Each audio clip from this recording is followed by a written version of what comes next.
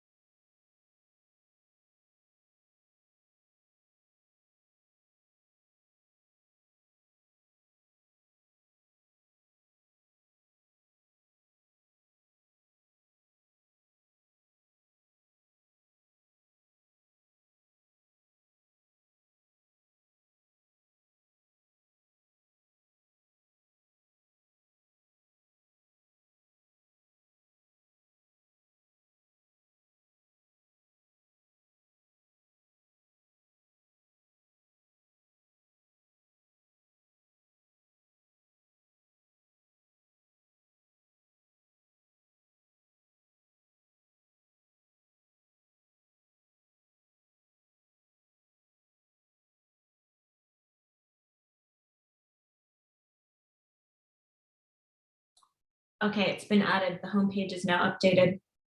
Get ready, Brenna. I'm ready. I just have to be nice, right? Welcome people.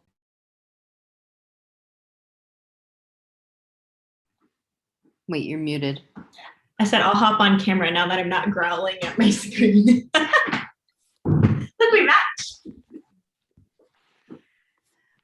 This is a comfortable shirt. It's actually really nice. Yeah. Yeah.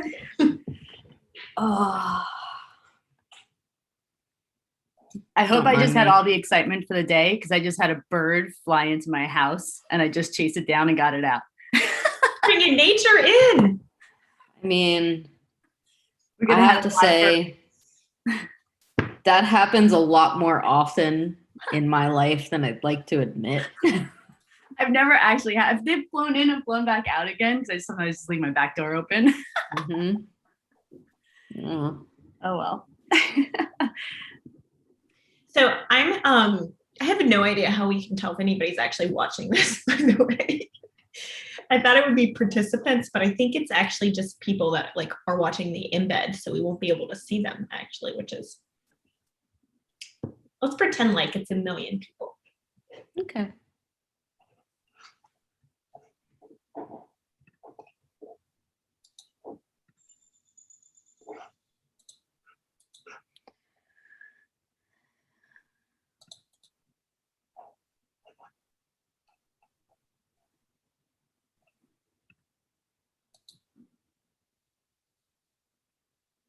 People are chatting. How do we pull up the chat? You have to open it in another window. Oh, that's fine. Send it to you. I recommend not turning on the video though in that window because you'll just echo.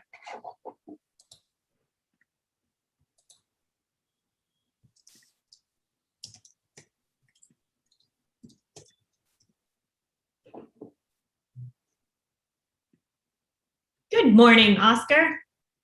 Good morning. How's Hey, Oscar. is my audio okay? Yeah, your audio is great. Yes. Happy Monday. Love your poster. Thank you. All right, I'm gonna swap mics and tell me if this is better or worse. Okay. Okay, is this better or worse? About the same? Yeah. Is it more clear or less clear? I would say more. It's yeah, more. a little crisper. Okay, Yeah. cool. Do I need to adjust levels or anything, or is this okay? No, I think you sound good. Okay, cool. I wanted to use this mic because I wanted to keep the AC on. Yes. I didn't want anyone to hear it. Because I'm like, Oh my I'm gosh. gonna be all Yeah, hot. Chat Mary just too. censored me for saying hello, y'all. Shannon goes, Amy, did you just swear? And I was like, no.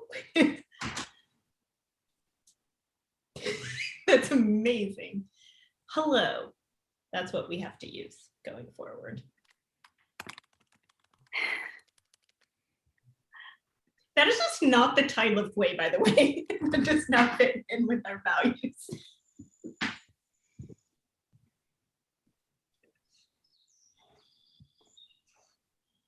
All right, I'm going to hop out of here and I'll watch you guys live. Let me know if you need anything. I'll be here. Will do.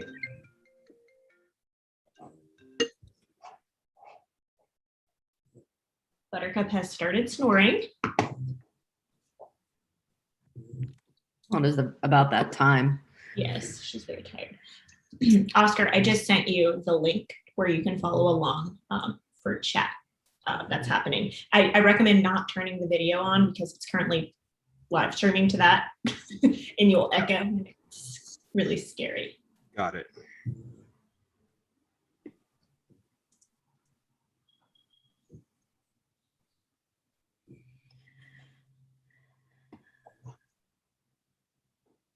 Is there a way for me to get just the chat? Or Yes, I think you can actually, if you up to the top, the little dots, you can do pop out. It's a good call. I actually think I'm going to do that as well. And then throughout the day, as sessions start, each of them will have their own chat as well.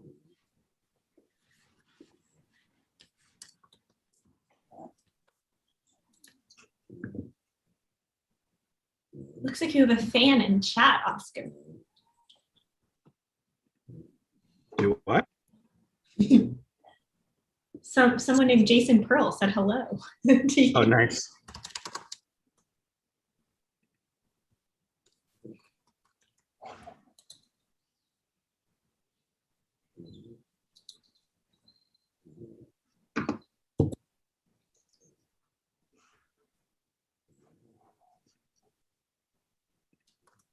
All right, y'all. I'm gonna mute and hop off video since Buttercup's snoring really loudly.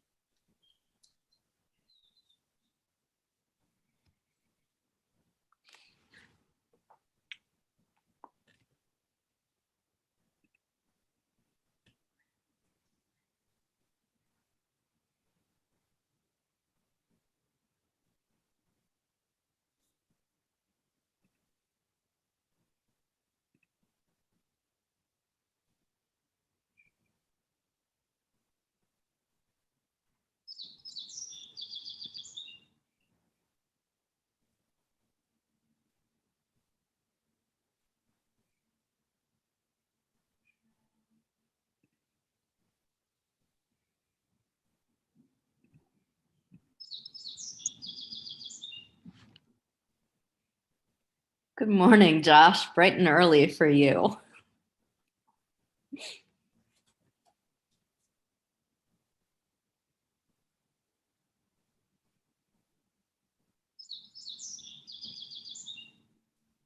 Can someone say something for a sec? Testing. Beautiful. We're good to go. Good. Awesome. How is everyone feeling? Pumped. Well, I'm gonna swap out my water again really quick. Josh gets an early morning sliding scale of feeling pass. The curve. It's got to be on a curve. It does have to be on a curve. I think that's absolutely fair. I definitely think that's fair. But I mean, we have an exciting morning. Let's see. So we're starting at 10 a.m. this morning, and that's going to be your welcome remarks, right, Josh? That's the first thing kicking off the event this morning. I believe so. Awesome. And then at 10:10, we have making open source work better for everyone and the power of upstream thinking. So I think that I'm actually going to tune in for that one because I haven't watched that one yet. And then let's see. Oh, at 11, that's where we start kind of having the two separate channels, it looks like. Mm. Well, I mean, Amy might have left. Is Amy going to be sharing her screen here, or should I just watch live on the website? Watch live on the website. Got it. Hello, I'm still here. Yeah, Oh, what Brenna said. You can watch I live see on you the- over in the hallway. Yeah, we're in the hallway. Awesome. We're in the hallway. Hello, good morning. Welcome to morning, Josh. It's very early there. A little early. What is everyone most excited about for today? Is there a particular talk or session that you really want to view, want to see how folks react to, or do you just want to be the person that gives away all the prizes in the hallway sessions today? That's fair if that's what you're going for. I won't judge. I mean, that sounds ideal. I love giving people gifts. That would be great. I'm looking forward to Deb Bryant's talk on creating authentic value, as well as Simon Phipps's talk on the rights ratchet. I think the both of them are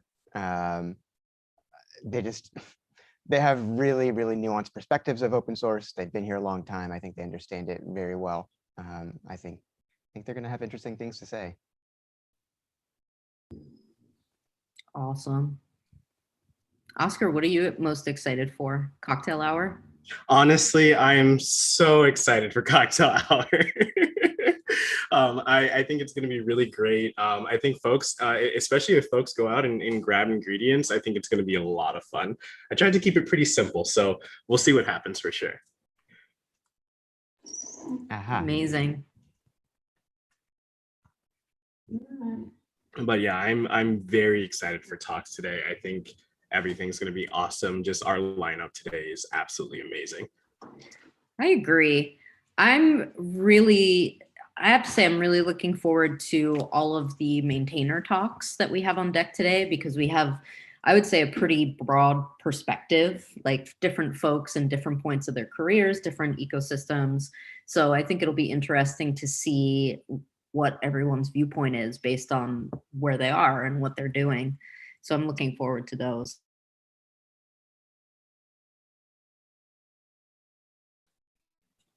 Peeking at the schedule too to try and plan my day. Yeah, don't mind me. I'm getting myself set up in chat over here. Yeah. So I really want to talk to all the chatters. Yeah, me too.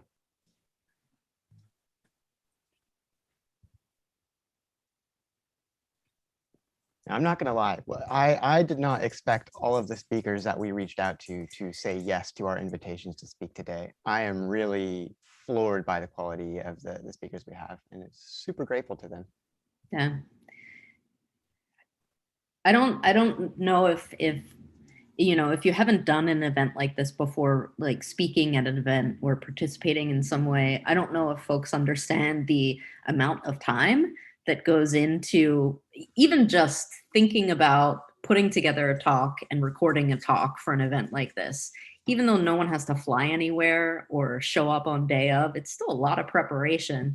So yes, we are extremely, extremely grateful to all of the folks who agreed to participate today, because we know that it is not easy and it takes time. So thank you. Yeah, Brenna, I think that's exactly right. I know from experience just how much effort and work and honestly passion and soul that goes into putting all these different talks together. So absolutely thank you to everyone who decided to participate with us. It's going to be awesome. It is.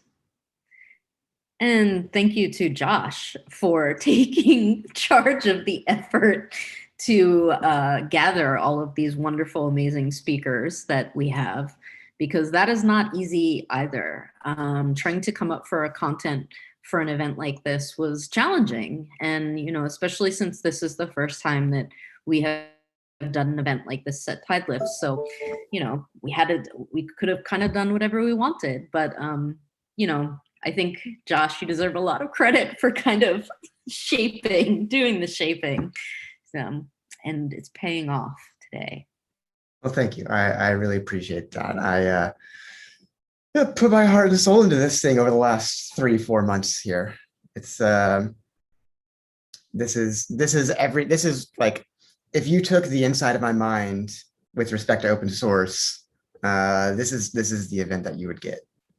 So I hope that's edifying for folks. Interesting. So this is a view into your mind. All right. Absolutely. I mean, the opinions have to start somewhere. And who better, right? Yeah, right. Absolutely. As I mentioned in my proper welcome, this is a highly opinionated event. Oh, Oscar, I think the good news is that Lewis has put together his own cocktail for cocktail mocktail hour tonight. Yeah, I was just it reading that. Yeah, rubbing alcohol in a cucumber, which, Oh no. Oh no, for the licensed conversation. For those who don't know, Lewis happens to be an open source lawyer.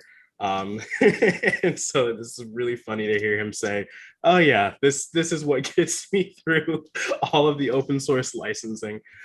Oh man. But I mean, I think, whatever folks want to make, honestly, we're just trying to have a good time. So if folks are getting together and just having a good time, drinking whatever, whether it's, spirits, whether it's non-alcoholic, just as long as we're together having a good time chatting about open source, I'm going to be happy. That's what I'm here for.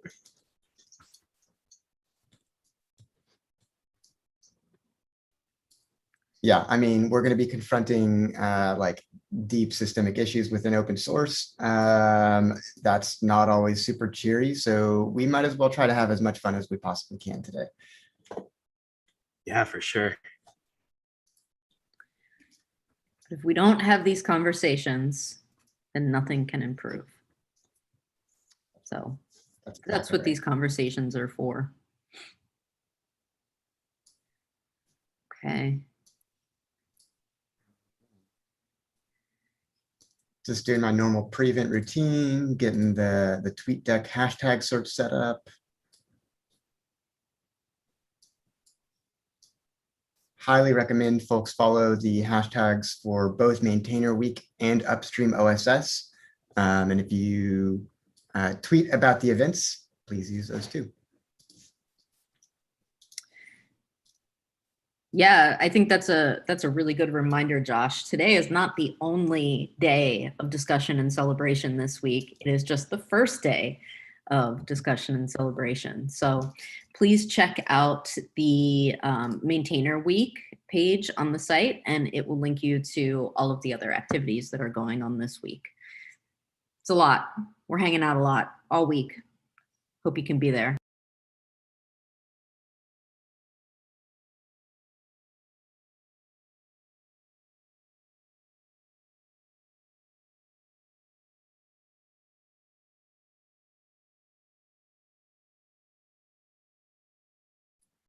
So I know with with Maintainer Week. So we've got Upstream today. Then tomorrow and Wednesday, we have the GitHub's Global Maintainer Summit. It's fantastic. There are over a dozen projects, open source projects that will be represented there. Beyond that, I think this is one of the events I'm most excited about this week, the FOSS Foundation's Working Group. And for folks who aren't familiar, FOSS, free open source software. The FOSS Foundation's Working Group, which is a collection of leaders at nonprofit open source foundations that provide a home to some of the most popular open source projects that we all use. They're hosting a panel on Thursday, I believe at 1 o'clock Eastern US. That is going to be a really edifying conversation about what is the role of foundations with respect to maintainers? What can foundations do for maintainers?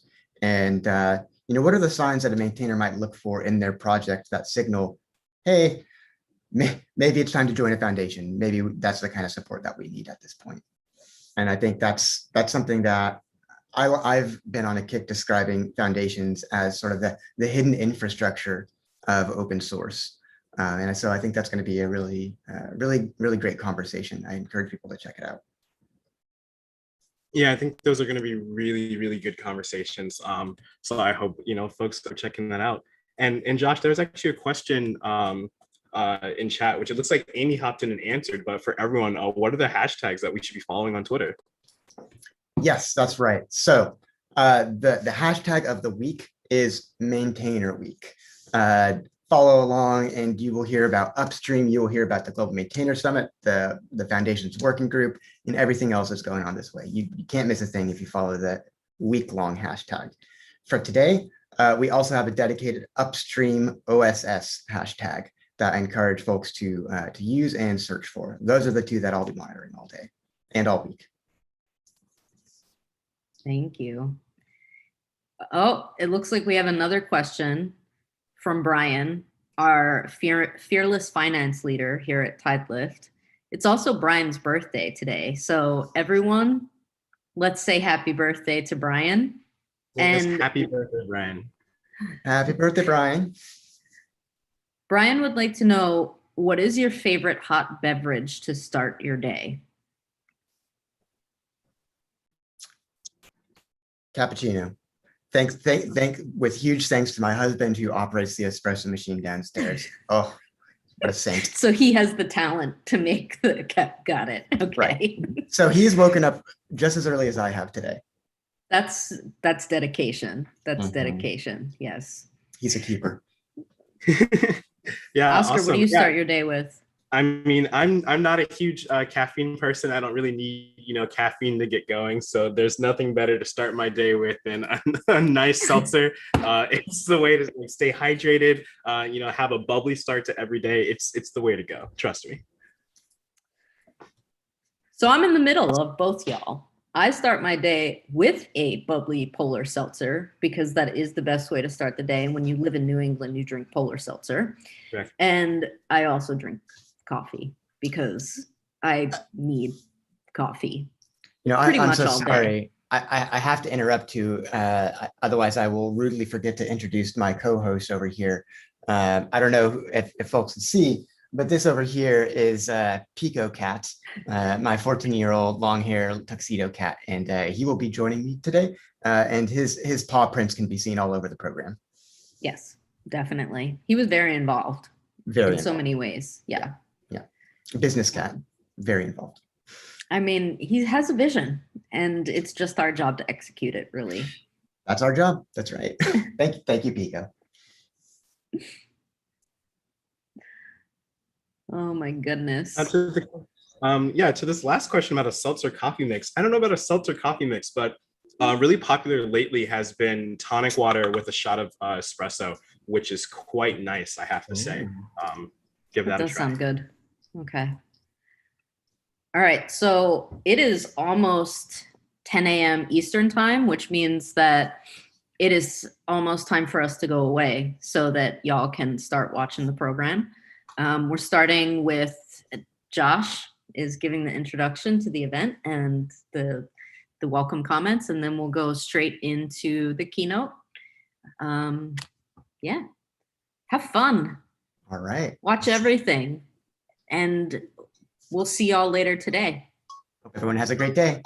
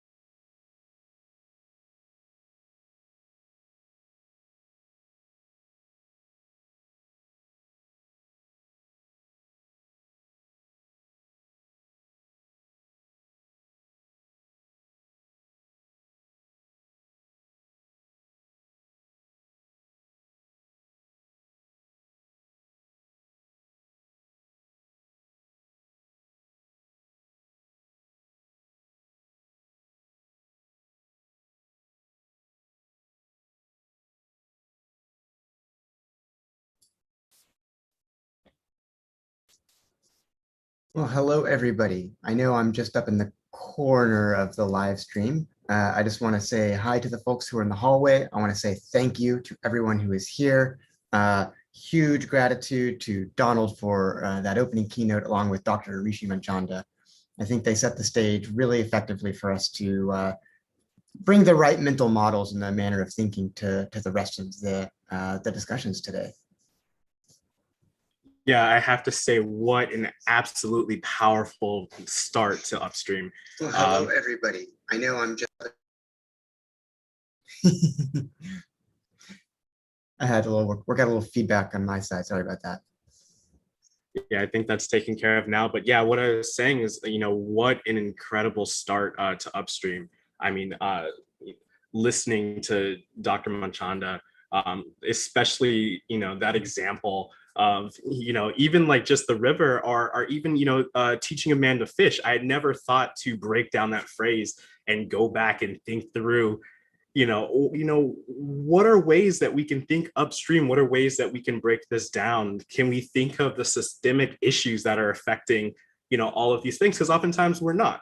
And, as we know, there's so many of these problems that we see in open source. These are problems that I see, every day in my open source work, where I'd love to get so many more folks involved, but it's a challenge. I feel, incredibly blessed that I'm able to spend so much of my free time working on open source, but it's not accessible for everyone. And so if we can, fight these battles, I think we're really going to get somewhere. Yeah, I think so too. I'm curious, Lauren. Lauren, would you mind introducing yourself and sharing about a little of your perspective on what we've heard so far today? Sure. Thanks, Josh. Hey, I'm Lauren. I'm the head of design at Tidelift. So working with the design and product teams on our software product, and certainly with the marketing team as well. Super excited to be here today. And yeah, I really enjoyed that talk as well. I wasn't as active in the chat as I wanted to be because I was really engrossed in both Dr. Manchanda's part and then also the follow-up from Donald. And I have a couple of notes that I wrote down. I was really thinking about, someone in the chat did say, let's be sure that we're not celebrating those heroes that are on the front line. And I think that's so important to remember this week. It's really, what this week is about. But I love the challenge to also work urgently and think about working urgently upstream on these problems and changing behaviors that exist in the downstream, but also changing systems that are shaping those behaviors. And I was just thinking, I love that call to action that you gave us, Josh, and just, where could we be this time next year where we're working on further and further upstream systemic issues? Like how could we roadmap addressing systemic issues today? So yeah, I thought it was really powerful. I enjoyed it. There's something in there that I noticed resonated with folks in the audience. The discussion of heroics, and I think it was Arun who mentioned that we love our firefighters, and gosh, we really should. They're doing a necessary service for us, but wouldn't it be better if there were fewer fires in the first place, right? And I think it's so easy to celebrate heroics, and there's this almost a sense of like martyrdom that we really need to pull back from and be like, no, we're humans. We need to live our lives, and we need to make sure that we're supporting each other such that we don't need heroics, that we don't need to sacrifice quality of life, just to ship some software. And, I really hope that over the course of the rest of the day, we get some concrete ways to make sure that's not something that that's something that we do better about in the future. Yeah. So speaking of frontline heroes, I think that we have a maintainer speaking next, Jordan Harban, excuse me. Is there any intro you wanted to give, Josh, or should we just flip everybody over to his session? You know what? I think his session speaks really, really well for itself. I'm very excited about this one. We worked closely with Jordan on this talk, and I couldn't be more pleased with what he's come up with. So with that, I'll see you all over there.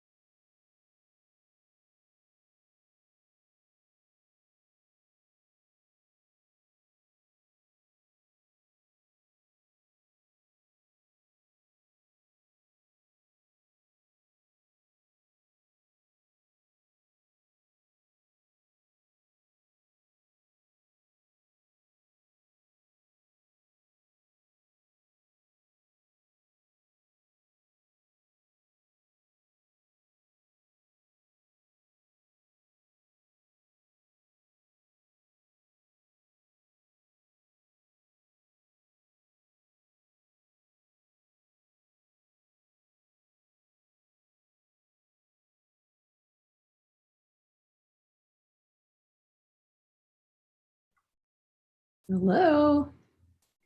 Hey, it's so great to have everyone here with me. I'm joined here with Lauren Hanford, Havoc Pennington. I think we've even got a Jeremy Katz joining us as well. Also, one of the things that I'll throw out while we're here, we will be doing a t-shirt giveaway during this hallway. So as long as you are in the hallway, you'll have a shot at getting a t-shirt. But tell me, what are folks thinking about Jordan's talk?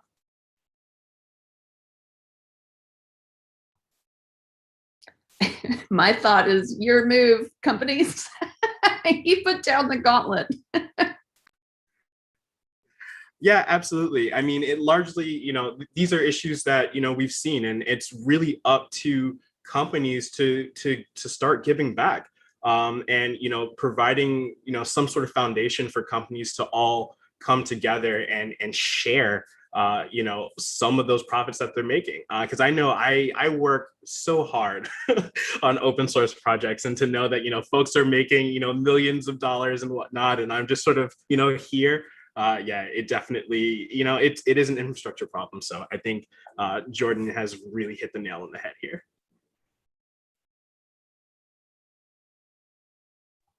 I appreciated his highlight too of really thinking holistically about the entire dependency graph, which is something that's been really important to TideLift from its inception.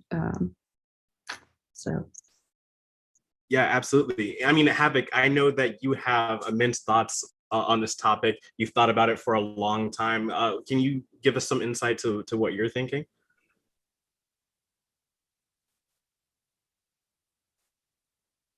Havoc can't give us insights because we don't have his audio. Well, maybe while Havoc's sorting that out, maybe Jeremy, you've got some insights. How about that? I mean, one of the things that, struck me sort of, as we were starting TideLift, really that resonated with us was Nadia Egball's work on, roads and bridges, the hidden costs, and sort of that's exactly what it is. The transitive dependencies, the entire graph is just so hidden and nobody can see it. And so, we've got to keep sort of shining that spotlight. It's related to the shining light finds all of the bugs and helps find problems in code. Well, similarly, we need to shine light through the dependency graph and find all of the things that are under maintained and help find ways to sort of make them feel better supported. Yeah, I think that's absolutely right. It really, at the end of the day, is that long tail. But I think we've got Havoc now. No, we still don't have Havoc, but that's quite all right. Well, so Havoc's thought clearly is that 2021 is the year of Linux on the desktop. Yeah, that's definitely what Havoc has to say. I think that's all we need to do to speak for him. But yeah, I mean, knowing Havoc, Havoc's been in open source for, so long now. And he'll be the first to tell us the issues that we see, with the long tail of dependencies, with finding real mechanisms for companies to be able to give back that aren't just, donations. Donations are fantastic. They work. But I think largely we do want to see something that's really sustainable, that's going to continue to keep us moving forward.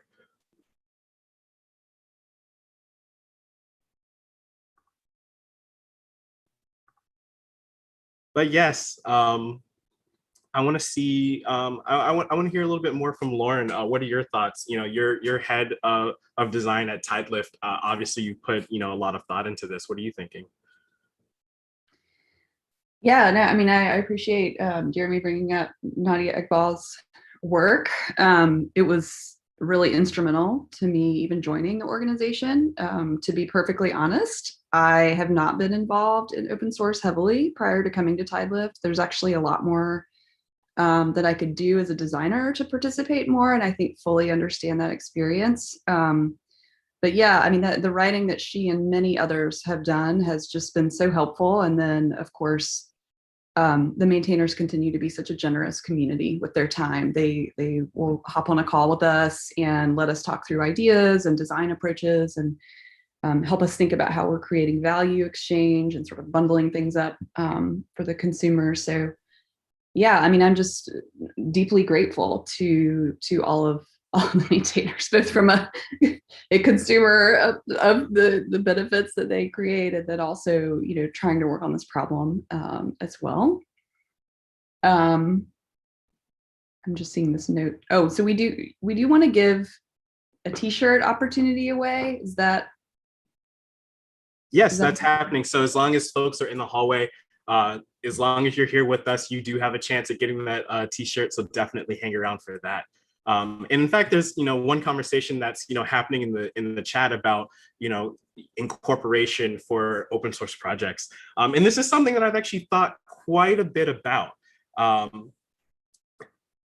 think at the end of the day, a lot of maintainers just want to write code, right? Like, you know, having to start a business around your project, you know, and it's especially as you look at how startups go in general, it's not easy. Running a business in general is not easy. You've already got a lot on your plate in terms of just trying to manage your project, and then to, you know, go ahead and say, hey, put a business on top of this as well. It's a lot to ask. And so I think we need to find ways to continue to let folks, you know, make money from their open source and sustain themselves without, you know, having to have everyone go ahead and do a business.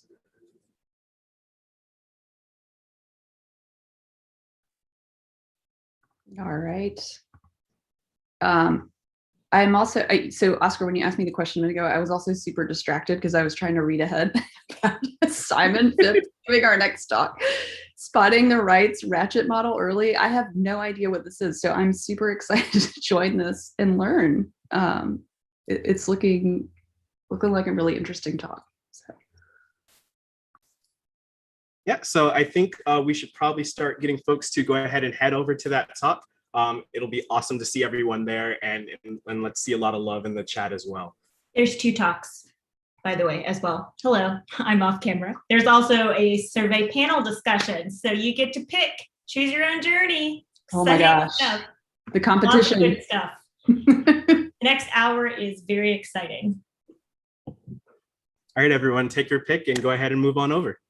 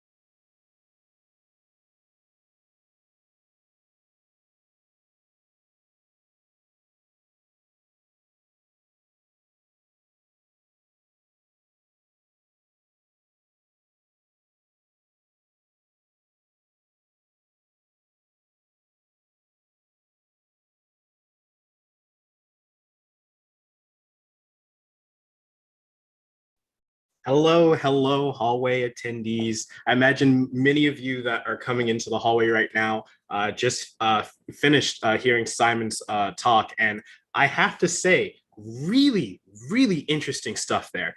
I did not know about the right to ratchet model, so it's definitely been interesting for me to hear that. And also, as an open source maintainer, hearing about how these different licenses come into play is incredibly interesting.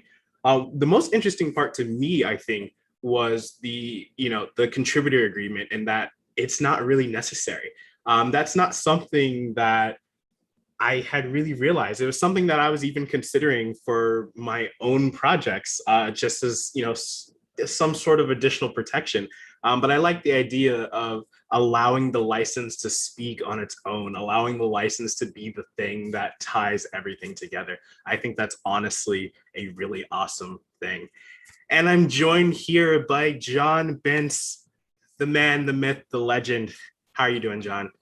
Doing all right. How are you doing? I'm doing awesome. Obviously, like with Upstream here, it's a very happy day.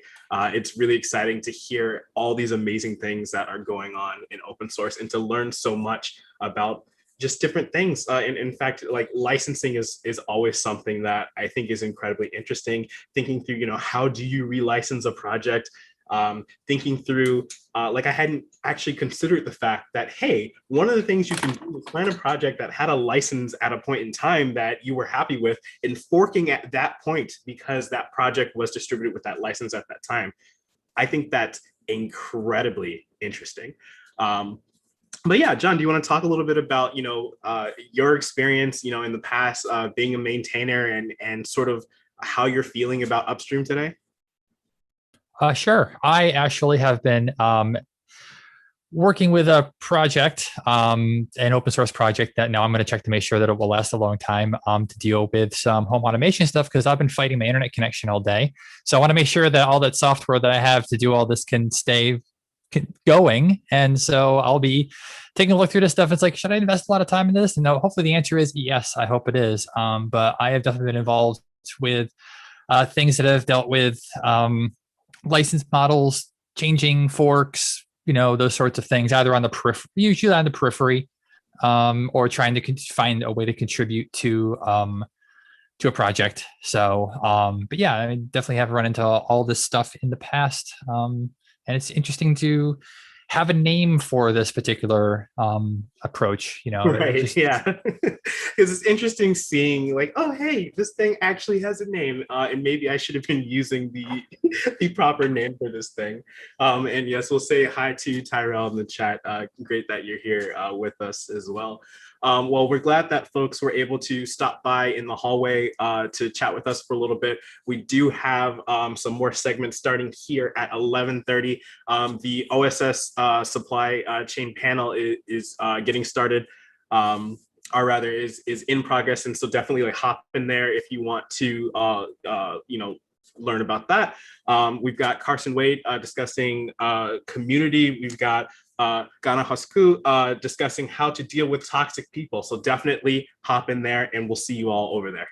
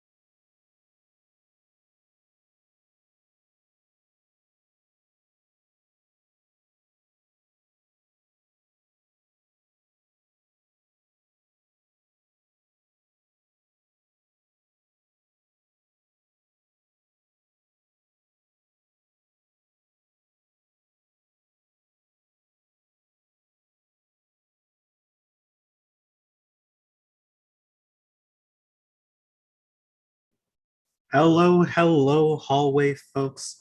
I'm so glad that you folks are here with me. I imagine most of you who are here in the hallway just got here from Carson's talk, which is absolutely incredible, by the way, especially, for a person like me, as I'm trying to build out an open source community and start to, manage it and have so many folks coming in and folks trying to contribute. This open source way guidebook is a huge resource, absolutely enormous, and I'm so excited to dive in way deeper. I'm super excited for this. I do want to say to folks who are here, we've got Gina's talk on how to deal with toxic people going on right now, so definitely feel free to hop over there and check that out if you would like. But otherwise, yes, it's absolutely excellent to hear all the amazing things that are going on right now. Like there's so much to see. Hi, Sumna. Great to see you here, and it seems like Carson's in the hallway as well. So absolutely hi to everyone. It's great to have you here. And thanks again, Carson, for your amazing talk. I am super stoked. I'm super excited by this. I can't wait. I can't wait to really dive in. So I think it's going to be amazing. But yes, otherwise, we're hanging out in the chat. Definitely any folks who feel like going to Gina's talk on toxic people, definitely feel free to go ahead and do that. We've got some amazing more talks coming up. We're going to see right in about 8 more minutes here. We'll see the 7 biggest mistakes that the maintainers of Project Lombok have made. I think that's going to be incredibly interesting. Raul and Rainer, they are absolutely hilarious. They're amazing. So I think we're all really going to enjoy seeing that. But of course, I'm joined here with John Benz. I know you spent a lot of time thinking about communities, managing communities. So I'm super excited to hear your take on Carson's talk here. Yeah, it was interesting. These are the sorts of things that I would have loved to have known and been able to distill down to contributors and users of various projects that I've been involved with over the years. And it's great that projects nowadays have such a great resource to be able to look into that have already worked through a lot of these issues that the projects like this will inevitably run into, no matter how big or small. That is very nice for folks to have. Yeah, absolutely. I really do think it's going to be huge. So I feel like it's amazing that we even have these resources, and it's amazing that folks even take the time to contribute and put these things together. Because putting together that guidebook, I imagine, is no small feat. Like it seems like a lot of work. Yeah, that's extremely detailed, and it not only hits like the technical aspects, but a lot of the interpersonal aspects, which are often more difficult than getting CI/CD working correctly or ensuring that your local machine is working. Those are the parts that I've always found the most difficult when it comes to either working on or running an open source project. And giving resources, giving examples, those sorts of things are really helpful. Absolutely. Well, I think maybe I want to, segue a little bit. I'd love to talk to you about, some of your previous work on open source. Can you tell me a little bit about what your experience was like, working on open source, dealing with the community? Do you still do any of it now? What would it take you to bring you back? If you aren't, I'd love to hear it. I'll give you the quick 60-second rundown. I started off open source development working on Inkscape, the vector drawing tool. Did a lot of work on that around making it usable for my comics work. And then I went on to the WordPress world. I was involved at a team called Comic Press for a long time. Did various Rails things that plugged into various things, but kind of got burned out from doing a lot of open source development for a long time. Occasionally, I still do bits now here and there. and I'm definitely involved in, I use open source software all the time. I use Krita for all of my art. So I'm constantly using all sorts of open source tools and everywhere, and contributing when I can, either monetarily or code wise, or, whatever. And it's great that nowadays there are so many ways that you can contribute back to projects, not just code, and not just money. Documentation, make a YouTube video showing how to use some obscure feature, those sorts of things. Or host a Twitch stream where you're using the software and evangelizing it, those sorts of things. Much different than the early 2000s with regards to getting the word out there about projects, about getting people involved, and not just programmers. A lot of the tools I use are not built for programmers, they're built for artists, and it's a much different way of getting folks involved. But some of those artists sometimes contribute code, so that's really awesome too. Yeah, absolutely. And to your point about twitch.tv, I think that's such an incredible thing that we're starting to see happening. I've actually really been enjoying watching different open source creators going on to Twitch and just watching them work their magic. It's been exciting to see folks working on their own projects. For those of you who don't know, I'm a huge fan of OCaml, and to see folks in the OCaml community go on and try and hack on something, or maybe hey, today we're going to try and add Windows support to this thing. It's really fun, because a lot of the times I think a lot of folks just see open source creators as these folks who are absolutely magical and mythical. They're able to just create software out of thin air. But I think it's really important to remember that, hey, we're real individuals too. We write bugs, we we end up putting all these things together. So it's really exciting to see stuff like that happen. So it's definitely something that that I'm interested in, and I think maybe I might even see myself someday going on to Twitch and maybe doing some coding of my own, like Suna said in the chat, folks going in, answering Stack Overflow questions. I think that's awesome, and it's a great way to encourage more folks to do it as well. Because a lot of these things end up seeming kind of scary, but at the end of the day, it's all just open source, contribution, and sort of giving back, and allowing yourself to be a part of the community, and really to feel all the love and support of everyone. Because speakers have said today, and we've heard people say in the chat, it's important also to look at all the positives that we get out of open source. It's not just all, oh no, we have no money, we're not sustainable. I think there's a lot to be said for just the communities that we build, especially when I look at the Vue.js community, for example, and to see the things that they've been able to accomplish. I've never seen a more inclusive community in my life. Everyone is there, everyone is excited to learn and grow together. And I think that's such a beautiful thing. Everyone is accepted in that community. And for communities that I'm a part of and communities that I maintain, I want to see that for them too.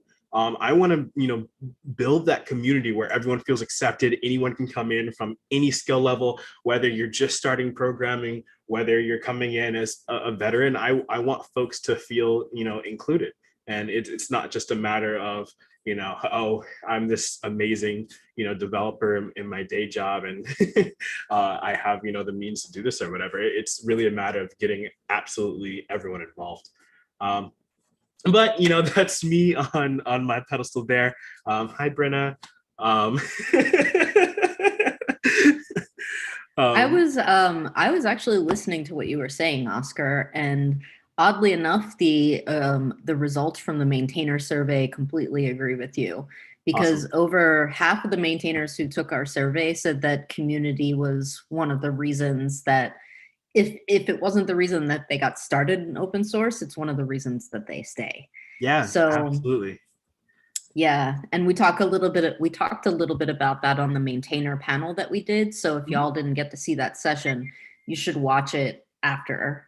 Amy's going to be posting everything to YouTube afterwards, so amazing. All those videos will be available. But yeah, I think that community is it's a really important aspect of open source because sometimes that's all you have. So, but yeah, that's a really good point. Oh, it's noon already. How did that happen, Oscar? Right? I don't know how that happened. It really just snuck up upon us. But you make the great point that we've got another talk starting right now. We've got the maintainers of Project Lombok. And Brenna will be the first to tell you that they are awesome. They're a lot of fun. Truly incredible. And so they're going to be speaking about the 7 biggest mistakes that they made in Project Lombok. So definitely head over there and check that out. Additionally, in 15 minutes, there's going to be a panel on open source licensing and governance. And oftentimes, folks might think, hey, that's like open source licensing, that's not that exciting. But let me tell you, especially if you listen to some of the talks earlier, especially listening to who was it here? Simon's talk. Oh my, if you heard Simon's talk, you can understand sort of all the kerfuffles that end up happening with licensing. So definitely check that out. We've got an absolutely amazing panel that's coming up in about 15 minutes. So we'll definitely see you there. I think I'm going to pop over and catch the Project Lombok talk because I think that's really exciting. How about you, Brenna? I'm going to hang out in the hallway a little bit and see if anyone wants to chat or just kind of hang out here to see who stops by. Awesome. So I will leave everyone here in the hands of Brenna for just a little bit. I'll be back. Don't worry, but I'm going to catch Don't worry, he'll be back. Myself. Thank you, right. Oscar. See you soon. Bye. Okay. So if anyone's looking at the schedule right now, as Oscar just said, at noon, so 2 minutes in, we have the 7 biggest mistakes we made in Project Lombok.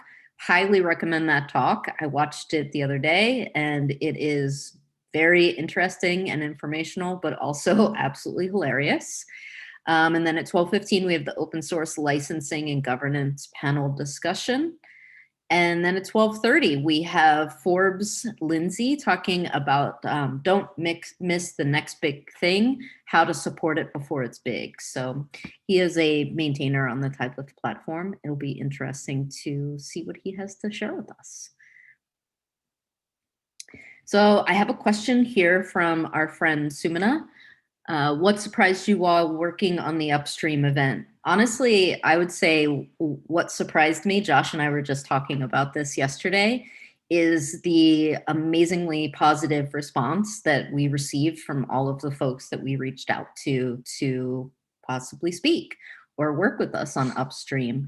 I would say that even if folks were not able to speak, the amount of support that we received from the community was really overwhelming.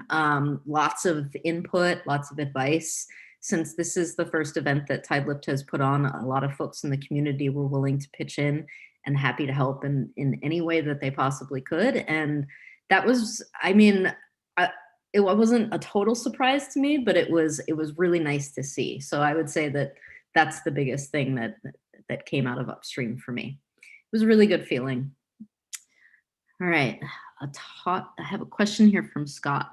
Will any talks cover how UX designers can contribute to open source? That's a really great question, Scott. We don't have any talks scheduled for this event, but actually Sumna is a great person to help you out there if you're looking for ways to contribute to open source that aren't code. If you're looking to do something as a contributor to an open source project that isn't your typical maintainer profile, those jobs exist. Open source projects need help. So they need design help, marketing help, documentation help, project management help, pretty much everything. If you think about an open source project like a small business, all of those skills are needed. All of those things are needed. So that's something to always think about. Most folks say that they don't know how they can participate in open source because they don't code, they're not a developer, but the truth is that there's plenty of other ways that we can participate and plenty of other skill sets that are needed in the community. Okay.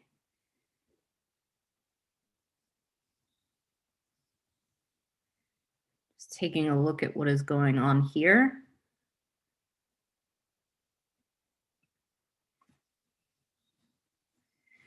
Some of y'all might have noticed that there's been some issues with the closed captioning. We're working on getting that sorted out. And I will say that also all of the videos that will be uploaded after the event as well, pretty much like after the talk clears. And all of the embeds for those talks will be correct. So sorry for any issues that you might be experiencing, but we will get those resolved as soon as possible.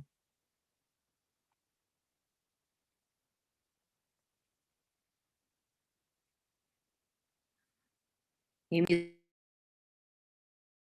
going to have some visitors to the hallway. Hopefully we can give out some prizes this afternoon. I was told I was going to be able to give some stuff away. That's the only reason I'm here. So let's make that happen.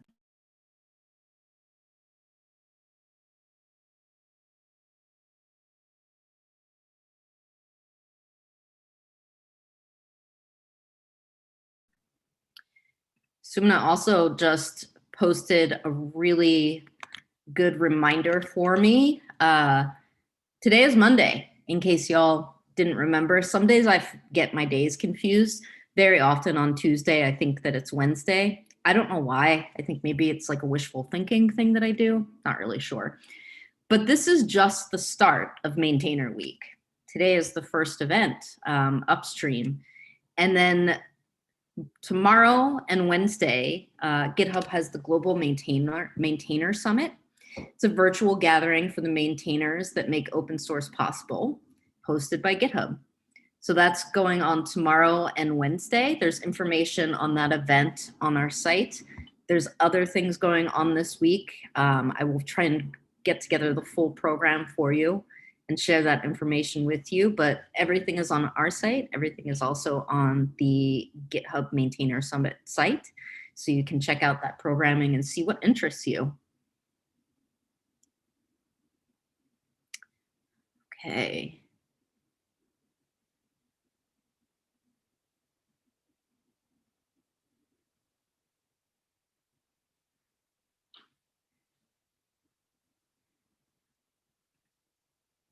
Folks on the East Coast, it is lunchtime. It's 12:08. Don't forget to eat. These things go on all day, and unlike a real event, you don't have the churros or the cheese and cracker stations. That's kind of what I missed most from real life events, is sitting and eating event food at the booth. I know that's a little sad, but you know, it's fun.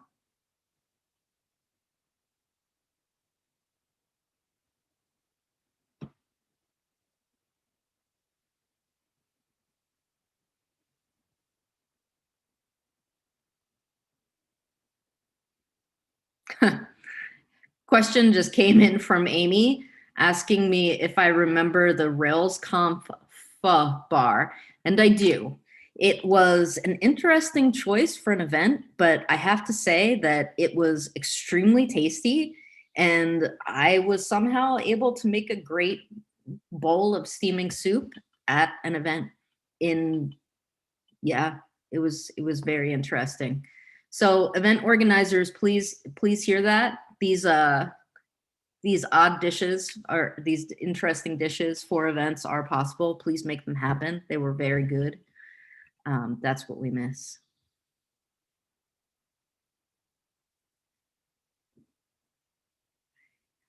Sounds like we're promising that for next year. So stay tuned.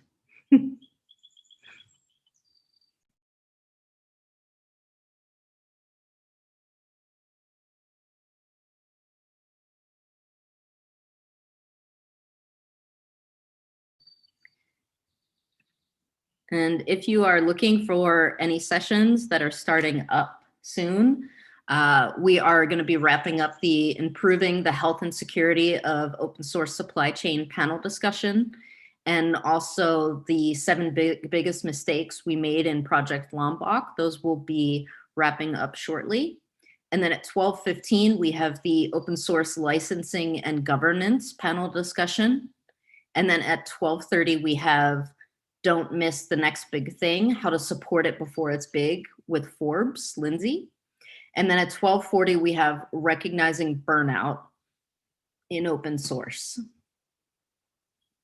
So lots of discussions coming up today. And remember, if you have 2 sessions and you want to attend both of them, but you can only go to one, you can see the video after, so you won't miss anything.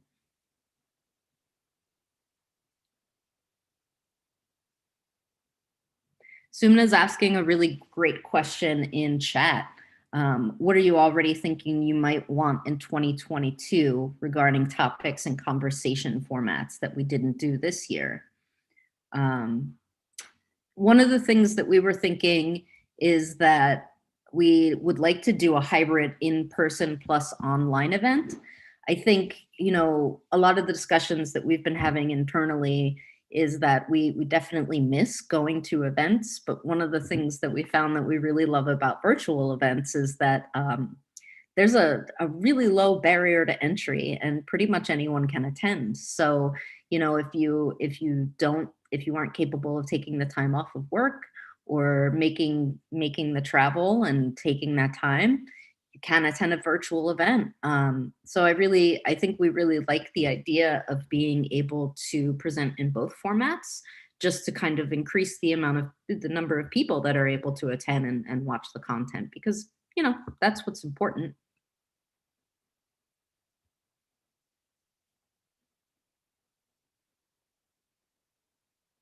Okay.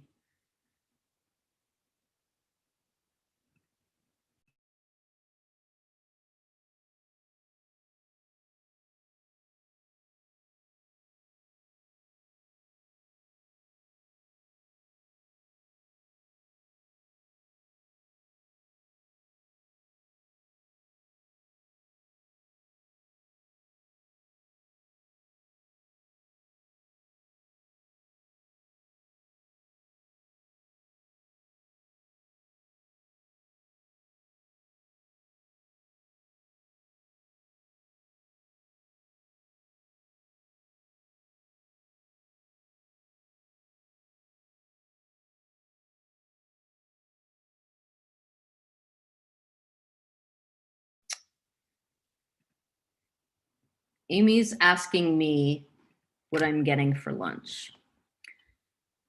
So nothing, because there's no place for me to get anything for lunch. I kind of live in the middle of nowhere.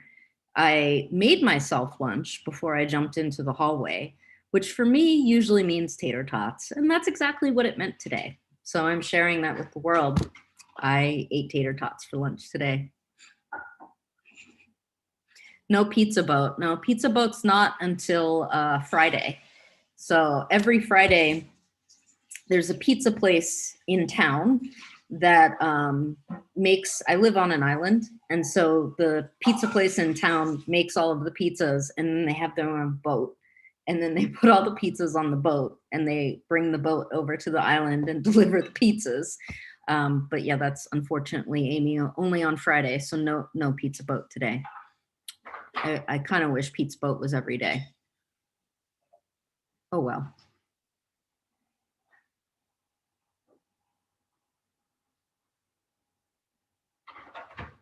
Mm.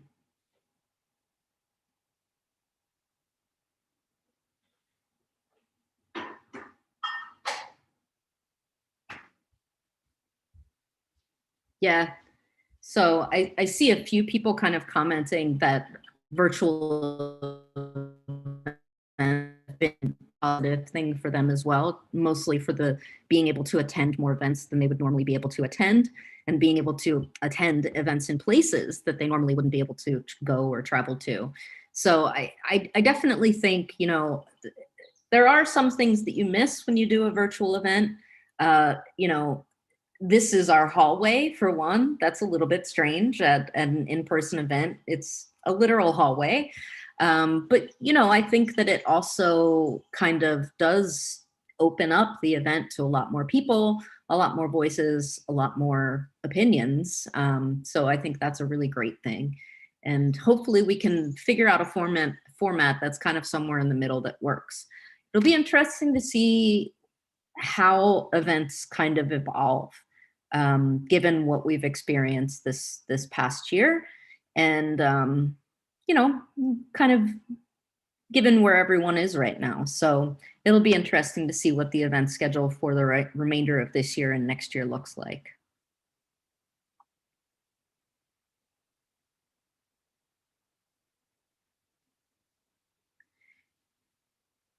Someone asked how many people are attending today. I actually am not sure. I don't have access to that information, so that's something I would have to get. I do know, because of the nature of the various times and viewings, we see that people are jumping in and out. But yeah, I'm not exactly sure how many people are attending, especially how many people are attending each individual event.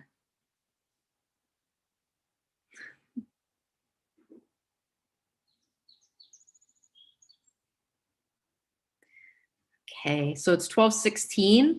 The open source licensing and governance panel discussion is just starting up if you wanted to go and jump into that.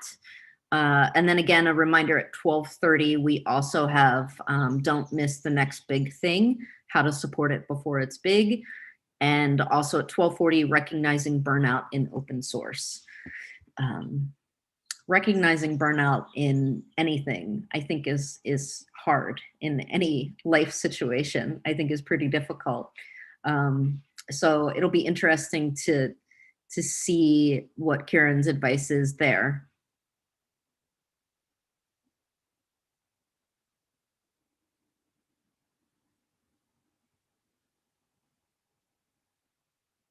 Team Tater Tots, thank you. Tater Tots are delicious, and they're really easy to cook too. Fries you can mess up. Fries can be a little bit too mushy, but tater tots, I feel like they always just come right. I don't know. It's just a thing. Hey, Brenna. Oscar, did you eat lunch? No, but I saw that you were still hanging out in the hallway, and you got me pretty hungry now talking about tater tots. Because I feel like this is truly a hill that I am willing to die on. I think tater tots are the perfect, excellent side dish. Honestly, I think, so Brenda, let me ask you, if you had to pick tater tots or waffle fries? Tater tots. Yeah, exactly, right? And I feel like there's so many advocates who'd say it's waffle fries, but it's no. I think I will say the big benefit that waffle fries have is because they've got the grooves and they've got the holes in them. They can absorb oil really well when they're fried, but not nearly as well as a crispy tater tot can. No, okay. First of all of my potato-shaped products need to be buildable. So tater tots, you need to be able to waffle fries. They lose flavor. It's like you can't. No, there's holes in them. They're not buildable. They're not. It's just not as good. They're not. It's just not as good. But yeah, I just got back from listening to the 7 biggest mistakes we made in Project Lombok Talk. What did you think? Oh my God, they did not disappoint. It was absolutely they were personable, they were hilarious. I feel like I was along with them on the journey. I really loved it. And especially I feel like that talk was also just a really great treat if you're an open source maintainer. Mm-hmm. Just being able to listen to them riff off of oh yeah, this was an issue. And oh hey, when someone puts up a pull request and you decide, hey, I'm gonna merge that thing, it's oh, I am now suddenly responsible for this feature for the rest of time. That really hit me forever and ever. That really hit me in here. I was like, oh no, you're so right. You're so right. And because especially like I absolutely love when someone's really excited by a feature and like they build it and they've got this huge PR that comes in. But it's like, yeah, at the end of the day, when I'm reviewing that code, I've got to be extra careful because I've got to understand the ins and outs of that entire piece of software if I'm going to maintain it. Because when the bug report comes in, it's going to be on me to make sure it gets fixed. So, but yeah, absolutely, absolutely incredible talk, I have to say. They're very good storytellers. Yes, absolutely. Yeah. So really, really good. Okay. I was letting folks know we have a lot going on right now. So we have the open source licensing and governance panel, and then we have a talk starting at 12:30, 12:40, and 12:50. So there are 4 different presentations going on between 12 and 1. Pick 1, pick 2. I think you might even be able to make 3. And also maybe eat some tater tots because they're buildable. It's very good. Yeah, I think that's really important. I mean, I did hear your comment about lunch earlier as well. Folks, please make sure you're eating. All the open source is incredibly exciting, but we do have to take moments. I did put in a lunch order, so I'm very excited for that. So I'll be munching on that while I'm catching these talks, and I think it's going to be awesome. Yeah. And stay hydrated. Absolutely. Depending on where you are based, it might be warm. It's warm here. It's very warm here as well. I've got the air conditioner on, really, really taking in, that nice coolness. But yeah, when I go outside later, it's gonna be quite the time, for sure. Goodness. Yeah, I have to say, I am really excited about all of the upcoming talks, to be honest with you. I would love to tell you, there's this one talk that's like really the talk for me, but I think all of them really, really hit home. Looking at like Forbes talk, right? Like how to not miss the next big thing. I've definitely got huge FOMO when it comes to absolutely everything. Like even like looking at like cryptocurrencies to all the meme stocks going around. Like I definitely feel my own FOMO there, and so I'm really excited to catch that. I'm really excited to hear this talk on recognizing burnout in open source. I've been enjoying all of my time in open source, and it's been incredible. I have noticed that it has gotten a little bit more stressful as more folks are coming in, more folks are contributing, which is incredibly exciting. I absolutely love it. But at the same time, I do feel like I need to do a better job of understanding when I need to take breaks, and I should step away for a minute. I think that's incredibly important, especially like so for folks in the hallway who don't know, I maintain this programming language called Grain, and it's been absolutely awesome to work on. I've loved working on it, and we've got like a Discord server where folks can come in and chat and whatnot. And I feel like it's the early morning hours where a lot of the times the Europeans will come online and they'll come in and they'll start chatting in the Discord and I'm still asleep. And it stresses me out that I'm not there to be a part of the conversation. And I feel like when I wake up in the morning, the first thing I do is I grab my phone and I rush to see like, oh, what's everyone been saying, whatnot. And obviously from an excited standpoint to see what folks have been saying, but also there's that other side of it where I'm also a moderator. And it's like important to like know that no one said anything bad like, while I was asleep, right?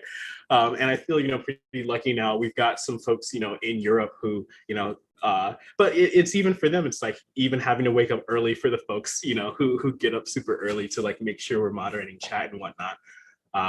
So It's definitely a lot. I'm really, so my whole point here is I'm really excited for this talk. I'm really excited to detect when I'm about to burn out. I really don't want to get burned out from this project because I love it. I want to keep it going as long as I can.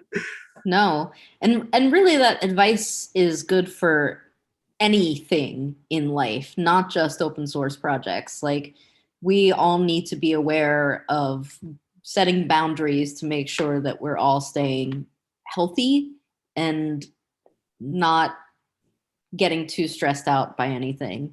Yeah. Because burnout is not good. It is not good. It's not good at all. Yeah.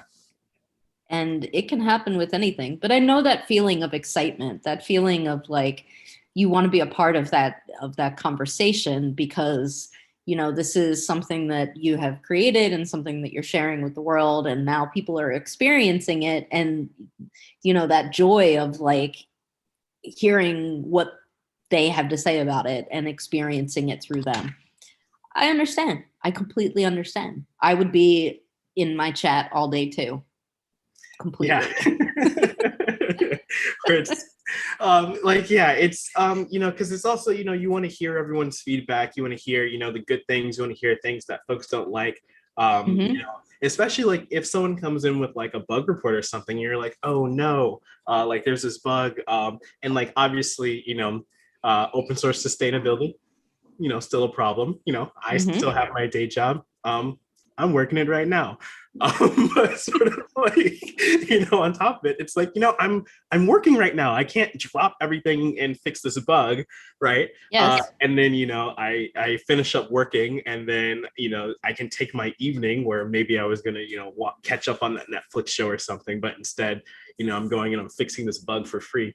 It's really interesting, and I think, that's the main reason why I don't want to get burned out, because it's like all the heart and soul that I pour into the project. I really want to like keep that going, because as I know, largely I just want to have a successful project with an awesome community. Like, I would love to have a community of just open, welcoming folks. Everyone's coming in, having a good time, learning, sharing. That's what I want to see. Like, I want to have this amazing, inclusive, open community, which I have to say, it's not like me saying that because that's a brand new, concept for open source. In recent years, we've seen so many lovely communities in open source, yes, which has been truly awesome.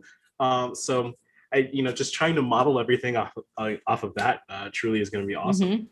So. Yeah, it's possible, but it just takes work. Oh, we have a guest. We have a guest. Hi, Donald. Hey, Thank Donald. you for joining us. Hey, folks. How's it going? Hello. Good.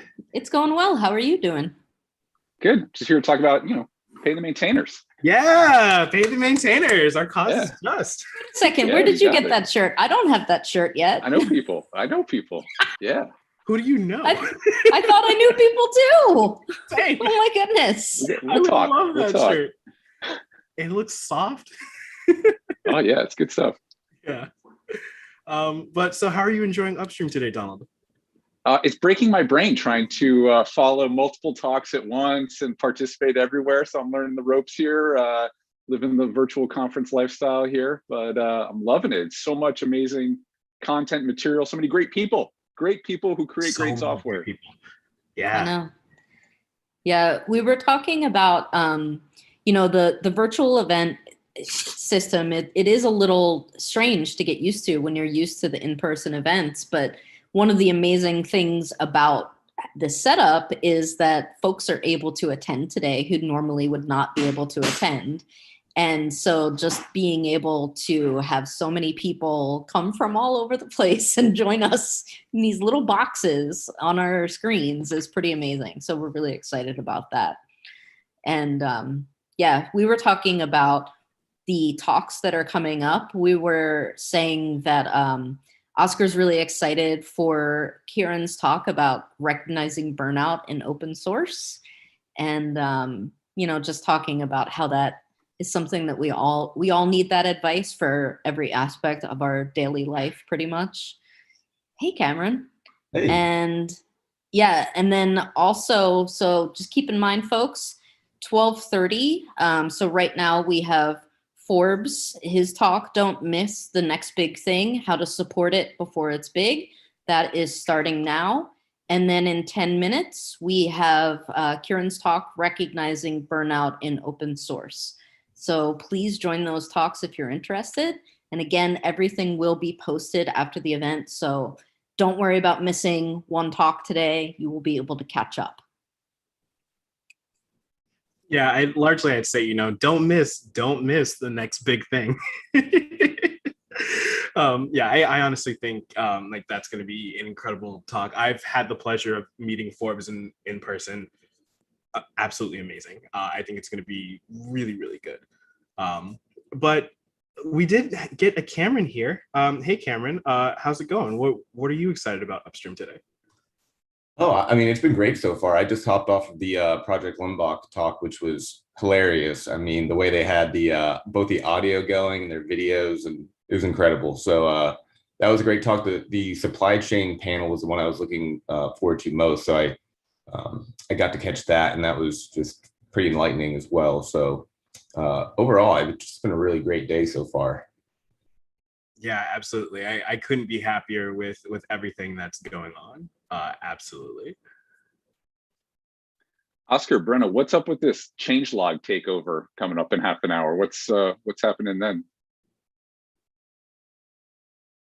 I mean, I think Brenna can tell you best. I mean, should I? No. The changelog takeover, that is a special episode of the changelog. And actually, let me just double check who is featured there. One moment.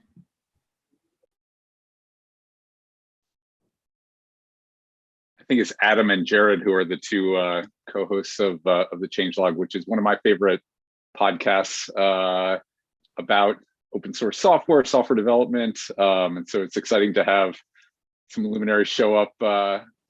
They know how to bring up the production value as well with all of their tradecraft. So excited to have them joining us coming up soon today. It's going to be awesome. Hello, I'm popping in just to let you know it's going to be Brett Cannon who is featured on that episode. Dr. Brett Cannon. Thank you, Amy. Amazing. Yes. Now I'm going to pop off. It's going to be good. Bye, Thank you, Amy. Pop quiz. We were just having a conversation about pop quizzes in my house the other evening. And we were doing a poll, and it seems that most people like pop quizzes, and I am one of the only people who do not. So I don't know what that says about me. I don't know that I would say that I actively like pop quizzes. Personally, I mean, I think I'm fine with them as long as they're fun, as long as they're the fun kind. I don't like the the revenge quiz, where like your professor is upset at you. I'm not a big fan of those, but like generally, like if it's a concept that's like exciting, folks are really into, and like you just want to say, hey, I want to quiz your knowledge really quick. I think it's also a really good way to study and get to know the material better. Especially if it it's not graded or super counts or anything. Agree. I think if you establish yourself at the beginning of the semester as the pop quiz teacher, keep everyone on their toes, that's good. If you're like the revenge one where everyone flunked the test and they hit you the next morning class is a different type of pop quiz. Absolutely.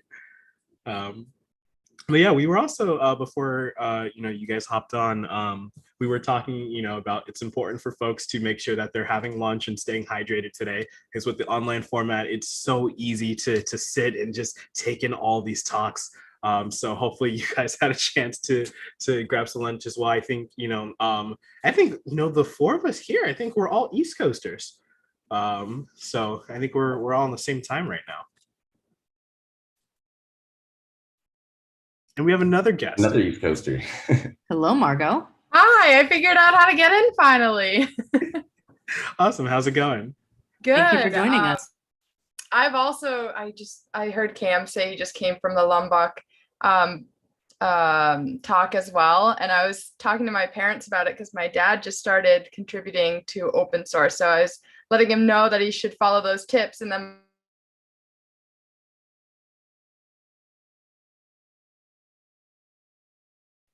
Cliffhanger. It is a huge cliffhanger. I really want to know. Did I freeze? You did. A little bit. Oh, where did I leave off? You were just yeah. Sorry, I couldn't hear that. Oh, I think the last thing you said is your dad just started contributing to an open source project. Yes, yeah. So I shared with him the Lombok chat or talk because I think he might use those tips a lot. And then I was saying that my grandfather's Indonesian and my mom was saying that Lombok means a red chili in Indonesian. So my whole family is now invested in Upstream. Well, that just blew my mind. I always wondered why their logo was a chili pepper. So yeah, now you know.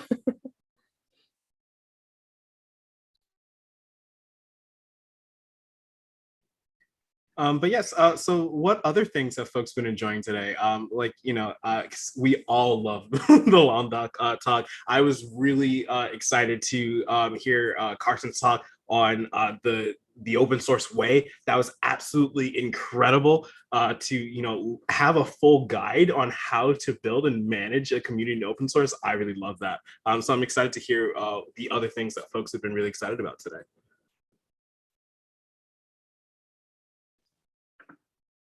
I really enjoyed Dr. Manchanda's perspective because it comes from outside of the software kind of paradigm. So I thought that was a pretty interesting application of this sort of upstream school of thinking in another world in the case of healthcare. And I think there's some lessons that we can pick up from there and sort of cross-pollinate, transpose between these two domains. So that sort of stretched my mind a little bit. That was part of the opening keynote. Yeah, I love that. And I loved those examples. And I think we were chatting about it in the hallway a little bit earlier. But like to the point of, trying to save, children in a river, taking a step back and say, hey, who's throwing these kids in the river? Looking at the root of all of these systemic problems is so incredibly important. And I think, we oftentimes don't spend enough time thinking through this. And so it was really eye-opening to me. And also the example of like teach a man to fish. It's just like, why not a woman? Are there other environmental factors of why they're not fishing, right? Do they not have the equipment that they need to properly fish? And I think, being able to challenge these things, it's really been eye-opening for me. So I thought that was an incredibly powerful start to today. Yeah, and I don't know if you saw in the comments, but one of our lifters said that he was actually develops software in his day job that looks at identifying rare causes for diabetes. So it's like mind blowing. So perfectly aligned. I don't know if you guys saw Simon Phipps's talk on the right strategy model, but I thought that was really enlightening. My previous job, I worked for a company that was built on open source, and when Elastic changed their model to the SSPL license, that's obviously stirring up quite a lot of things. So it was really interesting hearing experts' whole take on that, and that he coined the term as well. Yeah, I also thought that was an excellent talk. And I think one of the interesting things for me was I didn't know that, contributor agreements weren't, hotness. I didn't know. Like I was considering, I was like, contributor agreement for my own projects maybe sounds like a good idea, but now I know not to do that, which is really, really good to know. So it was like also very eye-opening for me. To see like, hey, yeah, let the license do the work. Like that's what it's there for.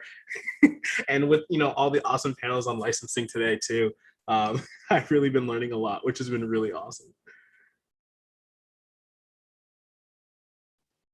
I think one of those licensing panels is underway right now, and of course everything's going to be recorded and available for asynchronous viewing as well for folks that aren't in that one just yet. I highly recommend it. An esteemed set of participants.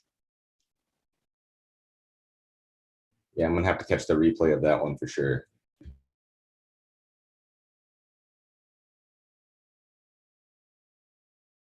But yes, it looks like in just a minute here, Kieran's talk on recognizing burnout in open source is happening, and I definitely need to attend that one. So I think I might drop off here so I can go take a look at that talk.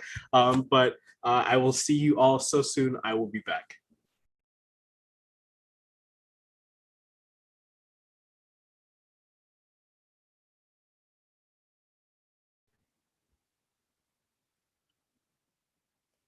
I am going to grab a water and I will be back in a moment. If anyone else wants to pop out, please go ahead. I'm gonna go poke around some of the chats that are going on and some of the different panels. So see y'all in a bit. Good. Those chats are great. Yeah. Thank you. All right, everyone. See you in a bit.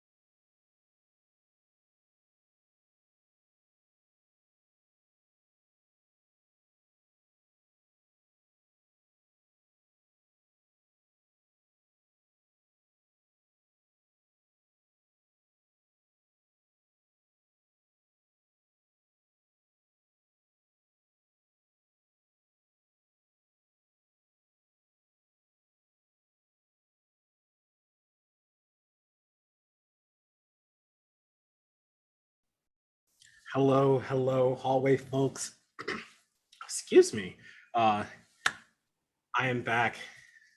I imagine other folks are back as well. I see I've got Brenna and Donald with me, and Margot. Absolutely incredible. I hope you all were also able to just catch that last talk there by Karen.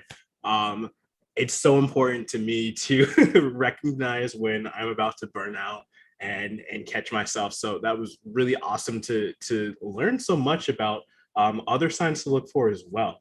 Because many of those I hadn't even realized are real signs, and it's better to catch them way earlier than I've caught them in the past. So it was really awesome for me. How about you all?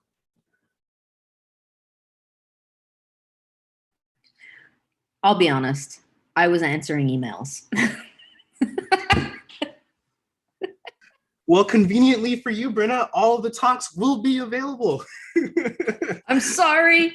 There was something I had to deal with. I was answering emails. But yeah, I mean, the truth is, we were talking about this before that session, Oscar.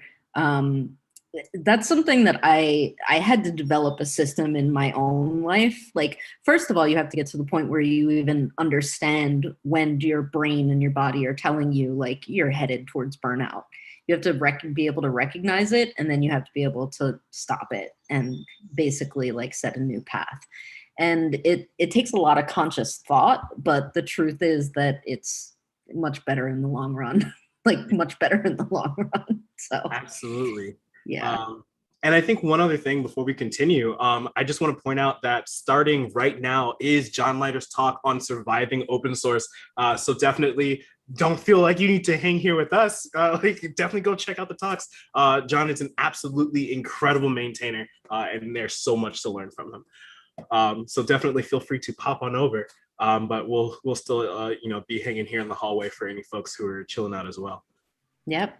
And John also was a part of our maintainer panel when we were going through some data points for the maintainer survey. So if y'all didn't get a chance to watch that this morning, I would recommend that as well. That was a pretty good discussion. We actually could have probably spoken for 4 hours instead of 1. We could have kept going, I think. But so I think next year we'll have to do a session for each data point from the survey. That's what it's looking like. It shouldn't be a problem. I think we'll be able to do it. Yeah, I definitely think so. And we've been joined by yet another John. How's it going? How are you doing today? How are you enjoying Upstream? Hey, I'm great. I'm on the West Coast, so I'm just like getting up to everything and like getting kind of like situated, but I'm super excited. Awesome. Yeah, we definitely, even for us earlier in the day, us East Coasters, we had a lot of talk about, our morning beverages for, how we get our day started. I talked about, I like to do mine, staying hydrated, of course, but everyone's got their their different takes as well. But we are so glad to have you here with us. Oh, Donald, what do you have there? This is a traditional, classic Tidelift tumbler here with a little bit of wear and tear on it, but don't we all have a little bit of wear and tear on us, especially at this point? Oh, absolutely. I live with 3 other roommates, and I keep my Tidelift tumbler in my own little cabinet because they keep putting it in the dishwasher when they use it because they all love it. And I'm like, no. You're gonna get the paint rubbed off. So I literally hide it away. And wash. Mm-hmm. Yeah, exactly. So they don't use it and don't wash it in the dishwasher. I woke up and just had a hankering for juice, and I went and got an apple juice. I don't think I've bought apple juice since elementary school cafeteria. So oddly enough, apple juice is my plain drink. So I haven't had apple juice in over a year. Apple juice that's what I order on a plane, always. Oh, goodness. So I miss apple juice. Tomato juice on an airplane. I don't know what it is. Not even for a Bloody Mary, just tomato juice. Nice. Maybe it's an airport tradition because some of my family members have done that too. Yeah. There was a question in chat. Lauren wants to know if I have a t-shirt cannon. And I think that is an excellent question. If I have, a sort of, virtual t-shirt cannon, maybe, I don't know. I'm chatting, I guess it turns out that I do have one. And Donald, can you show us your shirt?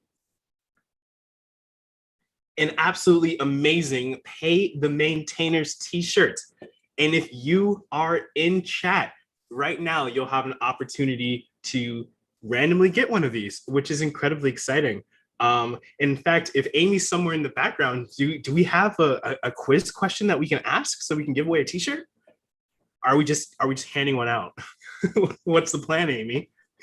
Oscar, I think you should clarify. It's a new shirt. It's not actually this shirt. It's another shirt, a different one that you can get. Absolutely. It is a different shirt. If you do want Donald's shirt, we will have an NFT available so that way you can own Donald's shirt. But yes, you will get your own brand new comfy soft t-shirt. So Brenna, do you want to give us the quiz question here?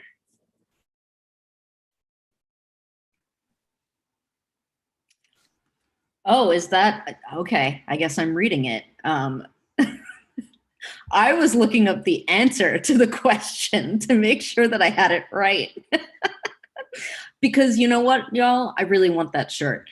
Okay, the question is, what is the name of Nadia Egball's book? So if you know the answer to that question, please put it in chat. And that is how the t-shirt magic happens.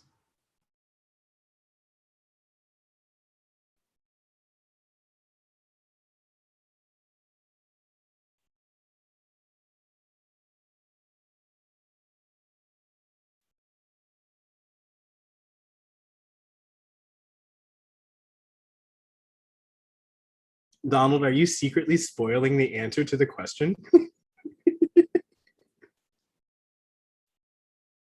I think that's on the back channel. I wanted to win the t-shirt. Now I just magically know the answer. Okay. I think everyone is probably either taking a tater tots break for lunch, which I recommended before, so I'm glad to see that everyone is doing it, or in the sessions. So we'll see if somebody hits us up in chat and tries to win that shirt. If not, still works out, because then that means it's mine. I'm not sad.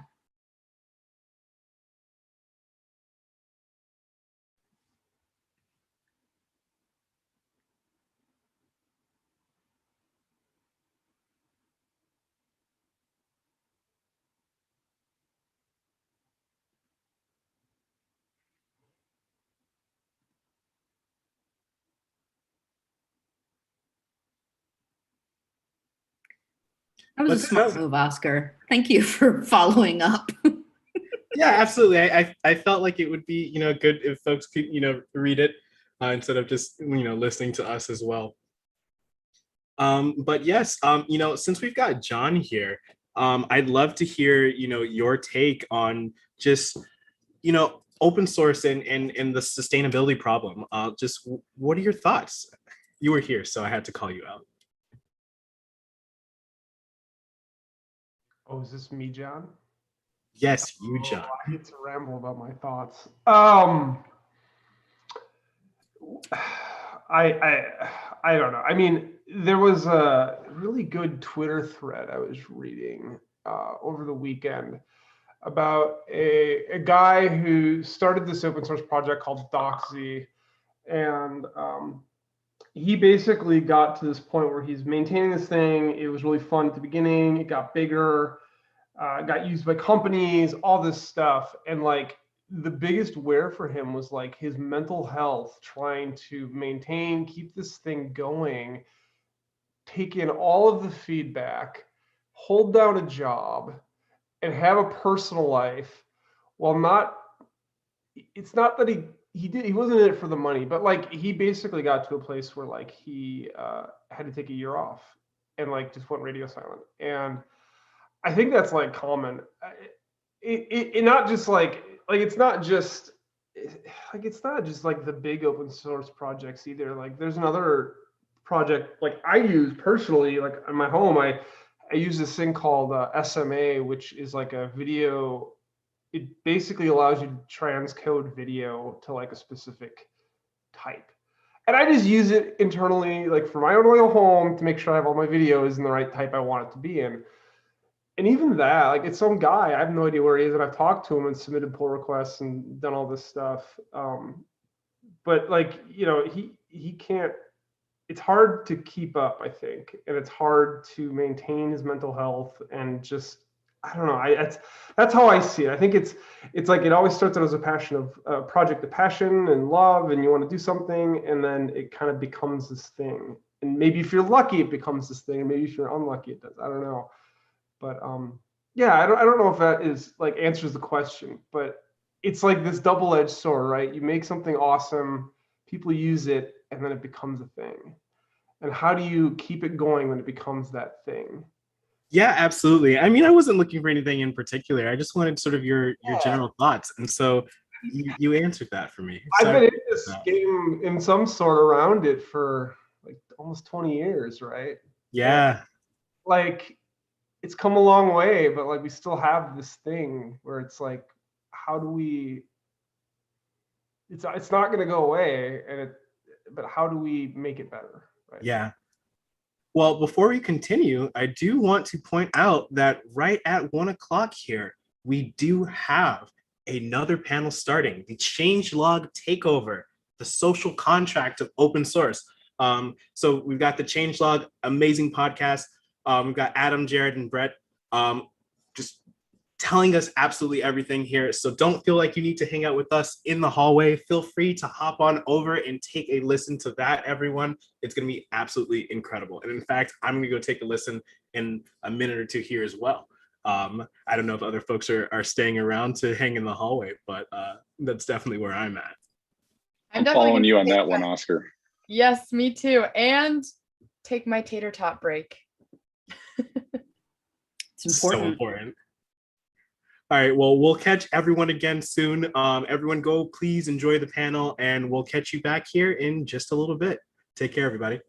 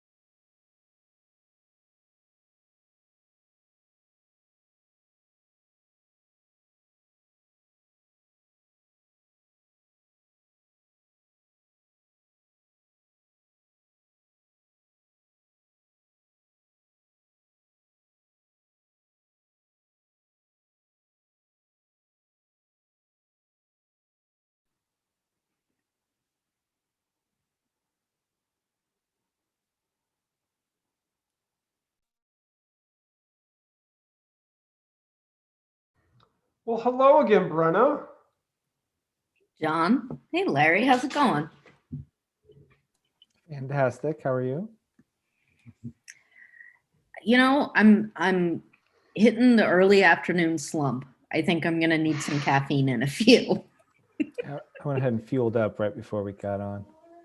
Oh, you know, the cavalry's here. It's 10, almost 20 in California. I'm good. And now I have you playing on YouTube and here, and I need to stop that because this is going to cause me problems. Oh, hello. Yeah, you're gonna get real confused real quick. Oh, Much goodness. better.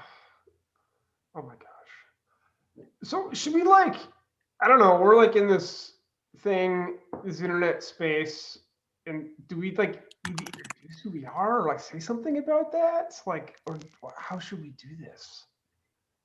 Or do I? Before we get started do? talking, I just want to have one housekeeping announcement to make. There was an issue with the Changelog podcast episode. It got misscheduled. So it didn't pop up at 1 p.m. Eastern as it was supposed to do. So if you would like to watch the Changelog podcast, not a problem. You can just restart it and watch it yourself. So that's my housekeeping. That's all I have for housekeeping right now. So I'm sorry, John. Please go back to your discussion starter because that sounds a lot more fun. I just was like, oh, like the internet are watching these three people and like they want to like know about open source. Like why, who are these three people? Like how, like maybe we should say something about that. And then we can talk about whatever. But I'm John. I work at TideLift. I have a long history in open source software, being around it. I am not a maintainer necessarily. Like, I mean, I guess technically, like I got a bunch of really bad open source software out there. Yeah, work at TideLift, been around it forever. Open source software has basically given me a career. And like I owe a lot to the open source community. But that's kind of me. I got some stuff I'd love to talk about, but I'll stop and let Larry say something. You're not just going to let me be anonymous. Yeah, I'm Larry. I also work at TideLift. My background's kind of in customer success for, I guess what you'd call vendored open source, you know, a company that has open source products they provide out. So I've been fortunate to work with projects that have that kind of financial backing. So, I've been sort of seeing that other world. And then at TideLift, I get to see sort of the challenge of what if you don't have that behind you and that the larger organization kind of structure around it. So it's been interesting to see everyone's comments and the speakers and such. Brandon, do you want to say something? Sure. I'm Brenna Heaps, and I also work at TideLift. I'm on the developer engagement team. And at TideLift, that means something a little bit different because of the way that our platform works. So most of my role at TideLift is around really being the support person and being the liaison between TideLift and all of the maintainers who are on our platform. And my background is honestly not a ton to do with open source. My role before TideLift, I worked at a company that was active in the open source community. But prior to that, I have been a project manager for most of my career and very, very weird places. I've done a lot of very strange things as I look back over my life, but that's kind of, but like doing a lot of odd, weird things is kind of like, I don't know, it's kind of like part of the open source. Like, it's just like, there's a lot of people with interesting backgrounds in the open source community for sure. Well, I think something that I can relate to so much is a lot of open source maintainers that I speak with when, one of the things that Amy and I actually do is try to have conversations with folks on the platform and figure out like, why'd you get started in open source? What's your origin story? How did you get there? And a lot of people tell us that it was, kind of like this itch. There was a problem that they needed to solve, or there was something that in their head they were saying, I don't know how that works. I'd like to know how that works. I want to figure it out. And so I can relate to that because I think in a lot of ways, my life experience has been me going, I wonder how that works. And crawling over into that corner and trying to figure it out for 3 years, 4 years, 5 years. And I think I think that's part of human nature, having that curiosity and wanting to kind of figure out how things work and how things fit together. It's fun. We completely didn't talk about this beforehand, but that is like the greatest segue into like what I wanted to ask like both of you about. Like that's the most amazing segue. I love it. I was gonna ask like, okay, so like we have this interesting background, like various experiences in open source software up here. Like what is this like? I was gonna say like what was our first experience with open source software? Like your first one. Like what like was the first time that you used some piece of open source software, if you remember? What was it? Why? And like what was that? And I can go first, but it's a long story, and I probably shouldn't go first. I have a play date that's happening right now with my child, so I'm gonna go back on mute. Otherwise, I would go first. Yeah, welcome to work from home open source. I think for me, the first time I was introduced to using an open source project was doing client work. And so working at an agency and going in to do a design build project for a client and having to, work with them and what they use. And that was the first time I encountered like, we use these open source projects and how do they fit into everything else that we're doing, and kind of getting an understanding of what that meant, even because I think at that point in time in my career, I had no idea. And so I distinctly remember that was probably my first introduction about 15 years ago. Yeah. That's pretty cool. Larry, do you want me to go, or do you have kids still yelling? It's amazing, the scheduling snafu here. Why don't you go ahead and go, and I'll tell my. Okay, cool. So I was gonna say, I think the first time I remember, like, cause I was in high school in the late 90s, and I remember I was in a band, and I heard about, like, we were trying to make a website, because that's what you do when you're in high school and you're in a band in the 90s, on this thing called the internet that I could only access at school because I didn't have the internet at home. But we did, but it was dial-up, I think, or something like that. But I remember hearing about Linux at the time, and I didn't know what it was. I just knew it was something that ran on our computer that was different than we had a Mac Performa 6200, and there was a version of Linux that could be run on it. And I was just like you, like I was really interested in like how computers work, and like, oh, you can do other things with computers than what like they come with. Like I could run something on my computer that like isn't made by Apple. Like that's cool, and it's this weird thing. And I remember downloading Yellow Dog Linux on something. I don't remember how exactly I got it on, but I installed it on my parents' Performance 6200, not knowing what was going to happen, which installed Linux on it. And I got in a lot of trouble because I also downloaded it, I think, I want to say over dial-up, and it was not small, and I think it caused a bunch of overages on our bill, and I got in a lot of trouble.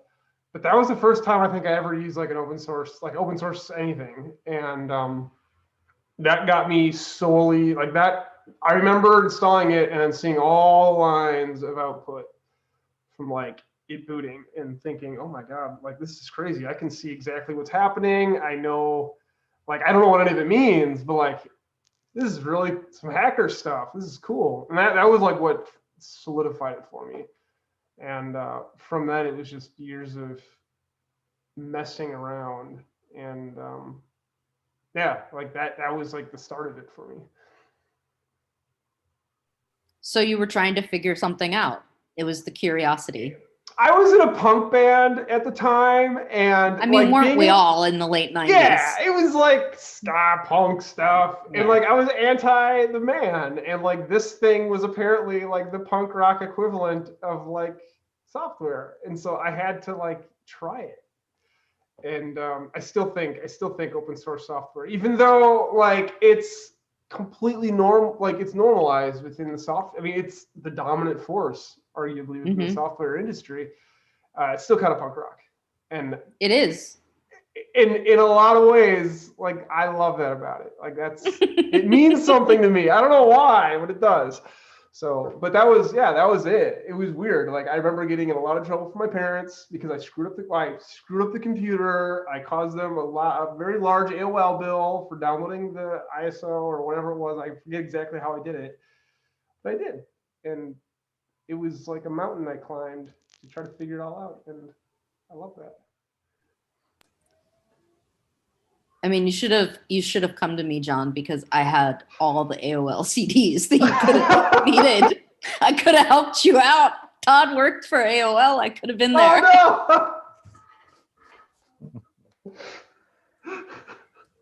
Oh, the late 90s. Good time. Yeah. Oh, goodness. Yeah, I don't know. That was it. And from there, it was, lots of web development and all that, and Ruby on Rails and PHP, and years later, here I am. Well, John, you have a question in chat. No. I do. What's up? What was the name of your punk band? Yeah, I think you have to answer that question. Okay, Sophia, great question. It was called 3 Easy Payments.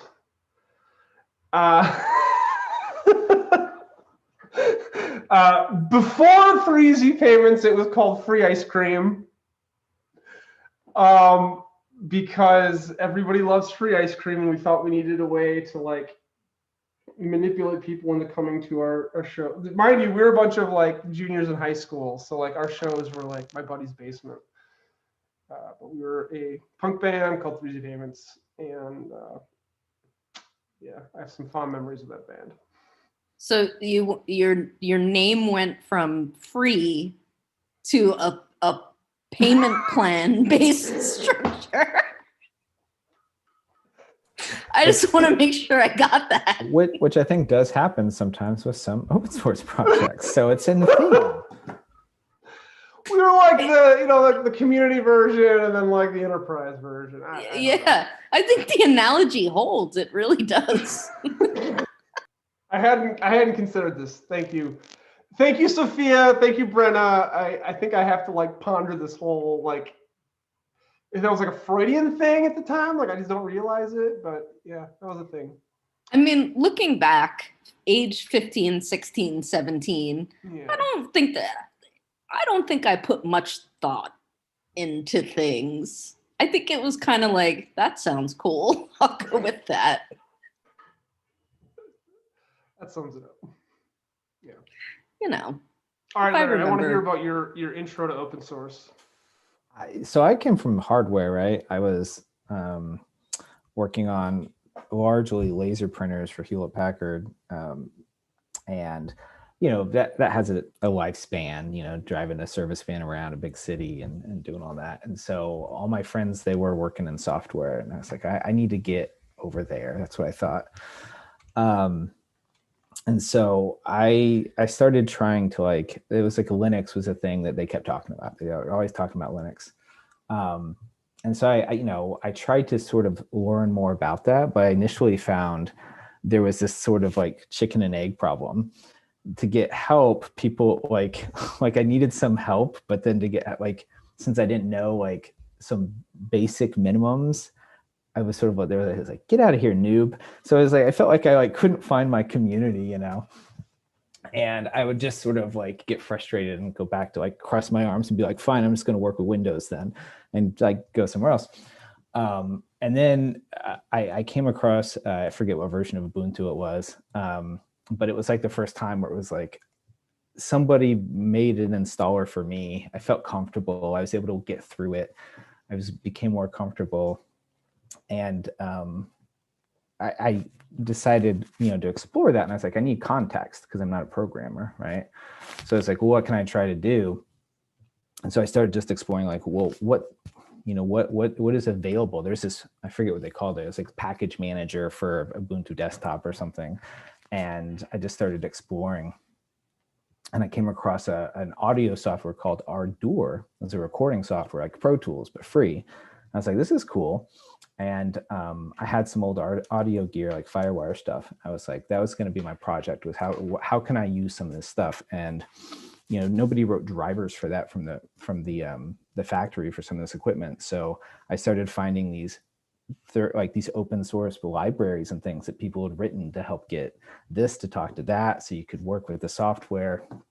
And it was sort of this interesting, like, wow, this is all available. This is all something I can just take from and use. And because I'd spent a little bit of time playing around with that, I was able to then, when I finally had a job interview as a support engineer for a software company, they were like, how did you learn anything about anything? And I kind of just was like, this is what I did. I learned how to do this. And then, eventually I just became more comfortable in that world and found myself working for open source software, companies, just over time. And then so, it's been 7-8 years now, I think, since I've worked pretty much with a company that's involved in the open source world. What was the name of the audio mixing software you're using? Ardour. Ardour, okay. Ardour. Interesting. I should check that out, because there's was it Audacity is like the old super popular audio manipulation, kind of like the I don't know, whatever of stuff, but I'm not sure. I've never heard of that one. I'll have to check that out. It's like a more attractive looking Audacity. Nothing against Audacity. It's very functional, but this one is a little bit more aesthetically pleasing. Nice. All right. So my second question for y'all is, like, right now, what is your favorite piece of open source software, like, that you use daily or regularly? I know we're not getting into enterprisey stuff, but I like using stuff for personally. So I'm just curious what people think.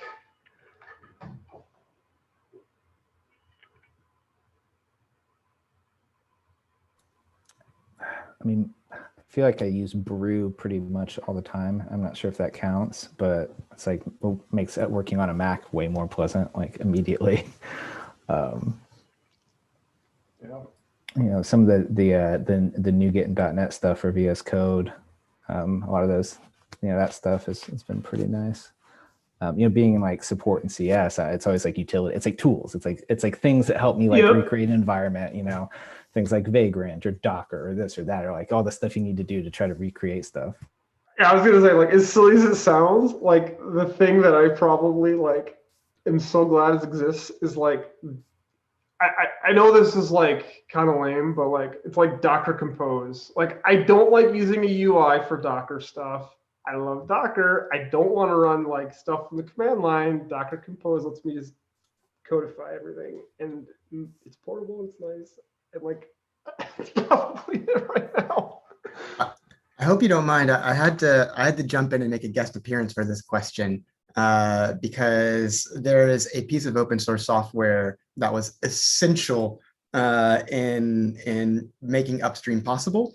And also most of the internet's traffic results from files created from this tool. Shout out to FFmpeg, which basically, if there's any single piece of open source software that dominates CPU cycles across the world, other than nonsense crypto mining crap, it's FFmpeg. YouTube uses it, iMovie uses it, VLC uses it, and we couldn't have done any of the video processing without it. So I just felt I had to jump in and give that shout out. Thank you, Josh. Absolutely. Brenna, you got to beat FFmpeg.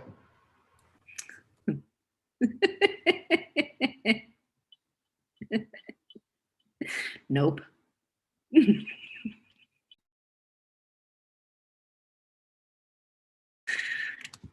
No, I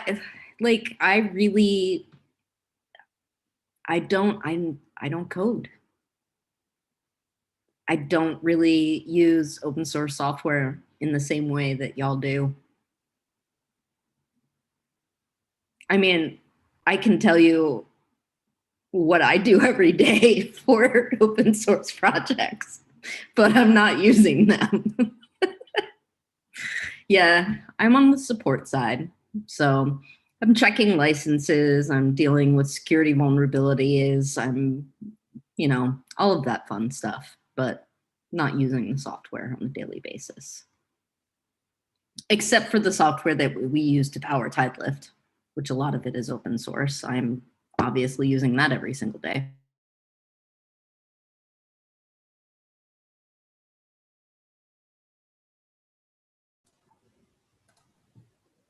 I was just running through something locally. I started one of the projects that I've been using for like a decade now that like still is like a standard part of my life is Pi-hole, which is like this open source project that like blocks ads and blah blah blah blah, and it's like improved over the years. And I know there's like other stuff that you can use to do it, but like I've just been using it because it's been functional and good, and like I can do things like with I don't know, like with kids. I can basically set it up so that like my kids' devices, like I can block off stuff they shouldn't see on it or like that kind of thing. And I think like it's silly. Like if I were like to think about like pieces of open source software that like had the biggest like impact or like non-work wise for me, like that's actually one too, because like in terms of just like how my family interacts with technology, like that has actually changed it and like made it better because I don't have to worry as much. And it's like FFmpeg is great, but like it's a pain. Like if you like, I mean, you could like take like a college course about how to like all the arguments and how to like actually use it. And like Pi-hole is really simple and stupid and easy, and I love it. That's like another one. I don't know why. Like I was just like, yeah. I think the point is that if you are looking for a very specific solution, chances are that there is an open source project out there that fits the needs that you have. So just take a look, do a little digging, and you will probably be able to find a project that will support your needs. Yeah, that makes sense.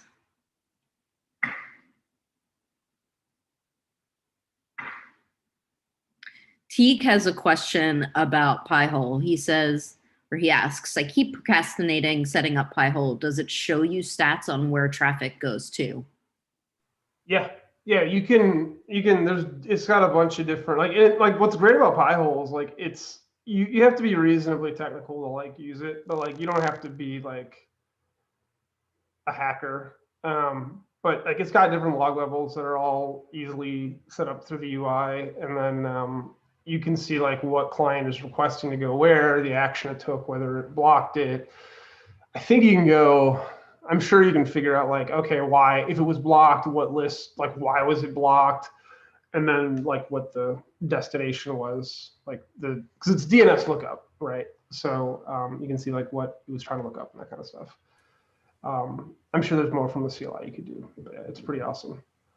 Yeah, Teague, it's super cool. You can, the one thing about, I don't want to get into the weeds, but if you want to do like anonymous DNS lookups, like over HTTPS, you can do that, but you need some other stuff to do it too. We can talk about it afterwards. Yeah. It's DNS. What could go wrong, right? DNS never causes any kind of problems ever. Yeah, I've been meaning to look into that too, John. However, one of the things about having a family is that they just want things to work. And so when I go down a science project rabbit hole of like, well, I'll use this for this and this for that and blah, blah, blah. There's always this like, how much IT guy am I going to play for my own family, and what is that going to look like? So that usually keeps me from getting too crazy. They have a lot of opinions, I'm sure. Yeah, like why isn't this working? Right. Yeah. I'm going to throw this Roku remote at the TV, Dad. That's not quite that bad, but it could be.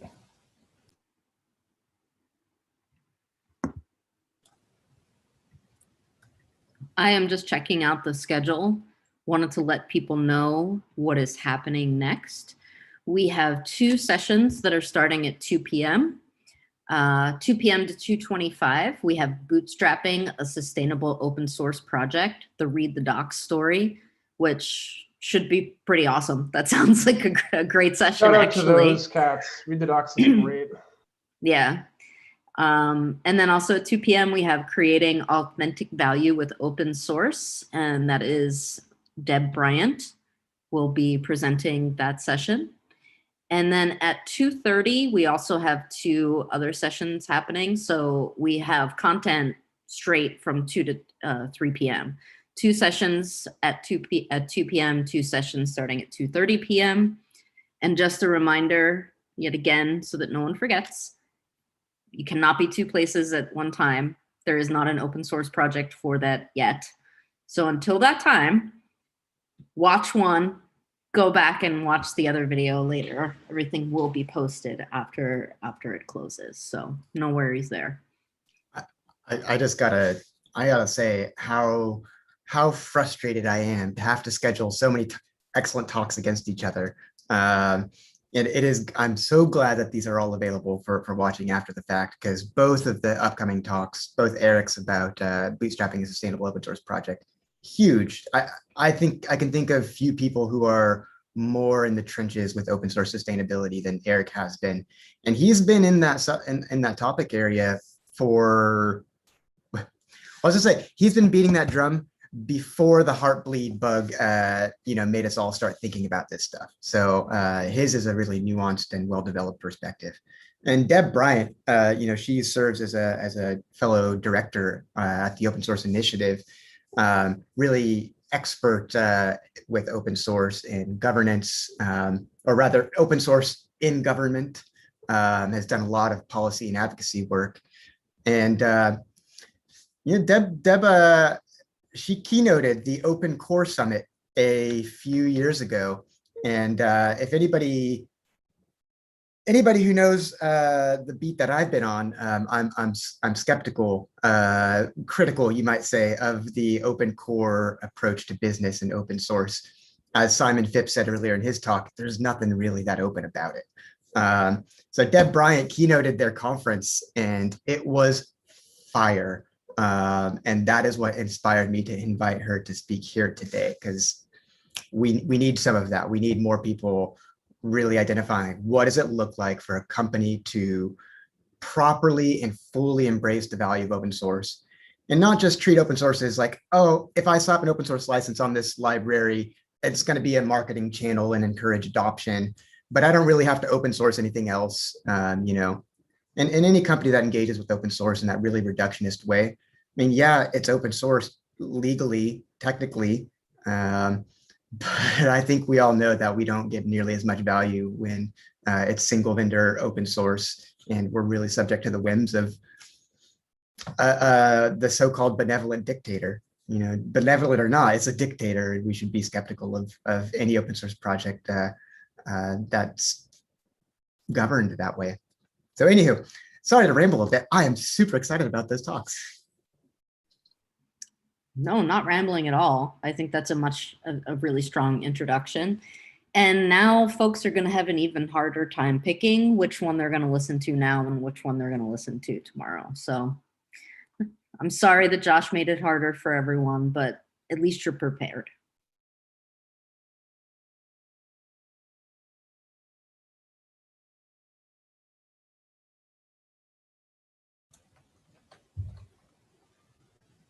Did we have something else to give away, or was that the last panel that got to give things away?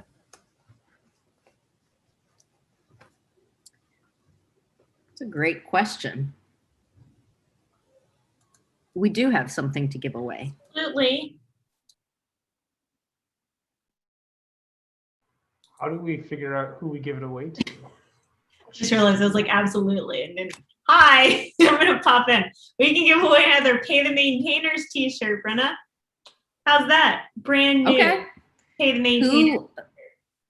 Who would like a Pay the Maintainers t-shirt, a new one that apparently only Donald has? I saw for the first time today. Very exclusive. But as Donald said earlier, you you will get a new one. We didn't make just one, so it's not like Donald's going to have to mail his to you. You'll get a new one. Oh, do you want us to do a trivia question, or what would you like us to do, Amy? I suggest John or Larry come up with a good trivia question. Because I bet they have, oh, I know. What was the name of John's band? Wait, the name of John's band from high school, are we looking for the first name, original name, or the second name? The original name. Okay, what was we could do the either original of them. name? How about we do that? How about we do either name? There were two names. Yeah. Oh gosh. Either name. The original name or the upgrade. I know. What was the name of John's band? Wait, the name of John's band from high school, are we looking for the first name? Original the name original name?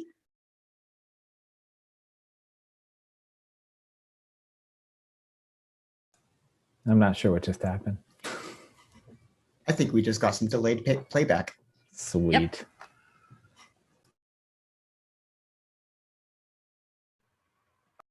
Well, I think I see somebody who got it. Yep, we have a winner. Ryan! All right, I'll try to dig up, I'll see if I can dig up like some, I think I might have some. From high school, are we looking for the first The name? original the name or original the- name? Oh, yep. Hey, Blake, I think you might be echoing. There you go, cool. I will, I promise Ryan too, I may actually have like some sound files from that band, and I'll see if there's a way I can get them off to you too. And you can bask in the glory of John 1998 in a bad I think band. you need to put that on a cassette. It Go is actually a back to cassette, and that way it's the real punk experience on a nice old low quality cassette.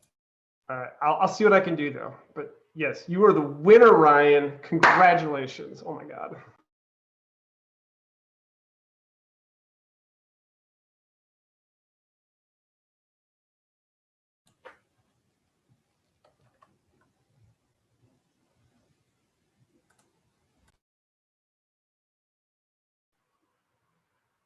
SoundCloud.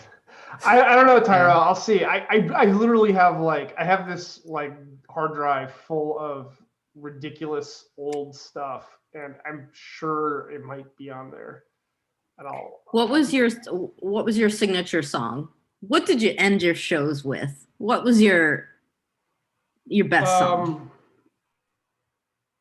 What was the name of the song? It was I can't remember. I can remember what the melody was, and I can remember how it went, but I can't remember the name of the song now.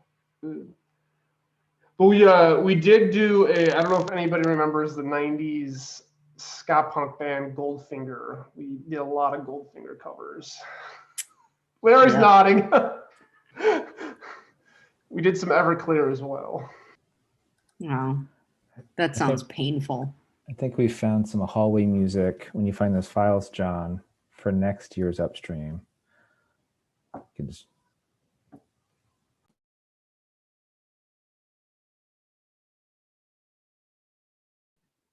John, what was your instrument?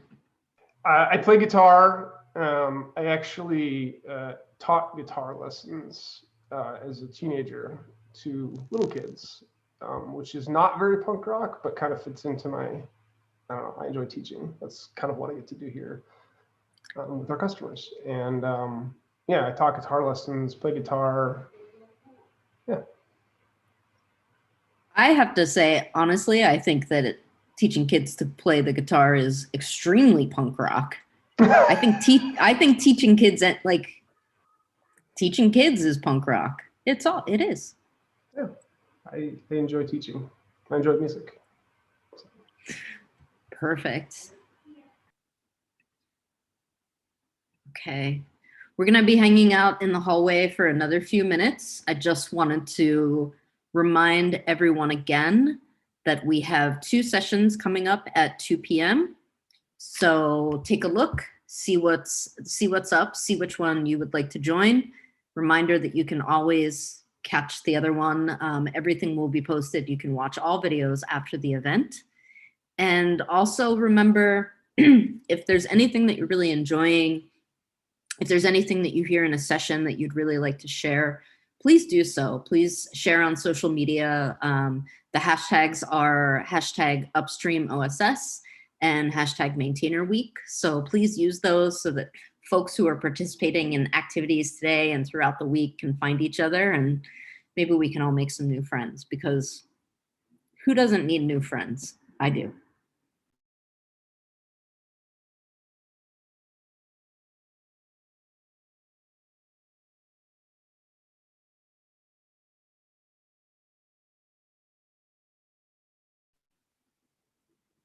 Now the chat discussion has somehow gone into School of Rock, which was a really good movie. It was.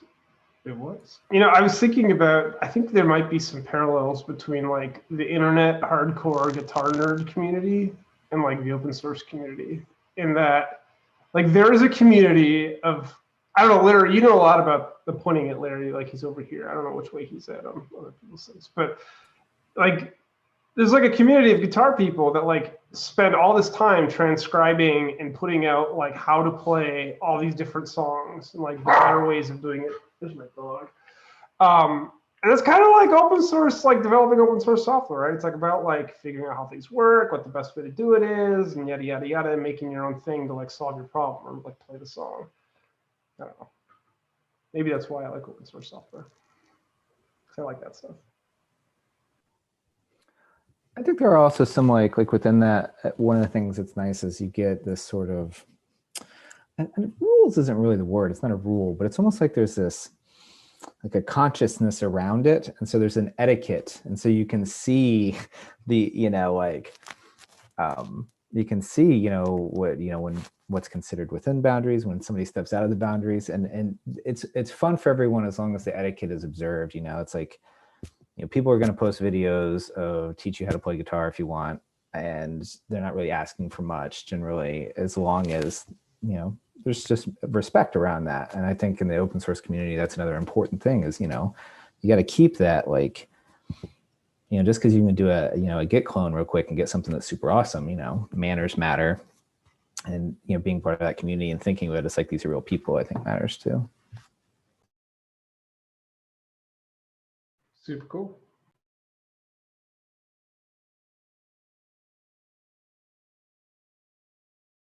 Yeah, passion.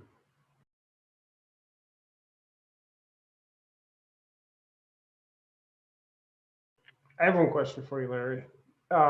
You mentioned that one of your earlier career things was like around hardware.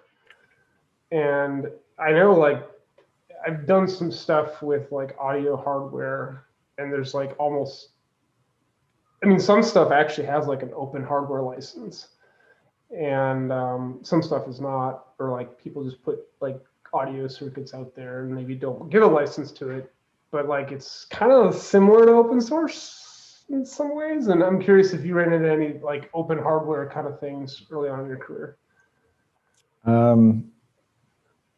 I mean, most of my career stuff was always within, you know, business hardware. But it is interesting if you look at like music hardware from a hobby. You know, you have like somebody designs a circuit, they design the way it looks, they do all these things, and you know, there's been a lot of copyright type things or trademark. I'm not a lawyer. I forget which one it is, but you know, other companies come out and they just build the same thing. You know, that was a big thing. You know, you'll hear them referred to as like clones, you know, of like Gibson clones or Rickenbacker clones. You know, and it was sort of this, you know, hey, you can't just build my guitar and put Fender on the logo and sell it again. And so there's some really famous cases around that, which are kind of interesting. But in reality, somebody could just literally build the same thing, you know, like the wood's there, the tools are there. And so the, you know, the question is it the same? Is it actually the same? But yeah, it's interesting. There are some, you know, yeah, I don't know. As far as printers go, I don't know of any laser printer copyleft scandals. there might be one from back in the day, but I'll have to think about that. I have to say, Larry, as someone who looks at a lot of security vulnerabilities all the time, I have seen security vulnerabilities for printer software. Oh, I've seen CVEs for printer software.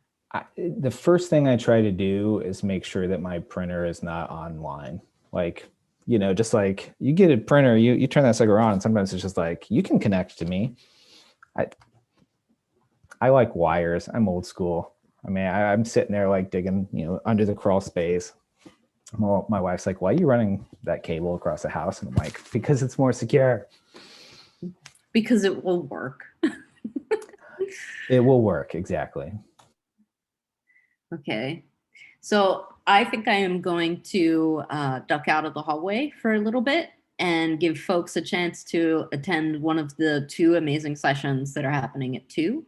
And then I'm going to hop back in 20 minutes or so once those sessions wrap up and before the next ones start.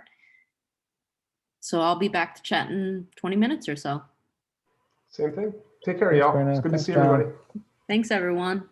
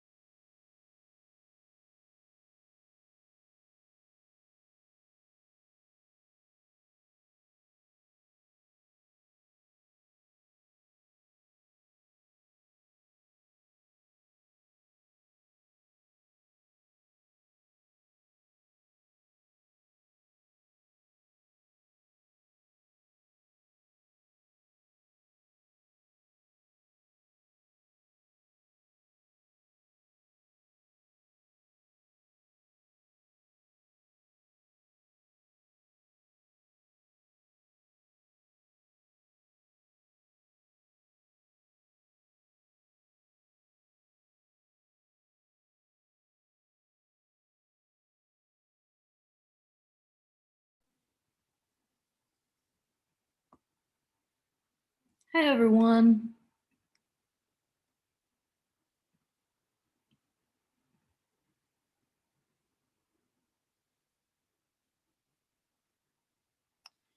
Okay.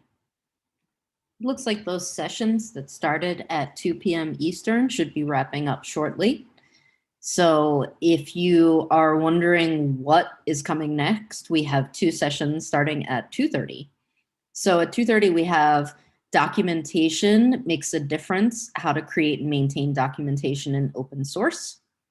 And also at 2:30, we have community, open source package management and beyond. It's hard to choose, I know.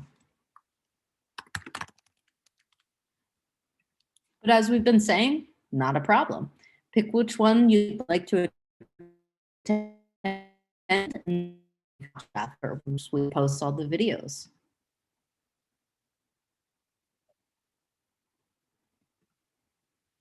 Does anyone want to share something new that they learned today or an interesting tidbit from one of the talks that they'd like to pull out and share?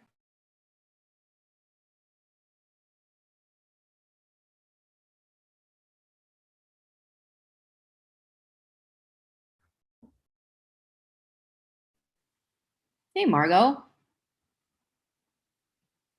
Hello, how are you? I'm doing well. Did you eat your tater tots for lunch? I didn't have any tater tots. I thought I did. I thought I had some in the freezer, but they're all gone. Margot, we need to talk about that. We do. I need to have a constant supply of tater tots. It's essential. I agree. Matthew, thank you for joining us. Hey, Brenna. Yeah, this has been great. I've been enjoying all the sessions today. You having fun? Oh yeah, this is great. And yeah, speaking to so many different businesses, hearing their challenges and then hearing from the experts, it's really just interesting to see both sides of the equation. Like TideLift's always focused on with upstream work with the maintainers and obviously the businesses that are getting value, but to hear just some observations from people who've been doing this for 25 plus years and have built business models in ways and some of the maintainers, it's just been really fantastic. Yeah, I agree. Lots of interesting conversations, lots of discussions going on between the folks who are creating the open source and the folks who are using it. Yeah, I love the session earlier about learning about some of the business models too of how licenses can change over time and some of the things you can be aware of. I think we talk a lot about Upstream with clients and all of the challenges they have from a software development perspective, but hearing some of the things you can recognize not only just in the packages, but also like what they're doing with the business model and moving things to community was really interesting. Yeah, I agree. Yeah. Hey, Matt. Thanks for joining us. How you doing? Awesome. I'm sorry, Margot. Go ahead. That's okay. I was just gonna say, although I'm learning a lot about open source in general, I think there's a lot of great life lessons happening in these chats as well. Like Gina's talk about how to deal with toxic people. Like I personally don't have to deal with toxic open source maintainers, but in your day to day, you might as well. So all of these talks, even if you are not involved in open source, they're very informative. Yeah, no, I agree because, folks are talking about how to, that's a discussion in some ways about like how to be a small business owner, because when you are a maintainer of a popular open source project, in some ways that's what you are. So how to deal with your clients, how to deal with your customers in a way. And it is good life advice because, that's all about how we have to navigate our lives on a daily basis. Like you're going to have to deal with people who disagree with you or, are not nice, let's say. So yeah, I think it is really great life advice.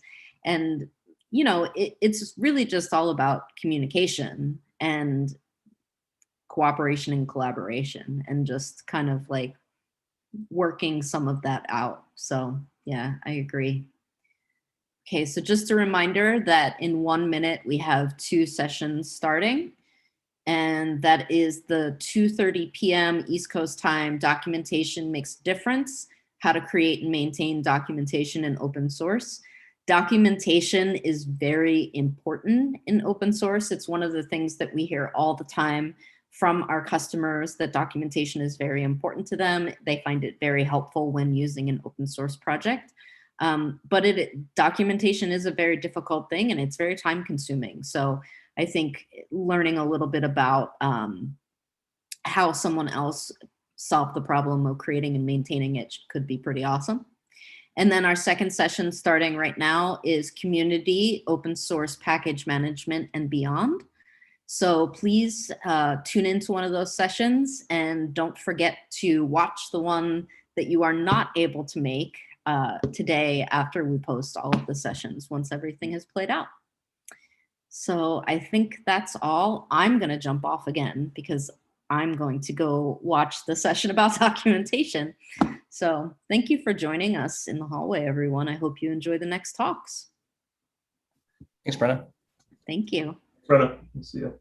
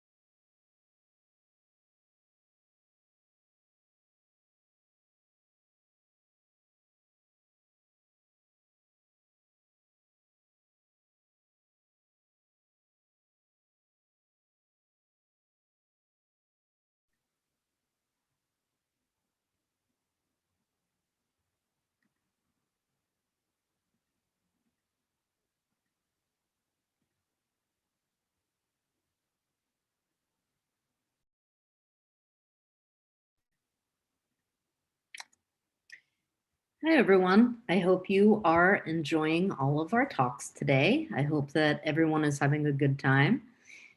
We are wrapping up 2 sessions right now, and then there will be just a 5-minute break before the sessions that start at 3 p.m. Eastern Time.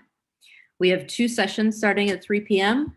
We have the myth of productivity versus compliance, and we have the 10,000 steps of open source project health. Just a reminder, since you cannot watch both, that's okay. You can watch one now and you can watch one later because we will be uploading all of the videos after they play.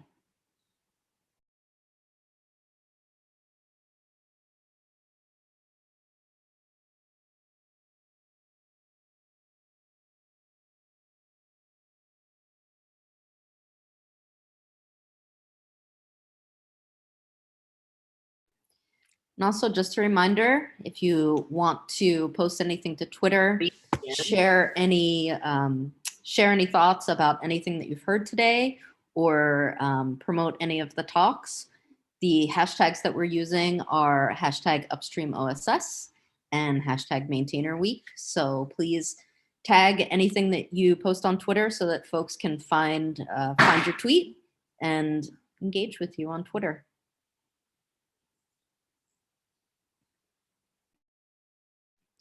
I'm back, Brenna. How's it going? Good. How are you? I am doing well. This is the first time I've ever used a platform like this. So it's been a slight learning curve today, but it's actually working really well and going really well, and I feel a lot less disoriented as the day rolls on. I can tell you that much.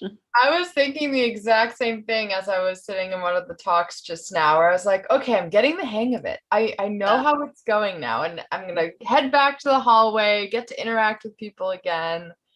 Mm-hmm. Which talk did you join? I joined the talk on documentation, open source documentation, and I saw some comments about adding that to the general GitHub like learner manual almost, where everyone thought it was so useful, where they're like, everyone who's contributing through GitHub, they should know about this. They should know how to do this. So I'm loving this, and the resources that are coming out of this for people who want to start contributing is awesome. And they will be on demand. You know, part of the maintainer survey, another data point from that is we did ask maintainers, like, where do you struggle? What do you need help with? And documentation was one of the top things that maintainers definitely struggle with. And, you know, there's writing, and then there's technical writing, and writing documentation is a very specific type of writing and voice, because you're trying to take very highly technical concepts and, you know, break them down in a way that it's easy to understand and digest. And that's not very simple. So, you know, documentation, I think, is a really great pathway to contribute to open source, but might not feel comfortable kind of diving in and coding, or, you know, participating that way if you wanted to start out kind of with documentation. It's also a really great way for someone like myself, who is a non-technical person, to be a contributor to an open source project. So I think it's really awesome. Yep. Definitely. Are you planning on going to one of the sessions that starts in a few minutes? We have 2 coming up at 3 p.m. Eastern. Yeah, it's hard to look into the future with so much happening in the present, but I know anytime there's a session, I'm like, okay, which one sounds the most interesting? Or I hop between both and get snippets of both and look at the chat, see what's going on. Full day of activities. It is a full day of activities. Trying to soak it all in, Brenna. Just have a good old time soaking it all in. Matt, have you been listening into any of the sessions? Yep. Yeah, I just joined the documentation one, and you know, you put it best as someone who's not really technical. It's an excellent way to really just, you know, learn new things, and it's really, I guess, soak it all in. But Yeah, exactly. Well, at 3 p.m. we have the myth of productivity versus compliance and the 10,000 steps of open source project health. That sounds like a lot of steps, but I honestly don't think that speaker is wrong. I think 10,000 sounds about accurate, quite honestly. I'm loving the creativity with the names of these talks as well. Oh, I just unmuted myself. The titles of the talks are all hitting the point, but adding some humor in there as well. Yeah, I've noticed a lot of humor in the talks as well. And I think that helps when you are talking about things that can be a little bit hard to talk about. And in some cases, you're making yourself a little bit vulnerable. So I think injecting humor is a really good way to kind of help us all digest the really kind of important subject matter that we're dealing with. That's what I do. I use humor to diffuse situations. So that's what I'm saying. It's definitely a good way of doing it. I appreciate that way. Goodness. Are y'all getting to chat with anyone in the chats during the sessions? Have you seen a lot of activity in those group chats? Yeah, there's a good amount and a good amount of sharing resources with each other, which has been awesome. So you'll see people asking different questions, and then someone will be like, "Oh, here's a resource that I found helpful." So that's the part where I'm loving the collaboration that's happening within the chats. Yeah, a lot of networking, a lot of meeting new people, and just meeting the community. Everyone's so supportive here. Well, I mean, and that's a good thing, right? Because it's a lot easier to work in a community that is supportive than to work in a community that isn't supportive. So I think, especially when you're someone who, when you're all in the same room and you're all dealing with the same issues and trials and tribulations, like there's a bond that forms. And I think it's really good that folks with more experience are sharing that knowledge, because that's what we're looking for. Is we're looking for people to feel comfortable going into the open source community and becoming a part of it. And I think making sure that it's welcoming and supportive is part of that. Definitely.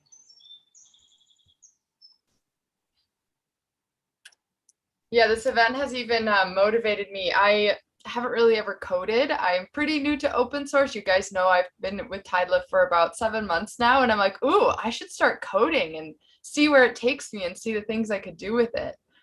Because this whole event has just been, there's so much creativity around it that I'm like, oh, I want to do this too. Yeah, no, we were talking about that earlier, how, a lot of maintainers that I've spoken with, that what got them into open source was just that curiosity and that like wanting to learn and figure things out and play around and see what they could build. So yeah, I think it's definitely like that curiosity. It's kind of like, well, how does this work? Let me figure this out. It's pretty awesome. Yep, exactly. And the community around it. The people who have come to Upstream are just so awesome. I know Gina gave a talk on the toxic people with open source, but generally I'm getting a really great vibe from everyone. No, her talk had some really great pointers as well. Oh, yeah. And again, not just for open source, but also for life. And I do think that I will be ordering one of those punching bags for my house, because that sounded like a really good idea. Yeah, we gotta expense them through Brian, and just everyone just has a punching bag in their room. I mean, so much better than a stress ball, right? Yeah, it's way more satisfying. Oh, goodness. Okay, just a reminder to everyone, starting in 1 minute, that's 3 p.m. Eastern time, we have 2 sessions, the myth of productivity versus compliance, and the 10,000 steps of open source project health. So they're both going to be awesome. So watch one now and watch one later. That's my advice.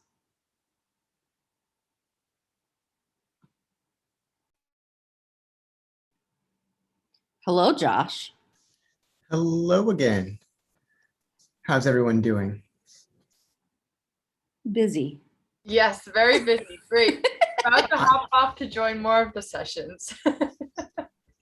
I feel that busyness. I think I'm juggling 4 or 5 different chat tools at the moment. It's a lot. It's a lot, but this is a lot of fun. Yeah, I've enjoyed every moment of this. The chats, the activity over on Twitter. Thanks for joining, Matt. Reading some great commentary out there.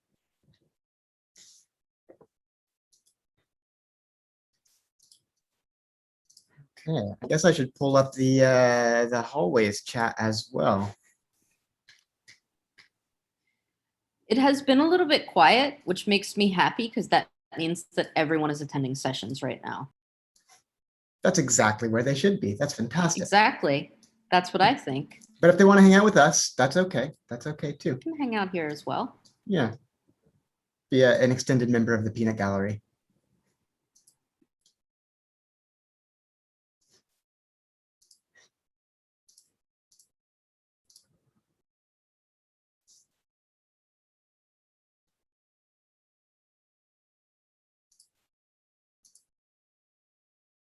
Well, I'm so glad we got so much documentation content in the schedule today.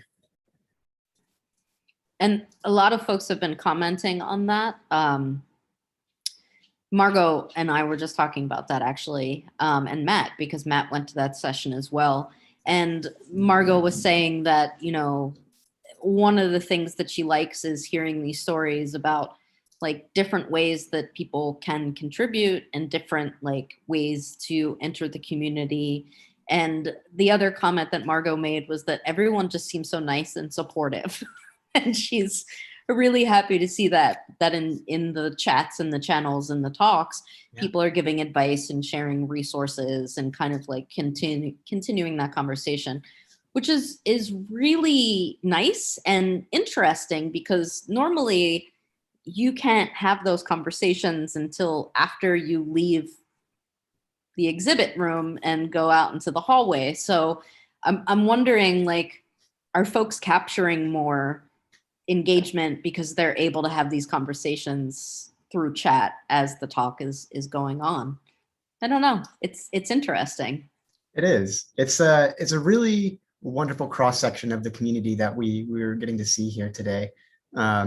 And I suspect there's a bit of a selection bias based on the opinions that this event holds, the editorial views about open source and the way that we should engage with it authentically and build more inclusive communities and recognize that open source takes a whole lot more than just code. And so I'm glad some folks here who maybe don't spend their day-to-day waiting in the open source community are feeling the positivity and the mutual support that this community, you know, this is the community at its best.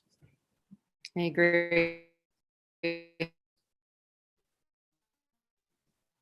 And while Brenna has frozen for me, oh, you're back. I'm back. I see Lewis has joined us. I figured in the best tradition of hallway, ooh, I see an interesting conversation happening. I should go crash it. I figured I'd come on over and say hello. So, hello. I love that. I love what you two were just saying about that sense of like, I mean, I just shared out some links on Twitter that were coming through the chat in Aaron's talk, right? There's very much a sense of, one of the things that is best about it, at open source at its best is very much this sense of sort of positive, optimistic sharing, right? Like inclusion in a very concrete, like, hey, I see you over there, you're listening in. What can you share? What can I share with you? That's a very, it's always just seemed to like, as a natural pessimist, like that is like a very optimistic gesture, right? A very human and optimistic gesture to share. And of course, I'm the kind of nerd who, like, information sharing is sort of my love language anyway. So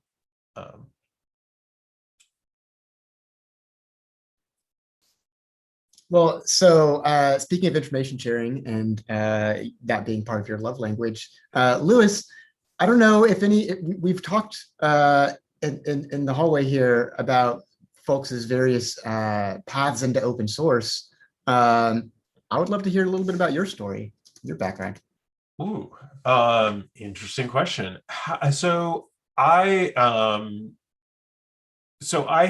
was sort of into computers a little bit, like, as a kid, but merely as, like, I did a little bit of programming in BASIC, but like not much, and basically didn't, unlike some of my peers and coworkers, was not one of these people who was like actively programming in BASIC or anything all through like elementary and middle and high school. But so when I got to campus, when I got to college, there was this sense of like, I am interested in computers, but I'm not like that kind of computer nerd. I did know I wanted to get a degree in political science, really political theory, because I'd been in debate in high school as well. And so a friend of mine who actually still lives right over the hill in San Francisco, or who now lives right over the hill in San Francisco, like, called me into his room one day freshman year. He's like, I gotta like, what's up? He's like, well, there's this new operating system. I'm like, oh, well, okay. It looks like your screen is mostly blank with like a little blinking thing up in the, what does it do? Well, I don't know what it does yet. In fact, I haven't been able to use my computer in like a week. So I think I need to reinstall Windows. But it's this operating system and these people on the internet, they just put it together. So that was my first exposure to open source, was probably fall of 1996 or spring of 1997. And yeah, I was really interested in like power and how that played out, right? Like the Microsoft antitrust trial had just happened, and the following year, Netscape would release their source code as Mozilla.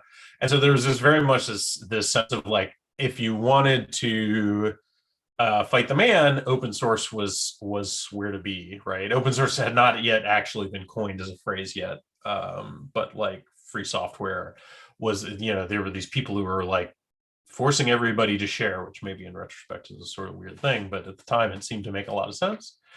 And yeah, so that's, and from there I got into Mozilla put out a call for people to help triage bugs. Like, you can help Mozilla in just 15 minutes a day instead of like the hours and hours and hours.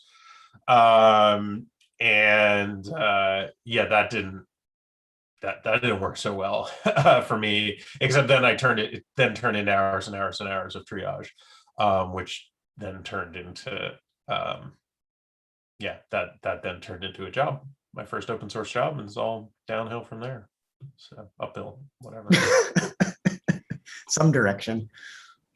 It's funny that story, because John Yarhop, on before, we were talking about our first experiences with open source, and John was saying in high school he got interested, and one of the main reasons is because he felt like open source was super punk rock.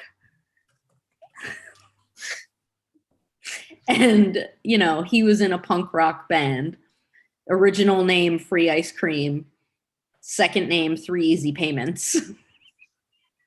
And he felt like open source was super punk rock, and that's why he wanted to get involved. I love it. I mean, what I like to say when I try to introduce people to open source, or try to contextualize open source for people who've been in this space for a long time already, but maybe just aren't familiar with the roots, which is true of many of us. I like to say that, open source was radical. It was described, open source and free software. I mean, insert big company here described it as a cancer at one point, which was pretty extreme. And so kind of was punk. I love that. And today I think it's, maybe punk for different reasons. I don't know about if y'all are familiar with this, but there's there's some new strains of punk that have really surfaced over the last few years, and they're not brand new, but they're new to me. Hope punk. It's like punk to be hopeful now because the world's pretty gnarly place. Solar punk as well.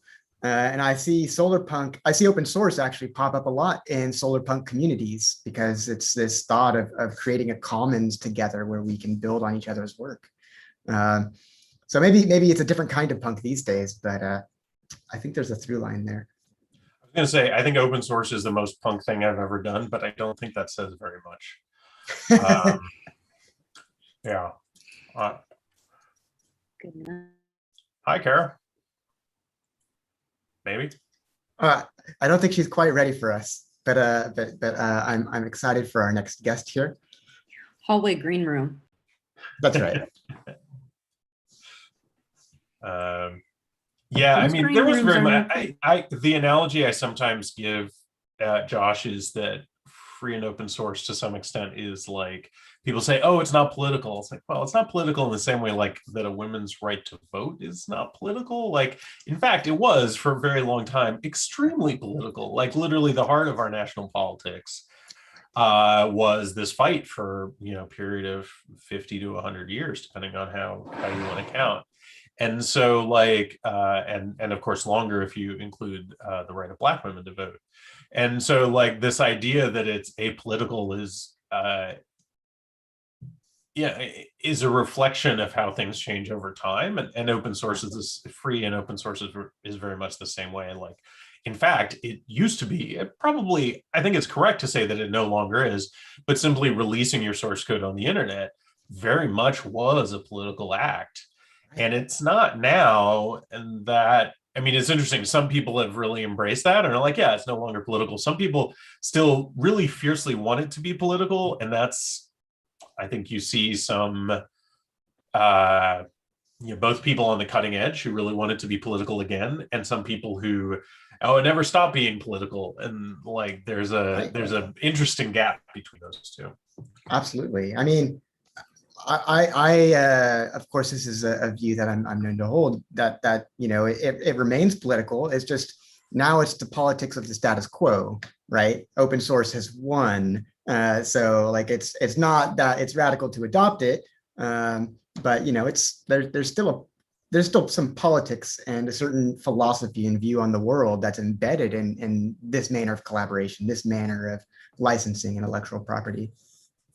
Right. I mean, there's of course the sense that everything is always political because it's how we consume and produce in our society, and obviously consumption and production are political. Maybe this discussion should wait until we've had the cocktails later in the afternoon. This is just tea, I'm afraid, but and speaking of which, I am going to sign off now before our next guest joins, and I will jump back on tonight after I have figured out how to make a mocktail. Sounds like it might just be orange juice and sparkling water, quite honestly. But we'll see how it goes. Sounds all right to me. Call it the I'm sorry, my train of thought was just derailed by the awesomeness. Did I miss the conversation on mocktails? Because that is my jam. Oh, tonight, welcome. Oscar and I are hosting. Yes, please. What are you hosting? Well, we're doing a cocktail hour, but since I do not partake in cocktails, I will be having a mocktail instead. I'll send you some info. So there's a Portland company called Sucker Punch that's been putting out these incredible mocktail recipes and kits that are seriously leading edge. And I have one of their kits downstairs. So when you do mocktail hour, I'll come and drink too. That sounds perfect. I'll be there with my Thank you so much. Clearly, it's just going to turn into. Clearly, we should have had an endorsement of our mocktail hour by some of you. Right? I know, right? Have fun. I'll see you all in a few. I'll see you then. Hey, friends. Hey, how's it going, Kara? It's pretty good. Things are a little crazy just because it's the start of Maintainer Week, but that's why I'm here. Yeah, speaking of, I would just like to introduce whoever is tuned in right now to our inimitable, the illustrious Kara Souls, a open source program manager, developer relations program manager, if I recall correctly, at GitHub. Critically, the organizer of GitHub's first annual Global Maintainer Summit, which is taking place over the next couple of days. Yeah. We're pretty excited about that, Josh. I don't know what you want to talk about, but do we want to start by talking a little bit about what got us here? Yeah, I think an origin story is a great place to start. I think it's worth it. So yeah, I'm Kara. I work over at GitHub in our developer relations team, and specifically, I do a lot of work with large open source projects, making sure that they're happy and well fed. Speaking of which, this is also my lunchtime, so I will also be well fed. Gotta eat sometime. Mm-hmm. So, I reached out to Josh earlier this year and was like, "Hey, man, stealth, but we're putting on a event specifically for open source maintainers. We want to do like a whole week around it. Does TideLift want to be involved?" And Josh was like, let's talk, Kara. Because we'd worked together a bunch in the past. And what was going on your end there, Josh? Yeah, well, it was astonishing timing to get that DM from you, because it had been a little while since we had worked together and been in touch, and it just so happens that we were planning a very similarly themed event for literally the exact same day, literally the same day. Josh is like, okay, I pulled the press release, Kara, but I need to tell you. Right. We were ready. Like as Kara mentioned, we had a press release ready for like early the next week, and we were ready to go. But there was no way, like we had to stop the presses. And if it were anyone else, like, I don't know, I think we would have freaked out and been like, oh no, like what do we do? And instead we were like, oh yeah, like awesome. So we went straight in on it, and we both had already wanted to do like something around like a week or a month, and so putting the events back to back was very exciting and natural. And Josh, thanks for meeting every week for a long time now to collaborate on this.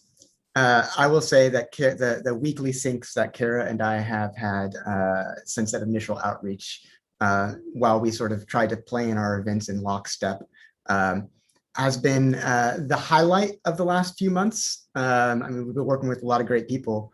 I know Lewis, I get to work with Lewis every day, and he's wonderful, but Lewis does not show up in fabulous sport coats like that. I mean, I only get that with Kara. Lewis, so what did your heart stop? Like what ran through your head when you heard that GitHub was doing an identity? I'm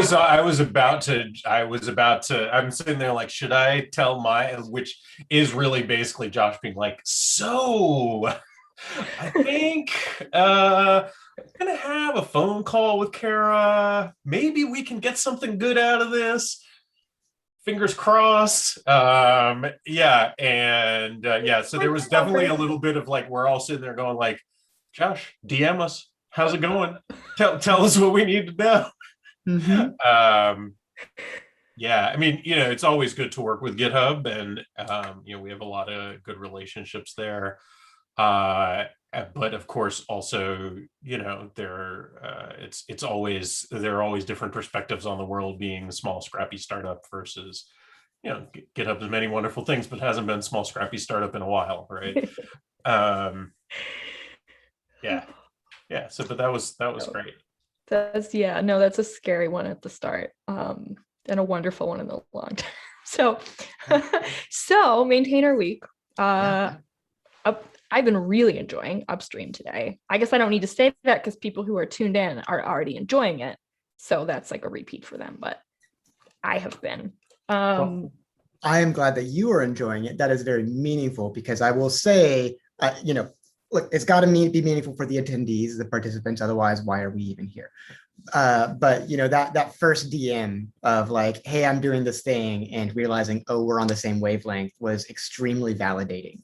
And so it always matters to me whether you enjoy something or not, Kara, because clearly, we've got some similar judgment here. Drinking the same water. Mm-hmm.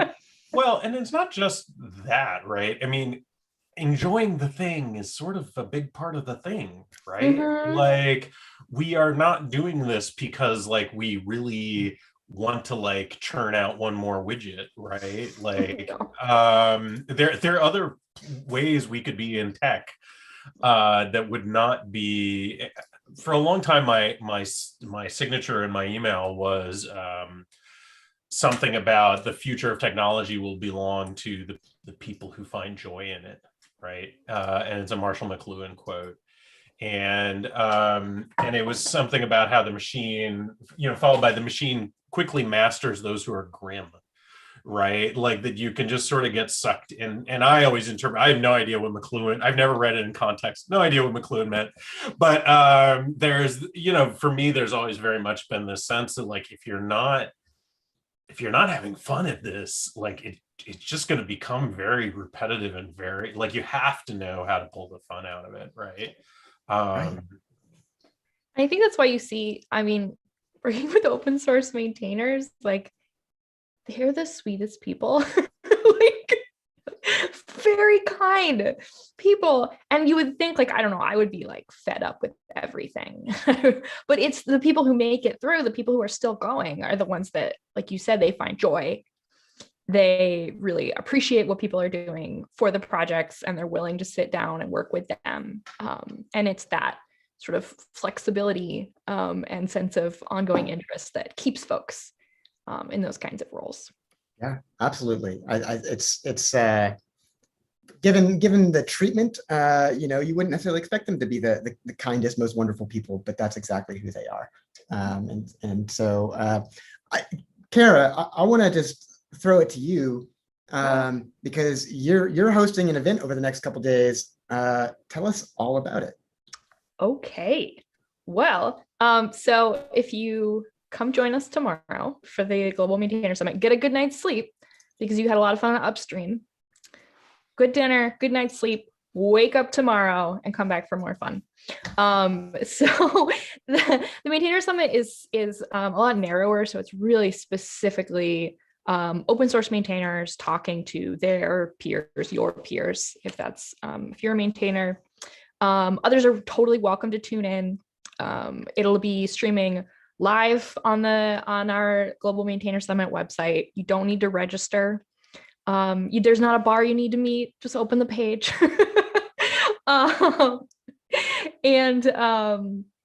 So we'll be talking. Let's see. Tomorrow we're going to have a variety of sort of topic conversations around. We'll talk about contributor relations, which is kind of the phrase that we're using for that whole bucket of how we interact with contributors on projects. We'll be talking about maintainer health, which is really important to us. I know there was a great talk on burnout today here. So we'll have some stuff kind of back to back on that. We will be talking about project health, of course, as well. And the way that we've kind of structured it is basically similar, like talks on a similar topic from different vantage points, kind of back to back from a variety of maintainers. And then we'll have hallway discussions. Ours are going to be a little different. So they're experimental. I don't know if you've seen Gather Town, but it's like a little, like 2D, like 8-bit map that you walk around. When you get close to somebody, you can see them and hear them, like in the real world. It's a shocker. You've experienced this, I know. Like in the real world, but so I attended a Gathertown-y, I think actually a fork of Gathertown, maybe, because I think maybe Gathertown was originally an open source project, and there was some nuance there that I was missing. There was something actually really lovely about the 8-bitness of it, of this like not I don't know, it made it feel much more casual and like lower energy than some of the hallway stuff that we've seen tried in the past year, right? So that's good to hear, because that's exactly our hope. Is like, this is a very chill event. Just come hang out. You don't need to put on your nice suit. We're just gonna be walking around there, like you said. It's relaxed. Yeah. So come chat with us tomorrow. So we'll have maintainers from a whole bunch of projects. We'll have folks from Rust, Kubernetes, Rails, Electron, Home Assistant. I know came up today. Paul's from Home Assistant will be speaking. So it's gonna be a good time. So I called in here with this outfit on because I thought that what we were doing was a telethon, like fundraiser for maintain. I thought that's along the lines of, like, TideLift's getting people to pay maintainers, and we're here with the phone, and I got that wrong. No, Kara, you were spot on. In fact, you are ahead of us, because no joke, in our ongoing back channel conversation, we started comparing this to a bit of a telethon. It's got a bit of a fundraising drive vibe to it here in the hallway. So I'm so glad I was interpreting that correctly. You're ahead of us. So what am I encouraging folks to do who are listening right now? Oh, to pay the maintainers, but first find out what your dependencies are. Because if you don't know, I mean, you got to start somewhere. You got to start with knowing what your dependencies are. But then, yeah, go give all those maintainers a little love. Not just for your first direct dependencies. Look, we're all depending on Kubernetes somewhere. We're all depending on, whatever. But also, like, your transitive dependencies. There are so many open source projects that are just, we rely on indirectly, and they all need our support and love. So pick up the phone right now, folks, and we're ready to receive your donation. I was about to say, what's a phone, but for the youths in the audience. So Margot actually just called in. Margot, if you figured out any of your dependencies that you might want to donate to today?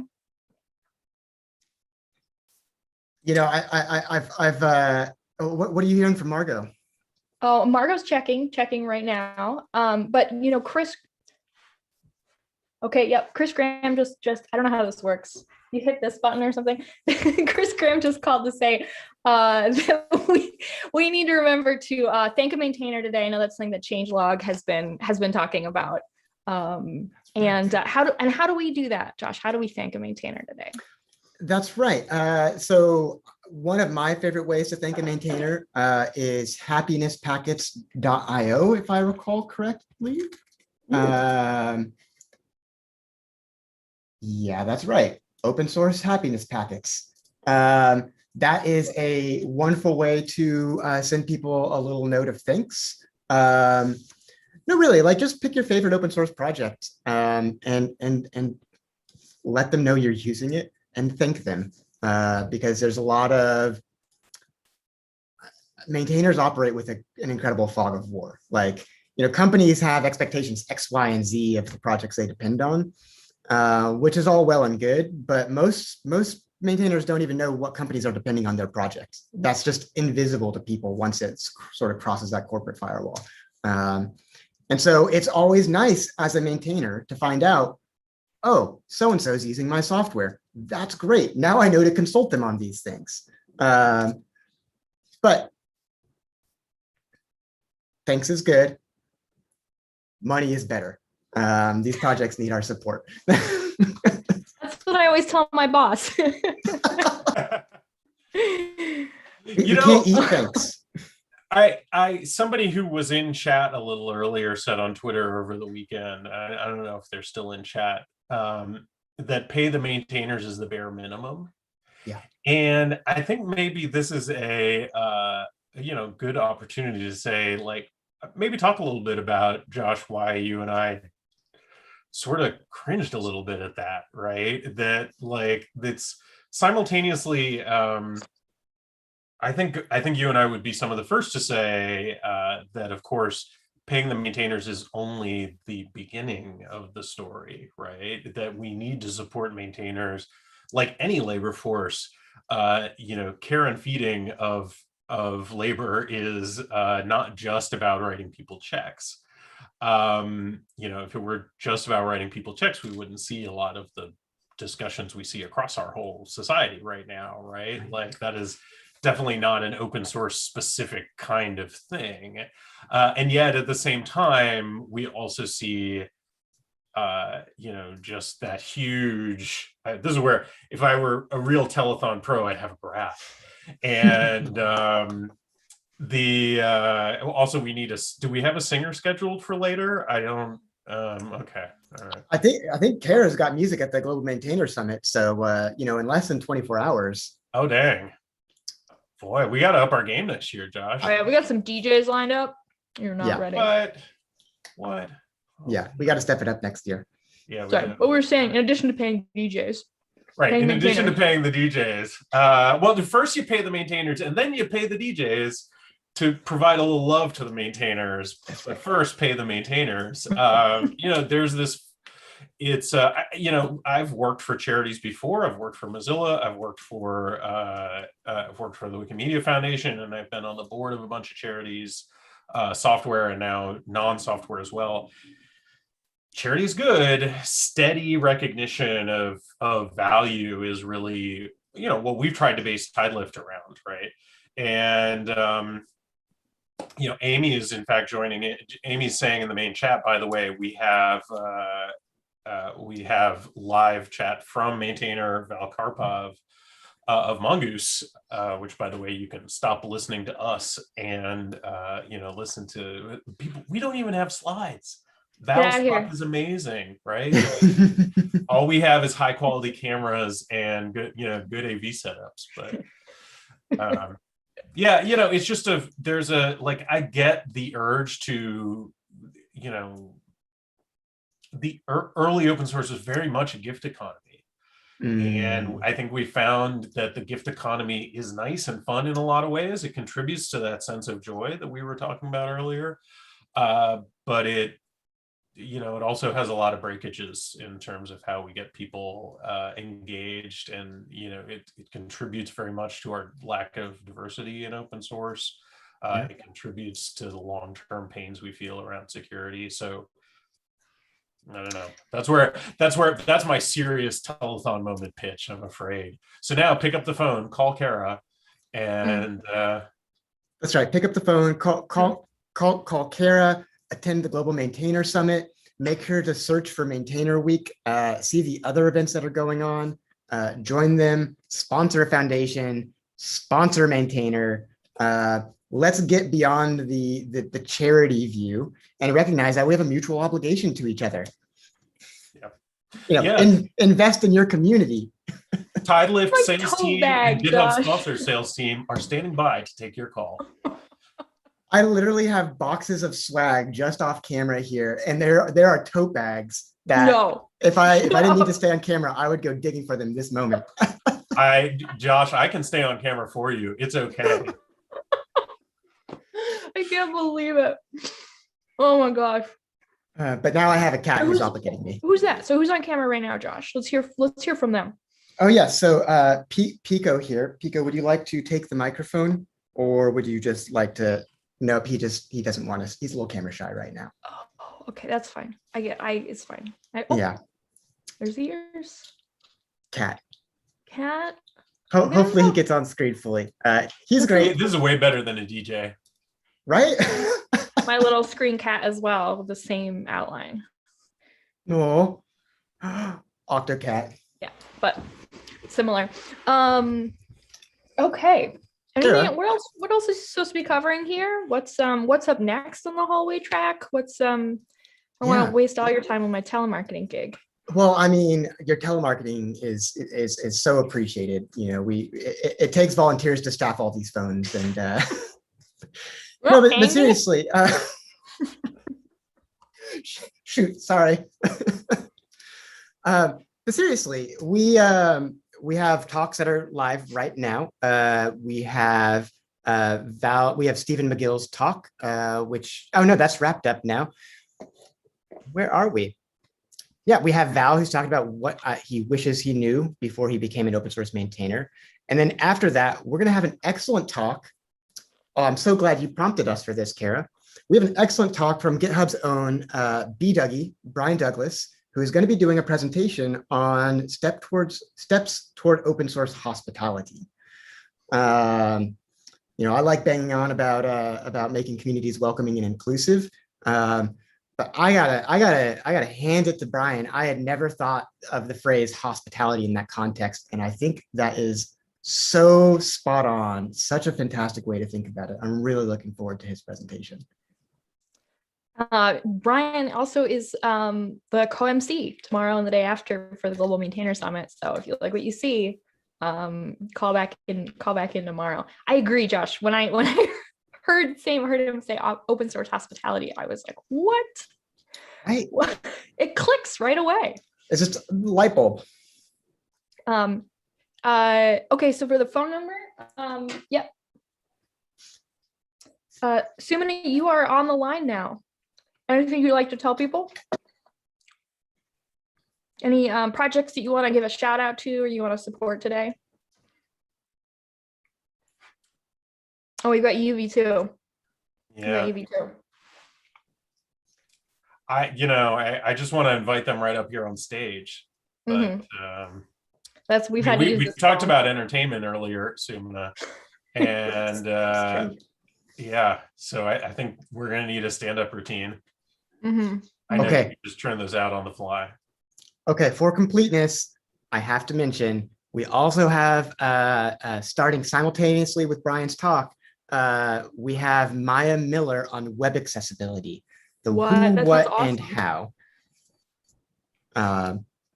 Yeah, one of the things we're trying to do today is make sure that we're spending time with areas of open source that just don't get the love that they really ought to. We had a lot of docs, we got accessibility represented, a lot of community management, community organizing stuff. I in the spirit of completeness yet again, I also just need to thank Kara while we have her here, because two of the speakers on our schedule we would not have had but for Kara, both Isabel and Gina, who joined our maintainer survey panel earlier, as well as gave their own talks on how to create beginner-friendly open source communities and how to cope with toxic people in open source communities. Amazing presentations, amazing humans. They're Thank you so the much. coolest people ever. I get no credit there. They are so cool. They are awesome. So yeah, definitely check out their talks if you haven't seen them yet. They are not to be missed. Kara. Yeah. What are you looking forward to with the rest of Maintainer Week? So, let me pull up the schedule. I was listening to you this morning talk about, did you say the FOSS Foundation's working group is dialing up something? They are. I have an email in my inbox from that mailing list this morning highlighting the sense of urgency around adding it to the repo. So I don't know if it's in the repo yet, but I know the fire is lit under their butts and they're really excited for that. I'm amped about that. And we've got, let's see, Fund OSS launch party happening June 11th. Chillin' and Shillin'. So we're going to see some good similar telemarketing there. We've got live stream section. Oh, that's great.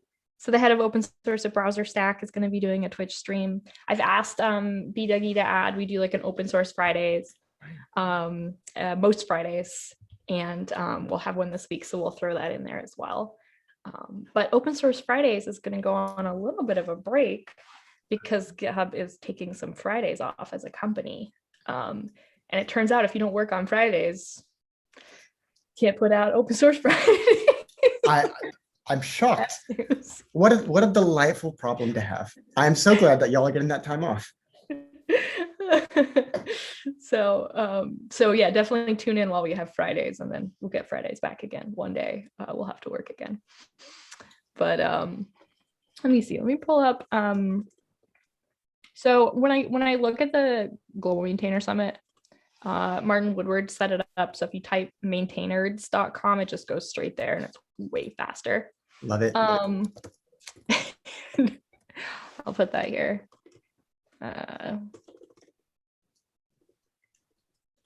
Yeah, I'm a little jealous of that domain.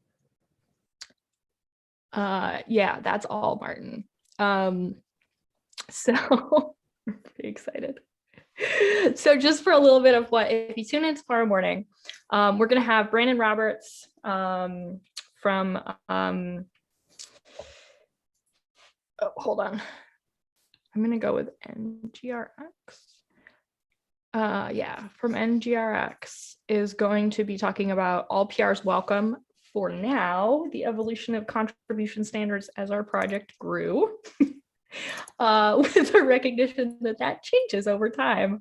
How many PRs you want and what quality level you're actually looking for. Rose Judd, yeah. Oh, just I have thoughts about that. Wikipedia has a whole vast pile of research actually on what that does to, English Wikipedia, shouldn't speak of Wikipedia generally because each Wikipedia has its own culture, each language Wikipedia has its own culture. But there's a whole pile of research on how English Wikipedia really ratcheted up the standards for contribution and how that caused new contributor uptake to plunge off a cliff. Wow, that's really interesting. Yeah, I'll share some of that. I'll try to find it and share some of that in chat. Yeah, it sounds very relevant to this question that you're going to have the talk on. Especially for a project that size. Right. That's and for a project of any size, there is that balance of like, you want new people, you don't want to scare them away, but at the same time, like how much your time is not finite to review PRs and like, your time is definitely finite.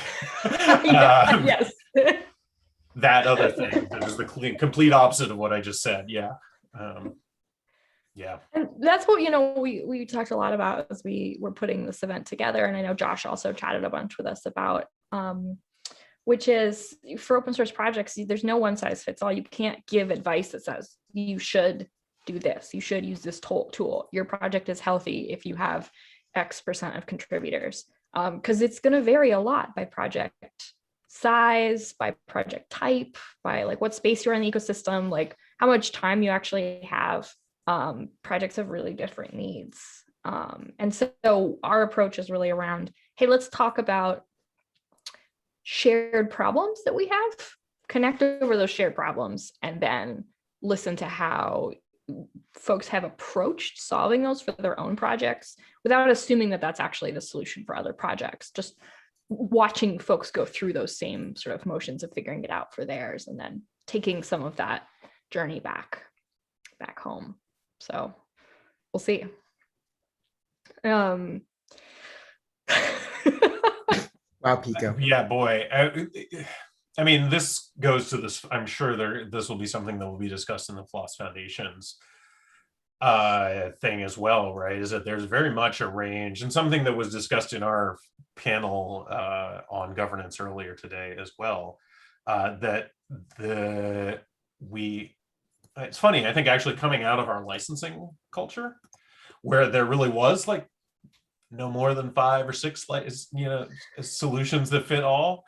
And there's sort of this sometimes an assumption that like, oh yeah, well, I've heard all the cool kids have a foundation. I need a foundation. Where do I get one? And no. We'll have Ashley Williams from the Rust Foundation talking about actually that very, very topic. I know Ashley put a lot of thought into how they structured theirs, right, at Rust, like that. They borrowed and picked from the best, which is going to be really interesting to see how that pans out, right? I mean, it's been so long since. I mean, obviously Rust is like the most overnight success of not, they've been here a decade, right? So they've been, and then all of a sudden it's finally really taking off in a very tangible way. And it's going to be very interesting to see, like, I can't remember the last time I saw something sort of explode onto the scene is not quite right, but like there's very much that sense of like, oh, it's really hit an inflection point in a really key way. And so what Ashley does with Rust is going to be, really interesting to watch. Not just Ashley, of course, right? Like the whole team there, because one of the things that Rust does so well is have a really healthy community.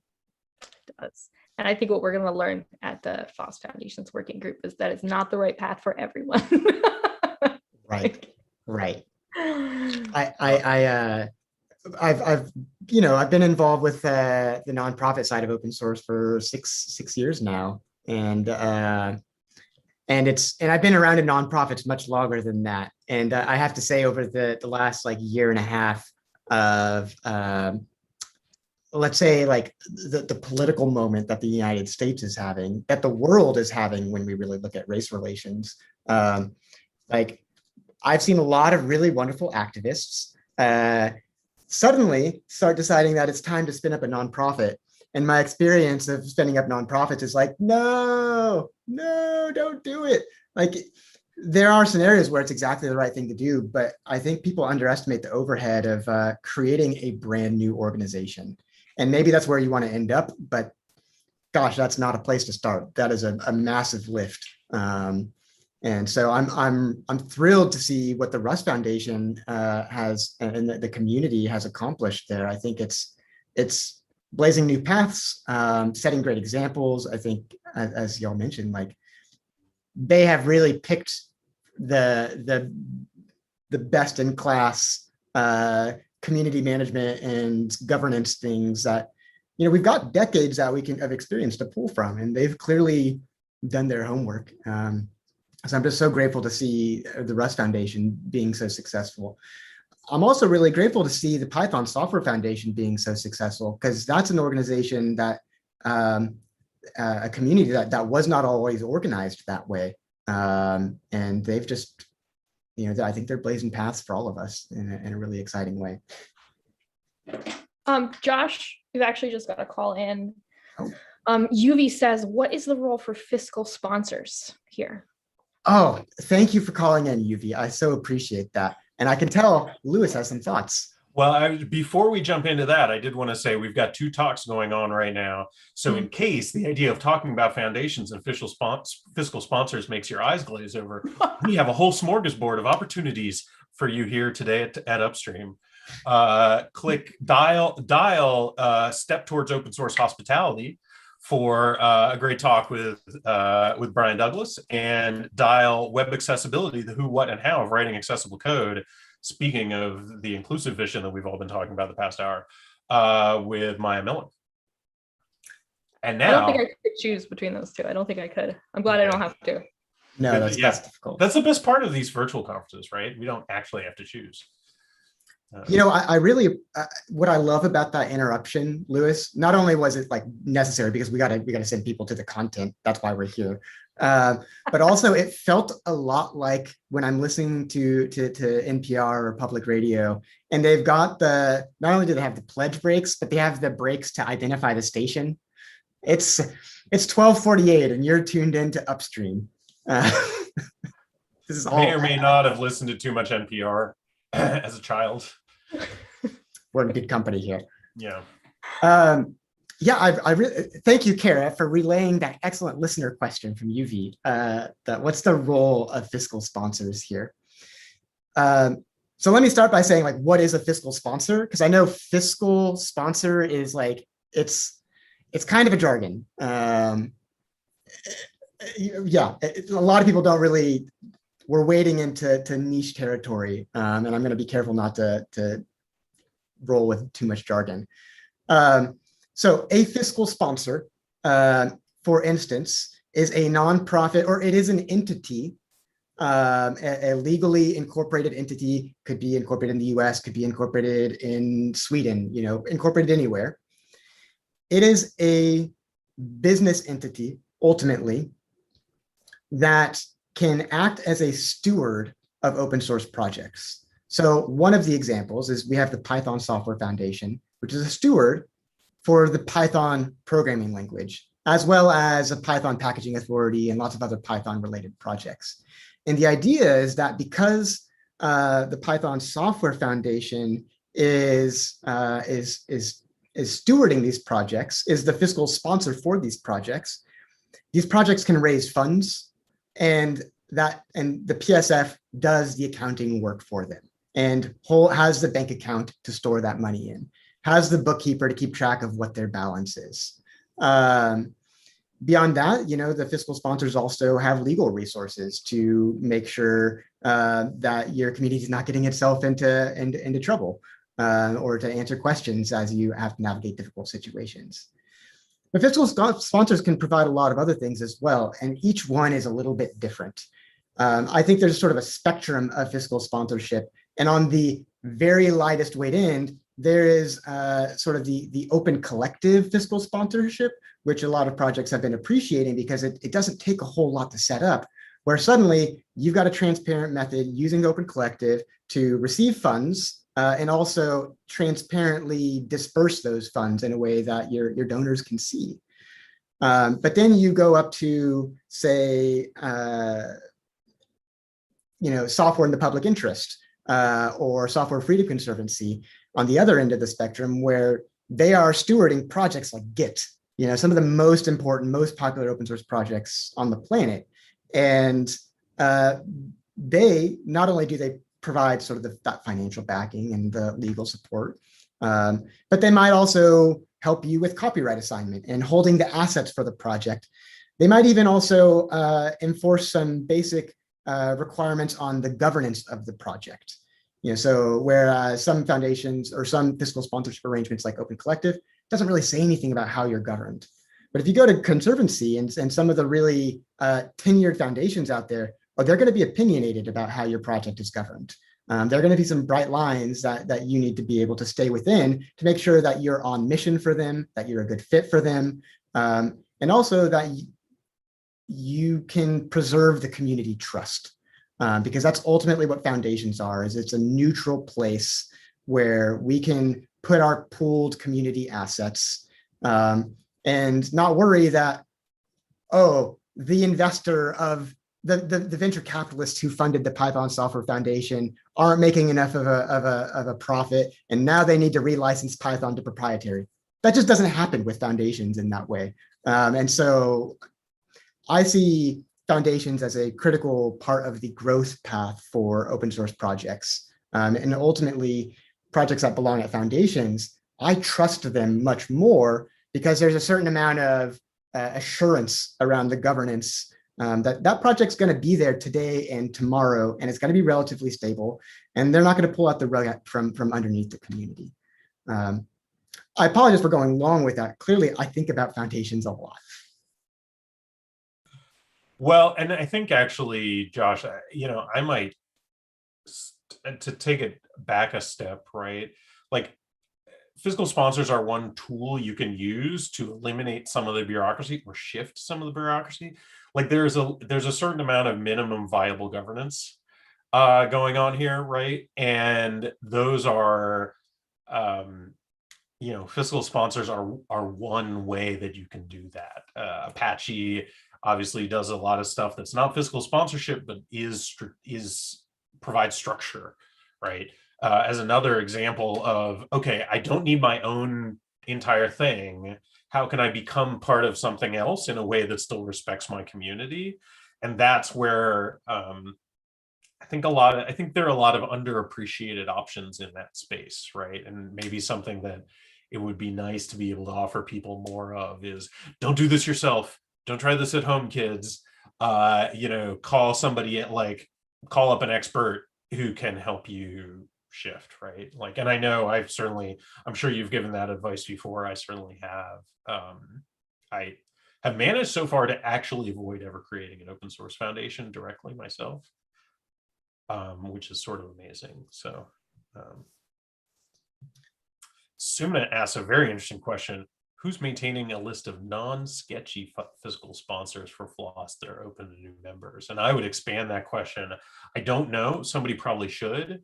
And there's probably that probably should extend beyond the fiscal sponsor realm as well, right? Where it's what are other kinds of governance that you can dabble in, stick your toe in without going full,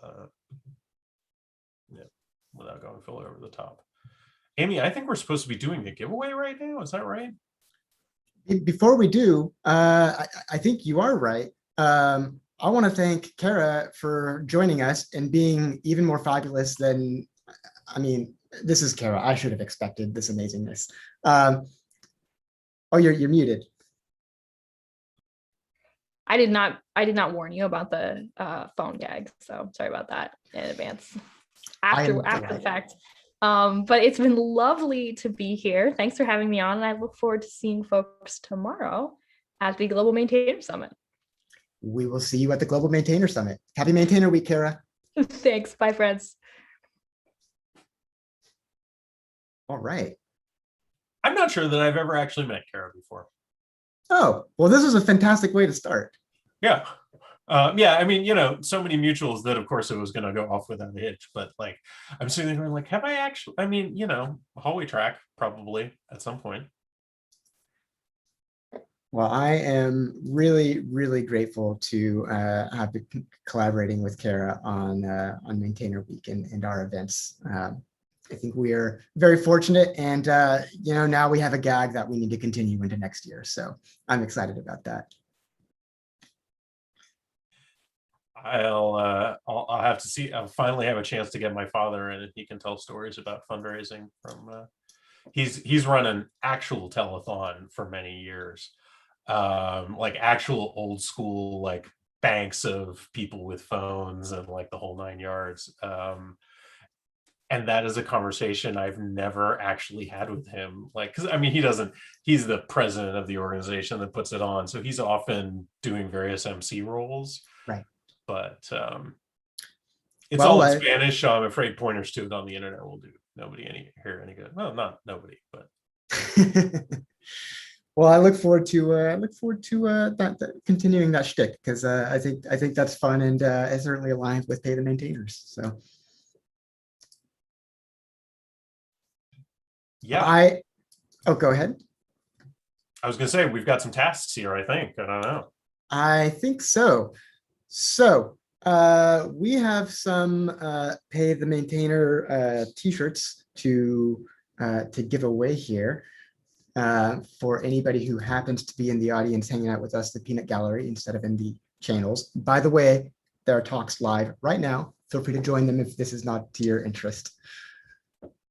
Okay, well, I think we need to come up with a trivia question or something. No, this is great, Josh. I'll see you. Okay. We have a question. It has less to do with open source and more to do with an amazing human being.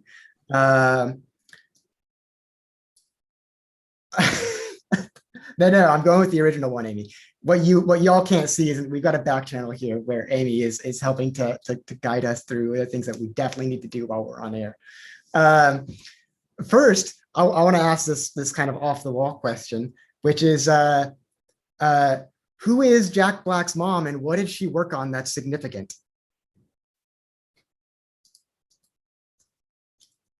The first person to answer that question, you can search. Whoever answers that first, we will fire the virtual t-shirt cannon at.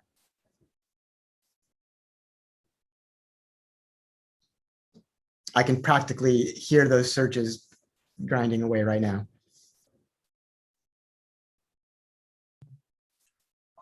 I'm still searching for photos of my dad in full telethon mode. I have no. Jack Black's mom. Oh. I think Yuvi's answer is so close. I think we I think do we count that? I mean, it's pretty close. Gonna go with yes, except I don't know what the actual answer is, so you guys tell me. Right. So Jack Black's mom, Judith Love Cohen, was a NASA engineer who indeed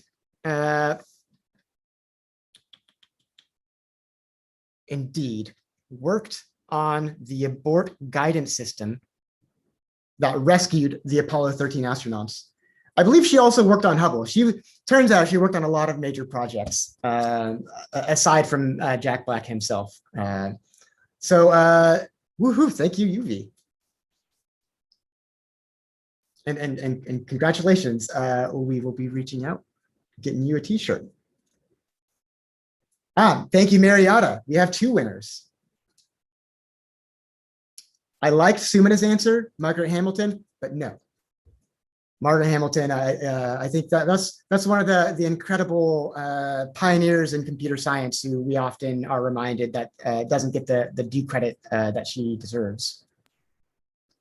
I used to have in my old office a Margaret Hamilton Lego on the wall behind me, but that got 5-year-old claimed Margaret Hamilton when at the beginning of the pandemic. So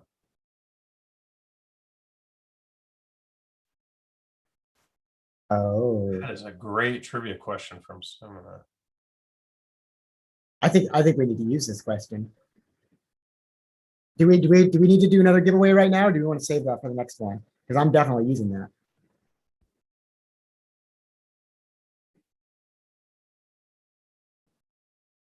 Okay, we're doing another. Thank you, Amy. Thank you, Sumina. So there used to be a yearly conference called OSCON.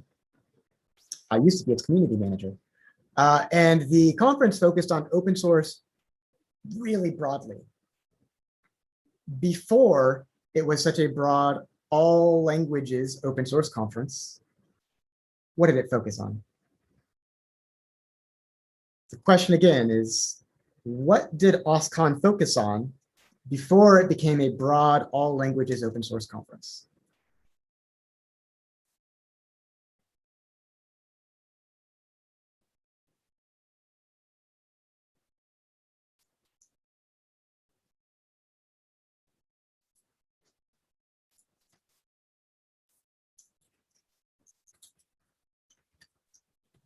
I mean, I have some guesses, but I feel like that's not my role to answer here right now. No, it's not, and I appreciate the restraint.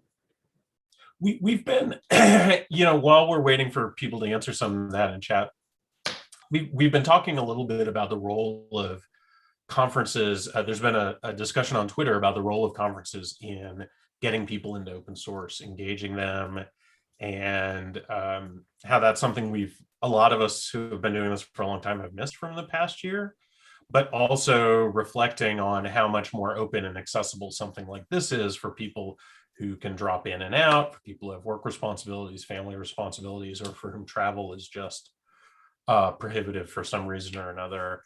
And it's funny, OSCON was one of these things where every year, what brought that to mind is that OSCON is one of these things that for every year people would be like, oh yeah, I'll see you at OSCON.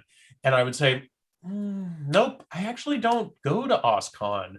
But like there was this assumption going on that both OSCON and FOSDEM, which for those of you who are not familiar, FOSDEM is a very big conference in Europe, in Brussels, that attracts just an amazing number of people, amazing energy. But for many years, I was not one of those people for a mix of historical reasons and travel burnout. And I don't know. I mean, Josh, were there any before OSCON? Were there any conferences that were like really formative for you? Like, I know you have strong opinions about events.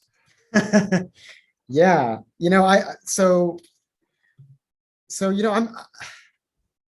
I'm so new to the scene, relatively speaking.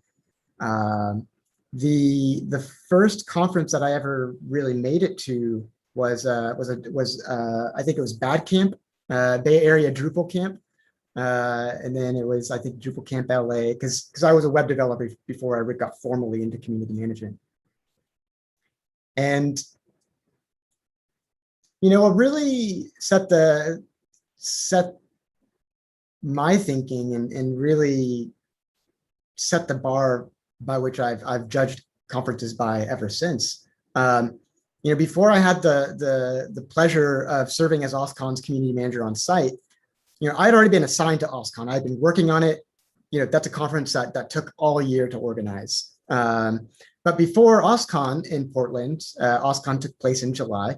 Before OSCON, there used to be a conference called OS Bridge, Open Source Bridge, which was founded actually in one of the years that OSCON decided to nope out of Portland, much to everybody's disappointment. But we got Open Source Bridge out of it. And Open Source Bridge was a fabulous community conference that really pioneered a lot of what we see as standard in conferences today. Open Source Bridge was thoughtful about accessibility, was thoughtful about creating an inclusive and welcoming atmosphere. It's a conference that both had really good content and really good people, but it was just a really well-considered event. And a lot of the things that they were doing then were not necessarily in the mainstream of conference organizing in tech or open source at that point. So they set the bar and they pioneered such that now it's standard for conferences to have code of conduct. And if they don't, you really got to wonder about that conference. So I'm just super grateful for Open Source Bridge, because that was formative for me in just seeing what a community conference can really be and what it can do. Because not only was it just so thoughtful, but it also revealed to me the things that community conferences can do to help blaze new trails, whereas, let's say, moneyed corporate conferences tend to be a little more conservative in the way that they're organized. A little more reserved is really the word I'm going there for. So when we see something proven in a community conference, you can bet that corporate conferences aren't far behind in adopting that. So I've always appreciated what community conferences and regional conferences can do in terms of lighting the way forward for all of us. And of course, we really stepped into that fully as when I became a co-organizer of North Bay Python, which again was like, okay, we've learned some things about how conferences run. Let's try to put a flag in the sand and say, like, this is the bar we need to strive for now, set a new standard. I'm going to stop myself from continuing to rant about conferences, because I could just go endlessly, and I know that's dangerous and not that interesting to most of the people here. I mean, we've all got our things. I was talking with one of the panelists from my governance panel this morning, and it was very easy to see how that could have been a 2 or 3 hour discussion, or literally just a whole day thing just to itself, right? It's one of the occupational hazards of actually liking what you do, is that self-editing can become tricky. As I have been known to do on licensing on occasion. Our sales team keeps inviting me to talk to customers and potential customers about licensing. So I feel like that's an acid test. Like, if they keep inviting me, maybe I'm actually doing something right, but you can never know with these things. No, and I'm gonna. Okay, the events conversation is continuing because there's such an excellent question in chat there from Sumina. Sumina's wondering what I want to see conferences do next. And I was going to ask a very related question of, did you see anything in the past year that, like, you want to see replicated more widely, right? Like anything from this year of pandemic non-cons?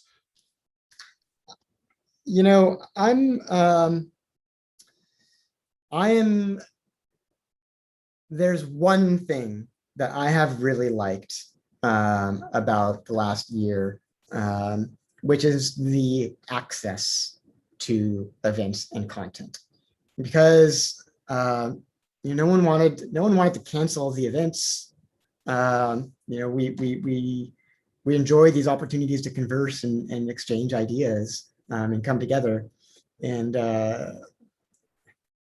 while virtual events don't represent the same kind of coming together, there was this inertia And so a lot of us, we just stayed the course and put on virtual events. And well, I really miss, I didn't see, I don't know that I saw anything that really scratched the itch of like, oh, this is what I go to conferences for. That's the serendipity that I get. But as Sumit has noticed in the chat, that keyword access. And anybody who listened to the changelog episode that I recorded with Kara that dropped a week or two ago knows that access is the thing that I am super passionate about. And this year we've seen conferences and the content become more accessible than ever in terms of, in lots of different ways. Access can refer to the accessibility. We've got open captions here today, so people who are have visual impairments can be full first-class participants, and we're not excluded as a matter of course. Another aspect of today's event and many of the online events has been that most of them have been free, free of charge. And money is a huge barrier to people attending events. For OSCON, gosh, those tickets were multiple thousands of dollars. And that's on top of your hotel, that's on top of your flight, that's on top of your meals. Suffice to say, most people can't get to those things. And when I went to my first conference, it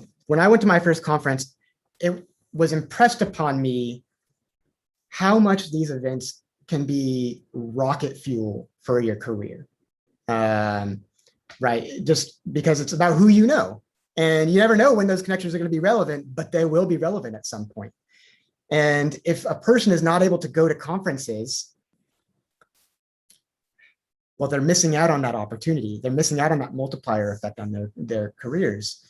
And so this is, again, one of the things that is so important to me about conferences and events, and this has only become clear to me over the last few years, is that events not only are they rocket fuel for our careers, but they just generally have a multiplier effect on whatever culture is present at that event.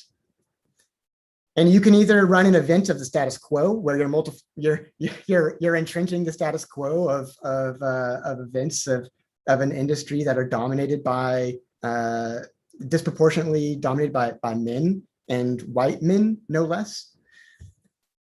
Or you can recognize that the event is can have that multiplier effect and use that to work to usher in a more just and equitable and inclusive status quo. That is not only the right thing to do, but actually just produces better software and better teams and better cultures.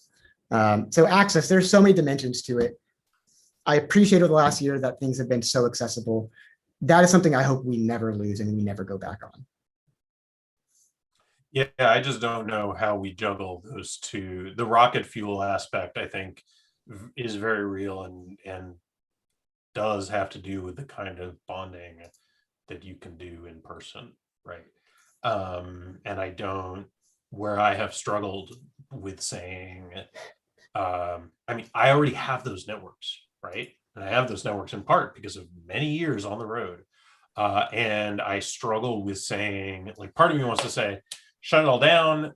All this travel is ecologically irresponsible. It's financially a disaster for people, all the access stuff you were just talking about. And so part of me wants to just shut all that down, but on the flip side, like, I don't know how what's that access to that kind of network? What's it look like in a less travel world? And I really wonder,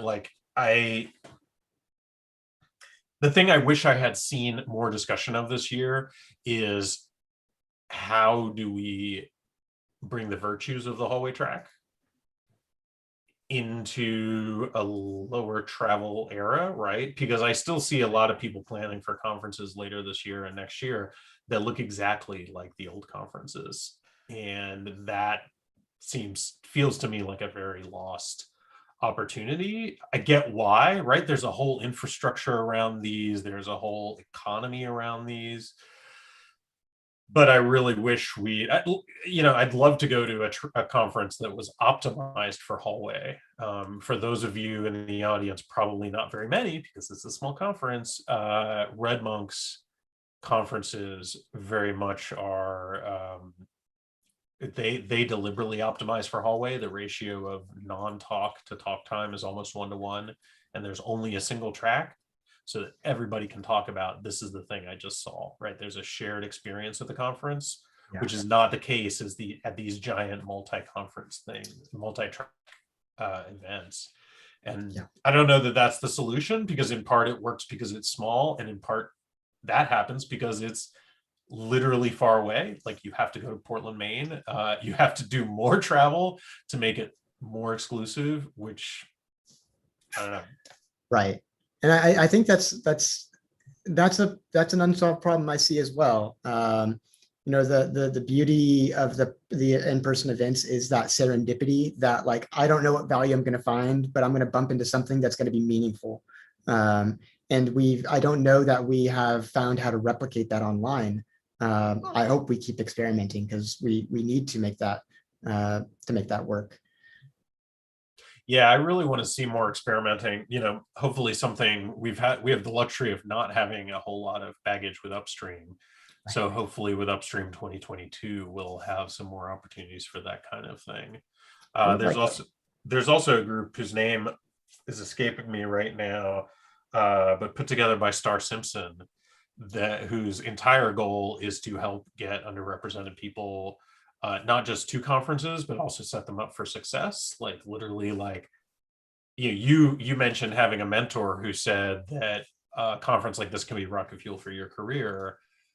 What are the things that people who've never been to one before, like, boy, I think about all the silly things I did and occasionally paid prices for at the first couple conferences that I went to, like, to have had some mentorship and some coaching about, like, this is how you can really get value. And of course, at the end of the day, also have fun, because as I was saying previously, like, there's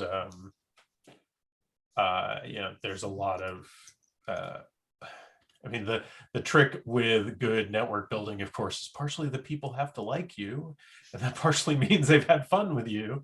And I used to be, when I was younger, I was like, oh, they're judging me based on, like, whether or not I'm actually someone they want to talk with, rather than my deep knowledge of like, actually, it turns out, yeah, that's pretty human, and it's just what it is, right? I have to. I think we're gonna take a little break here shortly, but I have to put a plug in for just the general notion of regional conferences. So for folks who don't know, my husband is a director at the Python Software Foundation. Turns out we both have an addiction to volunteering and board service. Who knew? So I co-organized North Bay Python with my husband, but he had been involved with PSF before we did that. And PyCon US had a really interesting challenge in which the event just constantly sells out. And PyCon US became like the mothership. Like, if you want to go anywhere in Python, like, yeah, go to EuroPython, go to PyCon Australia, go to, all the various national PyCons. But PyCon US was almost treated like the international PyCon, for better or worse.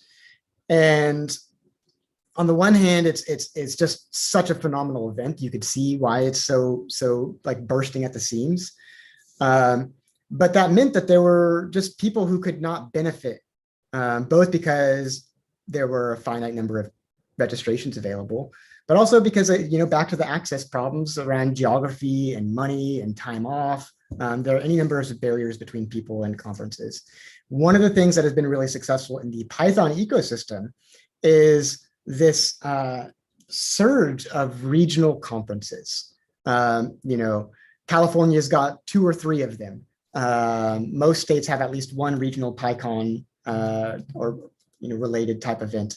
And I think that the regional events have an important role to play in creating that access. Because, for instance, with North Bay Python, while we did pull in some international speakers, some people from all over the US, 75% of our attendees were from the Bay Area. 25% of them were from the county we hosted the event in. And about 30% were students from the junior college who generally would not get to go to tech conferences because they're students. No one's paying their way to go to conferences yet. And so I hope to see more experimentation, and I really hope to see more exploration of the role that regional conferences have to play beyond just the Python ecosystem. I'd like to see that everywhere. Boy, I haven't thought of that in years, but actually the first open source conference I ever went to was one that was on my university campus while I was there for the summer. And I had to crash it. They literally wouldn't let me into it was in the student union, but I didn't have a ticket. But our PO boxes were inside the perimeter of the conference. So when they tried not to let me in, I'm like, I'm just checking my mail. I don't know who you people are. I totally knew who they were. Like I saw Linus, I saw Jamie Zawinski, like I totally fanboyed. But I did also check my mail. So that is how I got in my first open source conference. Yeah, speaks to the importance of those more regional, smaller events, doesn't it? Yep. Yeah. Oh wow! Right. So UV says I just want to call out one other thing because this is such a good reminder that open is so broad, and our experience as English speakers is not the same as everybody else's. UV says I've been spending anywhere between 1 to 2 hours every day on Twitter Spaces the last 6 weeks since it's exploded in Tamil, my native language, and I've been in the first ever technical space primarily spoken in Tamil in my life. Tamil is a huge language, right? Tens of millions of speakers, but like this new technical affordance has created these spaces that we tend to take for granted, right? So a good reminder about access. Yeah, thank you for that, Yubi. All right, well, with that, your host in the peanut gallery here in the hallway track, we're going to take a little breather, and we're going to see you at about 10 to 5 if you're on the East Coast, 10 to the top of the hour for the more universal time. Thank you all for joining us for this conversation. I hope you continue enjoying Upstream. I'll see you in chat.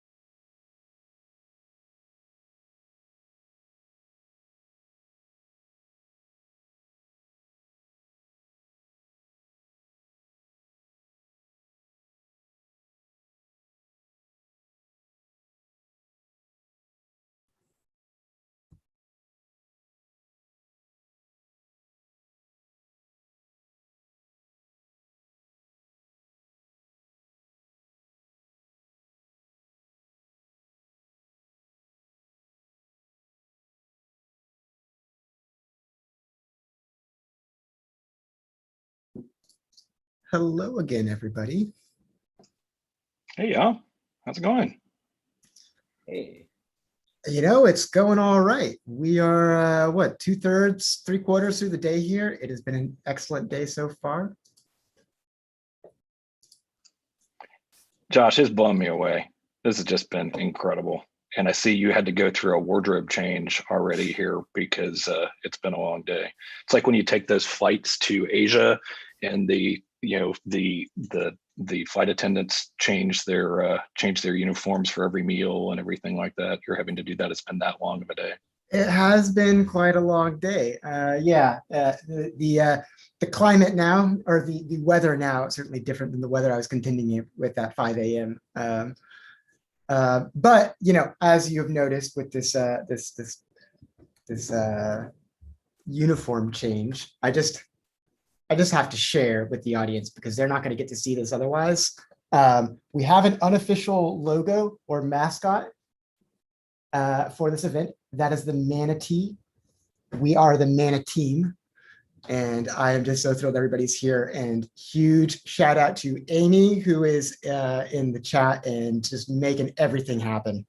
I may have brought the speakers to us, but none of that content would have gone anywhere if it weren't for Amy's incredible organizing skills. Yeah, huge shout out to Amy. I think she's done a great job with this entire event. It's been so much fun to watch. I mean, I got this great T-shirt too. You know, it's been so much fun. And Josh, just a shout out to you as well. I mean, honestly, it's been hard for me. I feel like the person who stands out in the hallway through the whole conference, having conversations with people and never actually goes into the sessions, because there's been so much interesting chat going on here with you and Brenna and Oscar in the hallway that, you know, I've been like dying to get in here. So I'm glad I finally got a turn to come in and join y'all. Yeah, it is. Well, thank you. I have enjoyed the hallway track. It is nice to just get to shoot the breeze with folks in between sessions here. Yeah, my shirt must have been lost in the mail, but that's okay. I'm sure it's in transit somewhere. Nobody knows where you are, Matthew. Like you're in a different town. Of course, nobody knows where I am either. I might as well be in Emerald Isle from my background here, but I'm not. I'm getting confirmation. It is in transit. Fooled me, Chris. Wow, that's good. That is good. Virtual backgrounds have changed the game for sure. Yeah, for those of you watching, so I'm Chris. I run marketing at Tidelift here, but I was on the road for a good part of pandemic year. And so I took this shot of my background in my office in Emerald Isle, North Carolina before I left. And so I would regularly put it up behind me, no matter where I was around the country. And in fact, I'm in Sedona, Arizona today, but my background still says I'm in Emerald Isle. I love that consistency. So Chris has joined us, Matthew has joined us. Hello, Alex. Hello. It's nice to finally be on here. I've been listening to you guys talk all day. It's been such a pleasure. I'm glad. Well, welcome to the video side of the Peanut Gallery. It's great to have you here. Well, I should have gotten a more interesting background now that Chris gave his story. Like this isn't that interesting either, so don't worry, you're in good company. Although, Josh, I think, did Kara crush it with her background and her entire outfit? I mean, I do think she actually, you know, stole the day with that. It was amazing. And so, you know, just, a shout out to Kara first off for, you know, helping, you know, like the two of us coming together between Tidelift and GitHub to pull off this first maintainer week. Unbelievable. So much fun. Looking forward to her event for the next 2 days as well. So just a shout out to Kara for participating today and being a good friend and partner in this. Absolutely. I struggle to imagine a better result than what we got out of this week. As folks who maybe weren't tuned in earlier or don't know the origin story, Kara, one of my professional BFFs over at GitHub, works on open source dev advocacy, dev relations. You know, she messaged me about 3-4 months ago and said and informed me that they were putting on an event much like this one on the very same day. And if we didn't have the rapport that we have as colleagues, as folks who both came up through community management and open source, I can imagine that might have been an oh crap moment, but instead it was like, oh, this could be cool. And so now we've got this week that is bigger than Upstream. It's bigger than the Global Maintainer Summit, but both of those things are pretty big. And we're starting a tradition this year that I think I hope will carry on for many years and decades, to make sure that we have dedicated time to center maintainers and have these difficult conversations about the systemic issues in open source that get between us and everybody thriving. So I'm just so grateful for Kara and for everybody here helping us kick off the first annual Maintainer Week and the first annual Upstream along with it.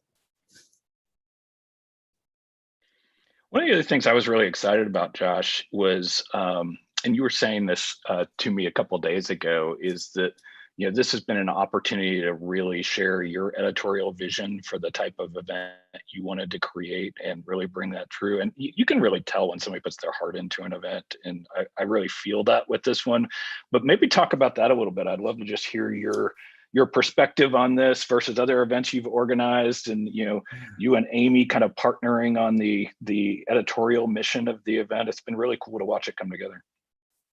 Yeah, before I just need to interrupt myself before I respond to that. We have 2 more talks that are about to start in less than 2 minutes. We have building quality and sustainability in open source medical supply chains with Stephen Foster. And we also have another talk that I'm very excited for, a government transformation story, adopting the agile methodology and open source resources in government, with Scott Owens of USGS. Those are both going to be excellent talks that I highly recommend people check out. But yeah, this Upstream is really the first. So I've been involved with events for a long time. I used to be a meetup organizer. Then I was community manager for conferences at O'Reilly Media. And I have since attended more conferences than I can count, sat on maybe 10 program committees. But this is the very first time when I have had the privilege of sitting in the role as program chair, who really owns the editorial of an event. And it's just been such an incredible experience, because I don't want to navel gaze too long here, because that's only interesting to me. But my background is both as a contributor, as a user, as somebody who has worked in corporate open source programs offices, who now works at TideLift, but has also serves on the nonprofit side as president of the Open Source Initiative. And so I spend a lot of time shuttling between all these different perspectives, these different stakeholders, and the things that matter to them. And so it's just, this is the first event where I've had the opportunity to really just take a whole set of opinions about how open source should work for everybody, and serve that up for everybody. And that's both, opinionated about open source being more than just code, about making sure that we're compensating maintainers and contributors, and not just compensating them for their time, but also just providing the other supports that they need, creating more inclusive communities, taking a really critical look at the what's been described as the rights ratchet model, where we see single vendor open source projects like Elastic getting relicensed out of the open source commons. So this is a really real cross section of where my head has been at for the last 3 years. And I'm so grateful for the speakers who have come, who are really on the edge, on the vanguard of open source, who've got the experience, they've seen the troubles, and just have really fantastic understandings of how open source isn't working, but how it should. So I'm just really grateful for everybody who's coming along for the ride today, because I think I think we will all leave today with a more sophisticated understanding of open source, a sense of camaraderie, and hopefully a mutual understanding that, in licenses, they say you've got your rights and you've got your responsibilities. Well, I think that's part of what this conference is about. We've got our rights to use open source software, but what are our responsibilities to the open source community? And I'm just so glad we're spending time with that. Josh, one thing I just want to highlight that you mentioned earlier is there's two awesome talks going on right now. And both of them, if you think back to earlier in the day, we spent quite a bit of time listening to maintainers, hearing the results of the new maintainer survey that came out. Today, we actually have two sort of enterprise class users of open source talking about their experience. It's happening right now. So if you're bored by listening to us, make sure you go over, click on those talks in your left-hand column. You'll see them happening right now. Scott Owens and Steve Foster. Very interesting subjects about open source. I've already pre-watched them because all these things were recorded ahead of time. So was excited to see those talks, but you'll enjoy them too. So appreciate everybody going over and checking those out and not listening to us. Yes, because the priority today, of course, is the actual speakers themselves. But we welcome our friends in the gallery. It doesn't mean we're going to quit talking, does it, Josh? No. We're here for that. So Alex, what do you want to talk about? You're new to us. You want to sort of introduce yourself and your experience. You're relatively new to the TideLift side, but we'd love to just kind of have you. And I see you're wearing your old school Pay the Maintainers t-shirt today. That's great. I am. I have recently joined TideLift, I guess, fully now a month ago. So I'm still pretty new to the team. I didn't get my Upstream shirt yet, so waiting on that too, Amy. I'm excited to finally get it. I really enjoyed reading the maintainer survey though, Chris. It was a great resource to have, and I feel like I got some really great information from it. I think one of the best things that I read from the survey too is just understanding the motivation behind a lot of the maintainers that work with open source and like what they really want to provide to the community. And I thought it was really cool to get some insight into that. Well, glad to have you here with us. We're excited to have you at TideLift. Matthew, what have you enjoyed about today? You've been paying attention to this all day, and you're an old school TideLifter. You've been around for a while now. So give us your impressions of the day. Yeah, well, I think that a lot of the themes that we talk. I speak to a lot of customers. As you know, Chris, I'm on the solutions team, so working with a lot of our when we talk about works better for everyone, the actual users of open source. And just hearing a lot of the industry partners who've been in this ecosystem, for 25 years, I've heard several times, I think today, and just hearing some of those themes, being promoted by these individuals who've been in this space for such a long time, and seeing the realization of our clients essentially who are dealing with some of these things in real time. It's just been really interesting to hear. Also really enjoyed always, as I always do, hearing from the maintainers directly, and some of the great work they're doing, places where there could be improvements, but things that they're seeing, some really exciting futures around. I really enjoyed Jordan's talk this morning, from Coinbase. And I really enjoyed, I forget the gentleman's name, but walking us through some of the upstream thinking around like open source projects that you could start seeing. They might go to like a more commercialized license, and some of the upstream things that they might be doing that I'd never really heard of. So that was really, really insightful for me, and I'm sure a lot of the attendees today. Yeah, for sure. One of the things that was really cool for me was just getting to see some old friends online again. It's been sort of a weird year, and so running into some people like Karsten Wade did a talk earlier today, which if you didn't check out, you should absolutely go check out. Karsten's from Red Hat. He and I worked together, gosh, I'm embarrassed to admit how many years ago, but we worked together a long time ago at Red Hat. It's fun to see him still there and talking about some of these characteristics of the open source way and how to implement it within organizations. They do great work on that sort of stuff that's really inspiring. So that was a cool session, but it's always fun to run into people at a conference, even if it's a virtual conference that you don't get to see every day. Yeah, definitely. Yeah, I've enjoyed the chats too. I'm glad to see so many people participating and sharing their point of views around the different topics. So if you're listening, keep on chatting away. We love that dialogue.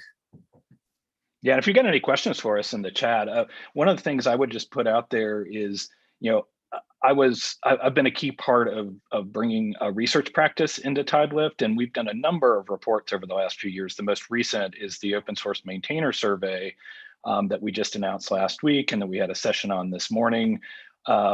Was super excited to share the results of that. We talked to almost 400 maintainers about their experiences with open source, what they like, what they don't like. Found out some really interesting stuff. And that was one of the gaps in my knowledge personally. Like, one of the reasons I'm so passionate about research is it's an opportunity for us to learn things at scale that you don't get from these individual one-on-one conversations with people. Like, to be able to have 400 conversations with maintainers. Hi, Pico, how's it going?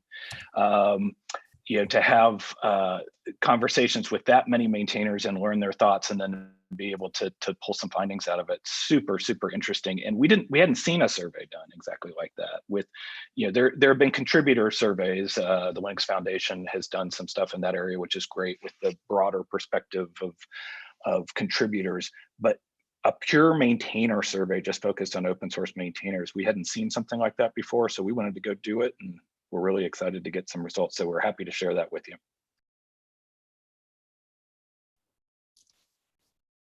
Chris, what about that survey? I think that was such an excellent opportunity for us to your point, get beyond the anecdotes. We swim in this stuff. We swim in these communities. We're surrounded by folks who are experiencing some serious challenges in their work as maintainers. But as much as we may hear those things, it's, you can never really be sure, like, how much are we in the bubble? How much are we in an echo chamber that's of our own design? And so it was really, really fantastic to get some data on that, do some proper research. And there were some things in that survey and the findings that strike me as like, yeah, okay, we kind of expected that result. But I wonder, is there anything that struck you as surprising in there? I think what was most surprising for me was that there weren't as many surprises as I expected. It was actually, one of those things where there's some things that I've worked in open source for, I was at Red Hat, 20 years ago. So I've been in open source for a long time, and there are some things that I just sort of intuitively felt like I knew that were sort of wrong about what was going on with open source maintainers. And I think this was the first time I actually saw empirical evidence of those things that were wrong. If there was one thing that I felt really optimistic about, and it's sort of subtle, it's in the report, but it's subtle in there, is that we focus a lot on the things that maintainers dislike about their work, like the fact that they don't get paid for it, the fact that it's thankless, the fact that it's sometimes lonely. Those were the kinds of things that they brought up. But when you compare the likes versus dislikes, so we did 2 questions that were almost exactly the same in terms of the wording. One was, what do you enjoy most about being a maintainer? And the other one was, what do you dislike about being a maintainer? One of the most optimistic things for me is the things that people enjoyed. The numbers were like the highest ranked one of the things people enjoyed, which is feel like I'm making an impact, was chosen by, I think it was 72% of the respondents. And all of the choices, except for one, I think were of the things people enjoy, were chosen by more than like 45% of the respondents. The highest ranking thing that maintainers didn't enjoy only got 49%. And that was that I don't get paid for my work. So to me, that says, hey, despite opposition, there's still a lot to love about being a maintainer. This is not completely, just a fool's errand. This is something that people do because they love doing it. And I think that's one thing that should come out of today is, again, we sort of viewed this as a celebration of open source maintainers and their great work. We would love to see more of those 40x% of maintainers who dislike the fact that they don't get compensated for their work. We want to see more of them get compensated for their work. And surely that's not an agenda that, those of us at TideLift would hide in any way, shape, or form, because we feel like it's the right thing to do. But at the same time, it also was heartening to me that so many maintainers were like, there's a lot of things I like about this work, and there's a lot of things that make me keep doing it. So if there was a surprise, maybe it's that, sometimes we get our head in all the negatives about maintenance work and what's wrong and everything. There's a lot of good. There's a lot of good out there too. It's funny because that's exactly what I was talking about when I referenced the maintainer survey earlier. I was like, that 71% number really stuck into my head with like, what do you really enjoy about this? And it being making a positive impact. And I thought having that mindset coming into this conference was such a big thing, because it really is about celebrating people that contribute to the community. And it was really cool to see that that was something that people enjoyed doing. I mean, having been part of the open source world for as long as I have, honestly, that's one of the reasons I keep coming back to it, is because, you do feel like you're doing something that is bigger than just yourself. And there's a lot of companies you can go out and work for, and a lot of work you can go out and do, and a lot of ways to make a dollar or a yen or whatever currency you're trying to make. But in open source, you do feel like you're actually adding to a common good and to a shared goal of making the world kind of a little bit better by giving something. So I think that's an important part, that as we think about the role of maintainers, sometimes a simple thank you really matters too. Just like, again, it's not a replacement for getting paid for the work, but I think even one of the things I felt in the survey was that simple acknowledgement in some cases, and also acknowledgement that, hey, I'm doing this work as a volunteer. I don't owe you this, but I'm a responsible, accountable adult, and I'm going to do it anyway. That many maintainers sort of feel that way, is that they view themselves as, professionals in what they're doing. Like they're doing good work and they're doing the best they can. And it's just, in some cases, it's just a sidelight to them that they're not getting paid.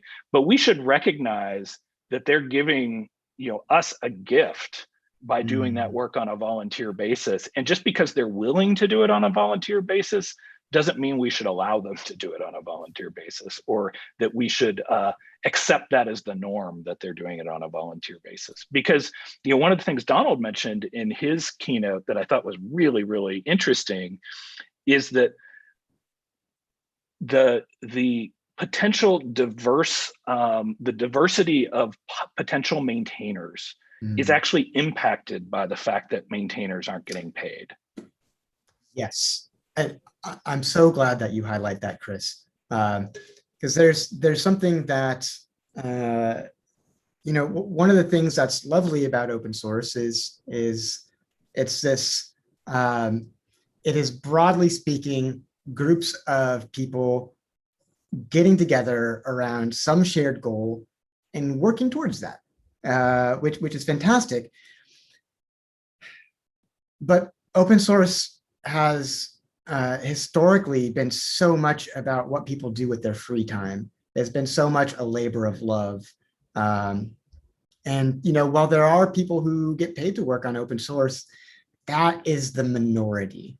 And the fact of the matter is that our free time is a proxy for the privilege that we have in our lives, right? If I have to take care of my parents, or if I have children I need to take care of, or if I have health conditions that I have to manage, or if I have to work 2 jobs, then I just don't have free time to contribute to open source or take care of myself, for goodness sake. And so when we have these communities that are by merit of the fact that they're based on volunteerism, broadly speaking, well, there's a selection bias for the demographics of people that get involved. And that is why a lot of open source communities are broadly dominated by people who look more like me than not. People who are cisgender men, who are straight or are white. And you know, the frustrating thing about that is not only does that give us less vibrant cultures, not only does that actually lead to toxic cultures and communities, but that also means we get less, the resulting software is actually just not that good. You know, if you get 10 people who look like me in a room to build a piece of software, there are 100,000 ways that the software we build is not going to meet the needs of other people on this planet. Right. And this is the beauty of software, is that this is, you know, there's no marginal cost for software traveling and being shared with each other. So it can be global so easily. There's not that same sense of scarcity with software. So there's a huge opportunity there, but we absolutely fail to realize that opportunity when our communities are not representative of, you know, the world around us.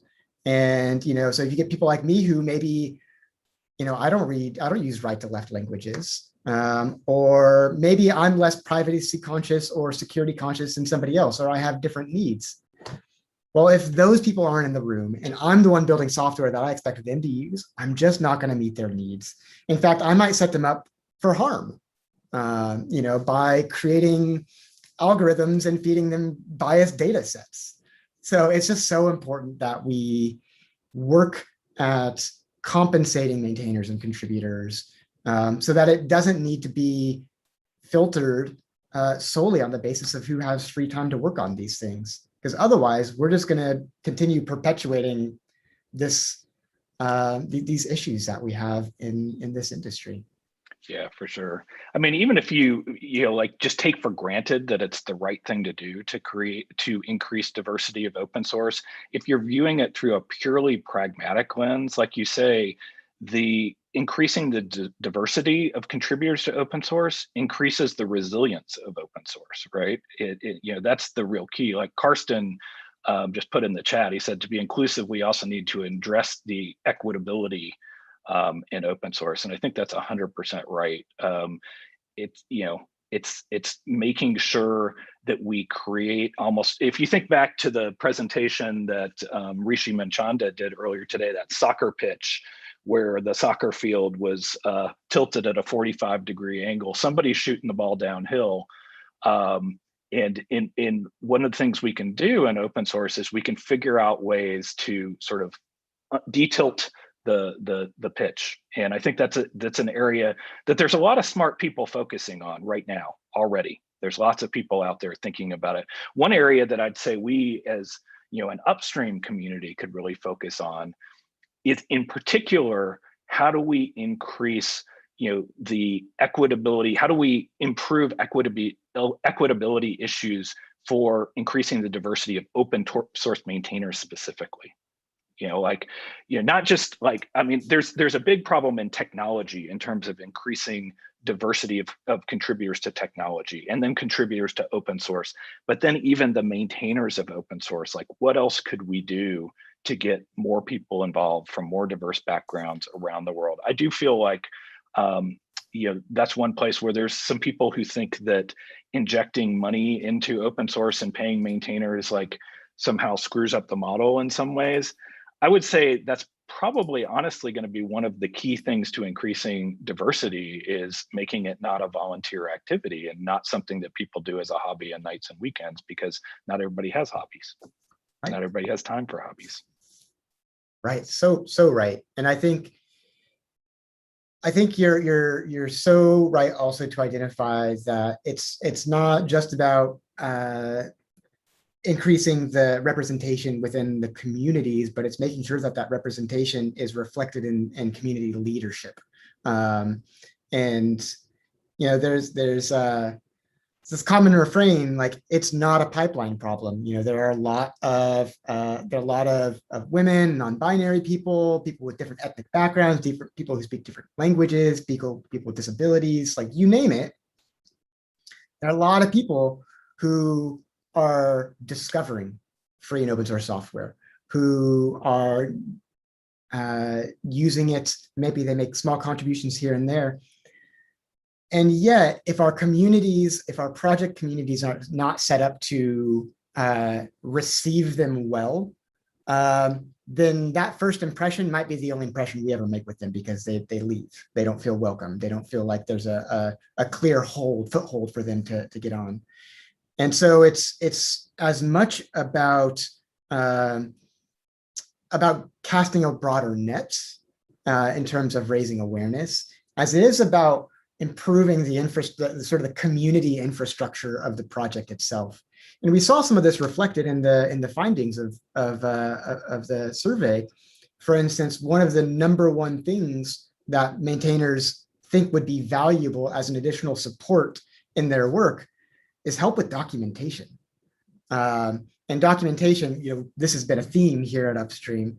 Documentation is key to taking that opportunity of a first impression, getting somebody to be a successful user, a successful first-time contributor. But then there's this question of like, okay, well, they're in the door. How do we create a sense of ownership? How do we help them advance to a point where they become a committer and ultimately a maintainer for that project? And to that end, you know, we saw maintainers also say like, yeah, we want help getting new contributors. However, in the same survey question, I think we asked about whether maintainers wanted help with succession planning, because succession planning is the thing that you need in order to be able to not be tied to that project for the rest of your life. And all of us want to step away at some point. Our lives are going to change. Our priorities are going to change, or we just get bored with the same project and we need to be able to move on. And it's succession planning that helps us be able to do that. So there's this gap, I think, in which we need to help raise the bar for what community architecture looks like, so that somebody can go from not just first time to being the first time contributor, but how does that evolve? How do we give them more ownership in the project to the point that someday I'm handing them the keys and riding off into the sunset? Yeah, I do feel like in the survey, like every time you field a survey, you always afterwards you're like, oh shoot, I wish I would have asked that question a little differently. In that case, on that question, I was sort of like, does everybody know what succession planning is? So you kind of wonder whether that one ranked a little lower because people are like, yeah, I don't know what that is.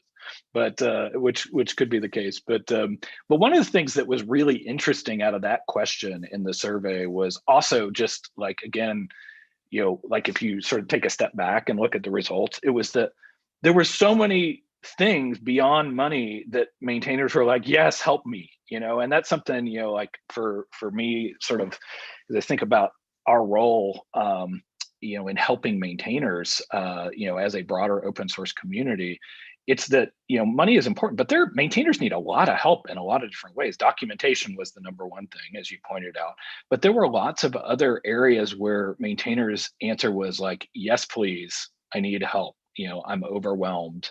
And these are, in many cases, these are also high-class problems, right? Because if you're a maintainer that's overwhelmed, it means you have a successful project and you have something that a lot of people are using. There's probably also maintainers out there who aren't overwhelmed because they are maintaining a project that not that many people are using. So, like if you're a maintainer, you're looking at that glass half full, glass half empty from both perspectives. You're like, I'm thankful that people are using my project, but at some point, this becomes a little bit of a gift horse where, the amount of work that I have to do is maybe outweighed by the obligations I start to feel, and it becomes a little bit of an albatross. And that's the sad thing, is you see these maintainers who have developed reputations and have been. In fact, I think we just had an example yesterday that I saw. Right, you may know more about it than I do, Josh. But if you want to talk about that for a second, a maintainer that was just like, I'm sorry, everybody. It's sad. I've seen several of those over the last couple of years, and it's just always sad to see an overwhelmed maintainer who's not getting enough help. Yeah, absolutely. The most recent example that crossed my desk was there's a particular identity server library in the .NET ecosystem that has been relicensed to require folks who make a certain amount of revenue just ask that, okay, if you make over this much revenue a year, then this software is not free for you to use. You need to pay this license fee. And that is still code that you can look at. It's still code you can see, and it's still code that you could use for free up to a certain point, but it's no longer open source. This maintainer built a tool that any significant .NET shop, any company that's using a significant .NET, that library is in your stack, and it's an essential piece of infrastructure across the globe. And yet, this maintainer was not getting the support that they need, and so they relicensed it, and it's no longer in the open source commons, and that's really disappointing that we put that maintainer in that position where they felt that was the thing they needed to do to make sure that they could put food on the table, that they could take care of themselves and not have this project feel like an albatross around their neck. As somebody who works at Tidelift, who is invested in open source, as the president of the Open Source Initiative, obviously I feel terrible when things get licensed out of the open source commons. That's not what I want to see. We all are lesser for that. But I can't blame maintainers when they take steps like that, because we as a industry just have not shown up for them. And so this is what happens.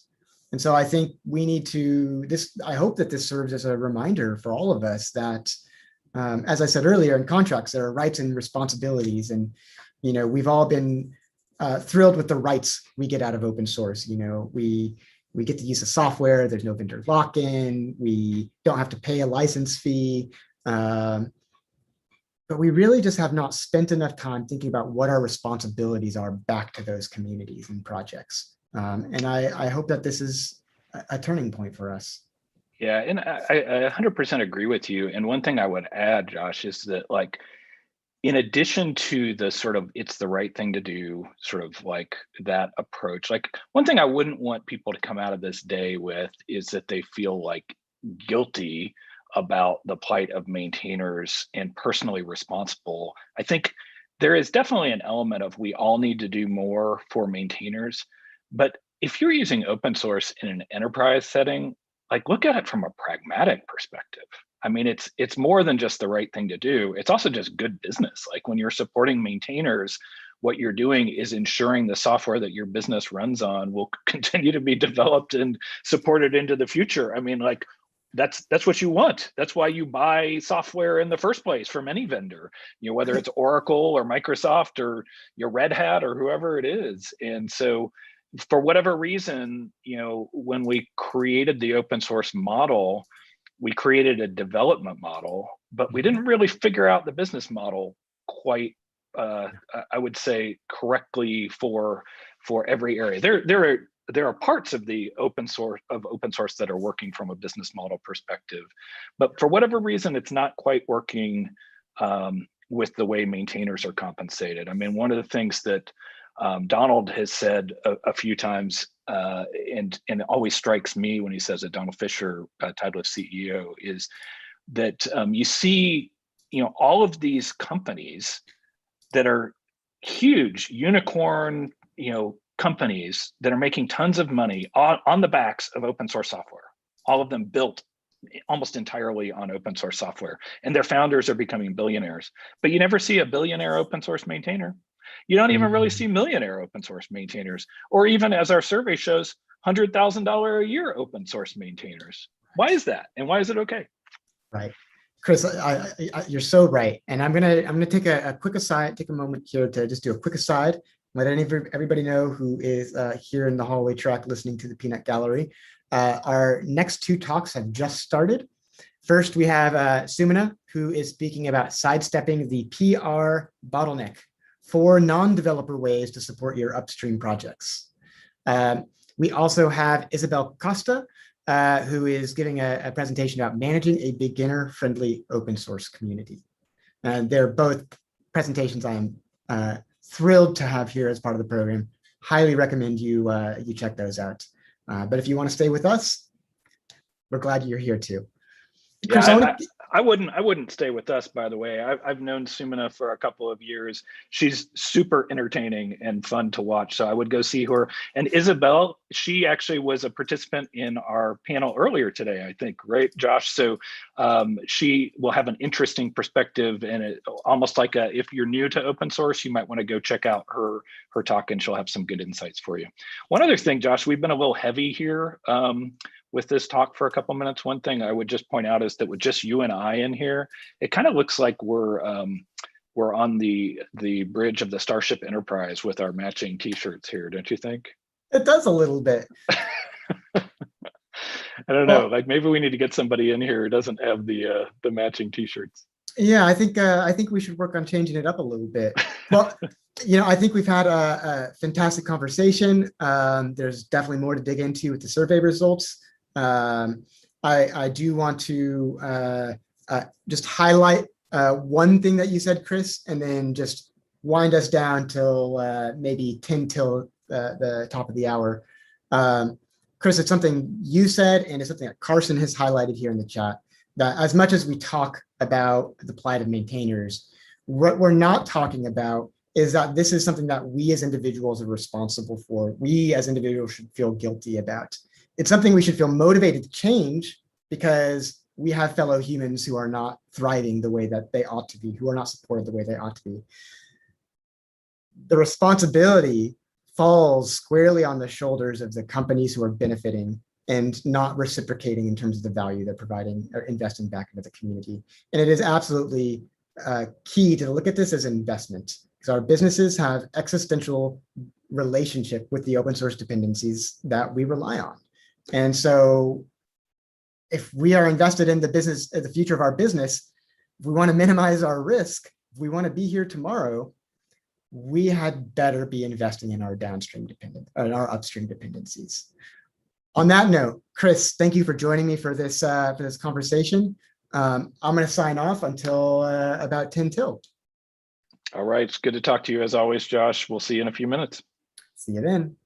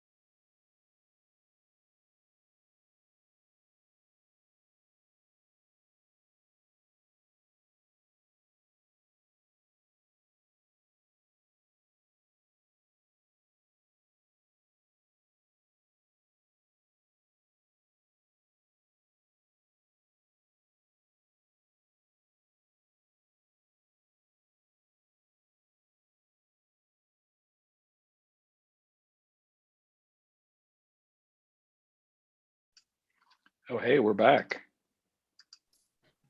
We're back. How's it going, good people? It's going well. Yeah, it's going well. It's been a long day, but it's been a really good day. Y'all have done a great job as I've tuned into this. It's been really, really great. You want to introduce our new guest here, Josh? I would love to. Let's start with the one who's unmuted. Welcome, Bridget. Would you like to introduce yourself? Thank you, Josh.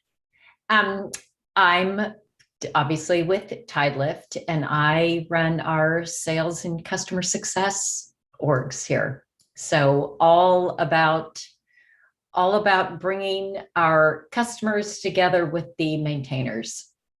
And Bridget is also my best friend at work, for those of you who follow that stuff. We're like this, two peas in a pod. Excellent. Thank you, Bridget. I'm so glad to have you join us. And hello, Sophia. Would you like to introduce yourself?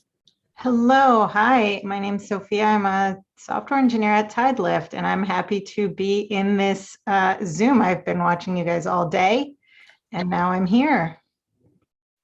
I am so glad you're here. And just for whoever happens to be in the hallway audience, if you can't tell, this event is an all hands on deck kind of experience for TideLift as the conveners of Upstream.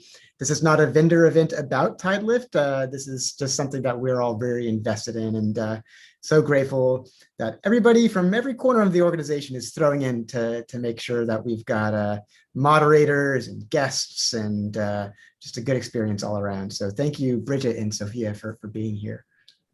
So I want to do one also, none of us wanted to miss it either. So that was the other thing. We all wanted to be involved. So I want to do a surprise thing right now, Josh. I'm gonna kind of throw something crazy on the agenda. Amy, are you in a position where we can get you to put your video back on?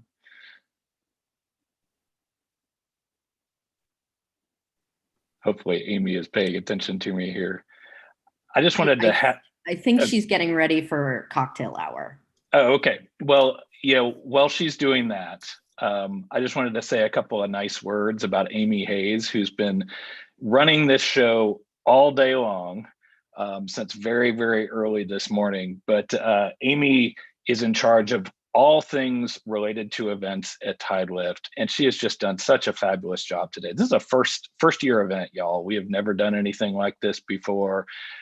We didn't really know what we were doing, ahead of time. And just in the last couple of months, we figured it all out. And Amy has led that effort, and she's been so amazing. So I just wanted to say thank you to Amy in particular for being such an event master. She's been the head of there have been a lot of people involved in this, but Amy, I just wanted to say thank you in particular for all of your hard work.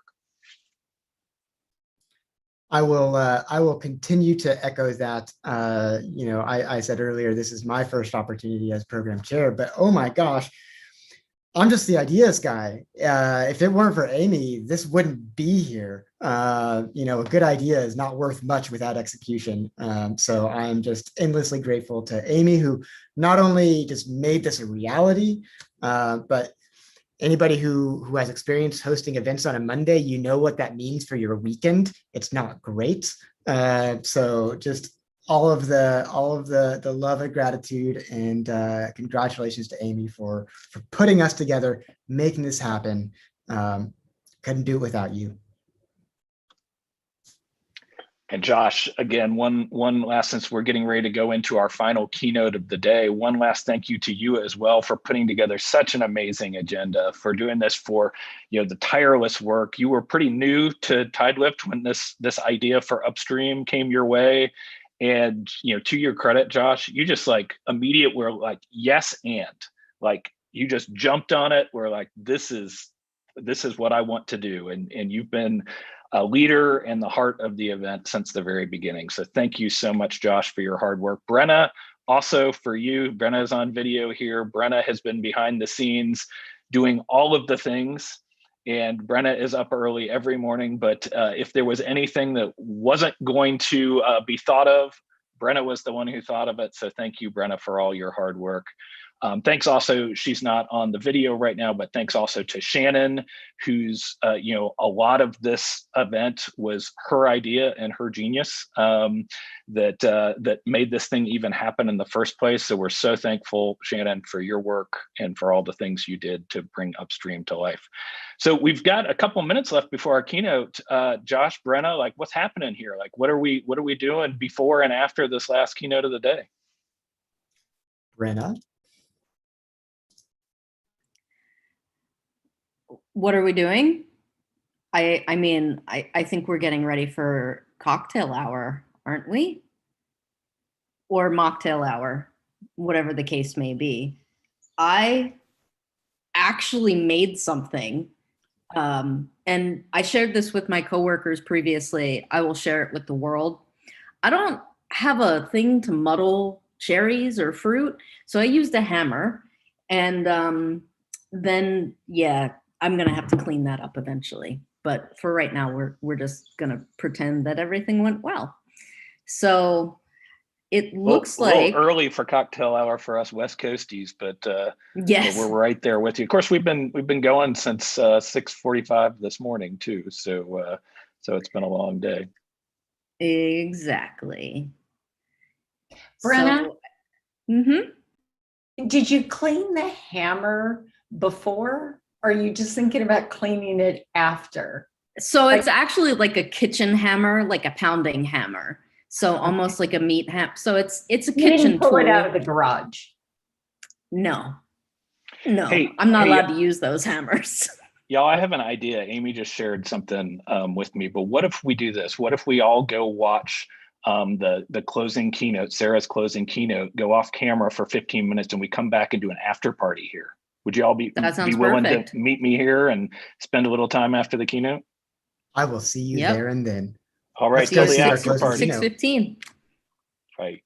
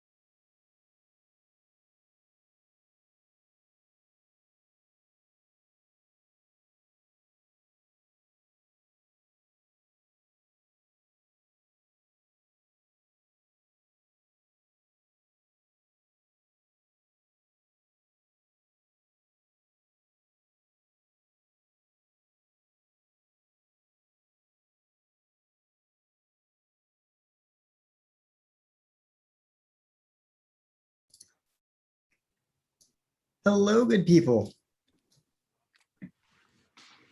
Can I just highlight that Amy the fantastic, Amy the swag queen, Amy the Mana Team Wrangler is here on camera.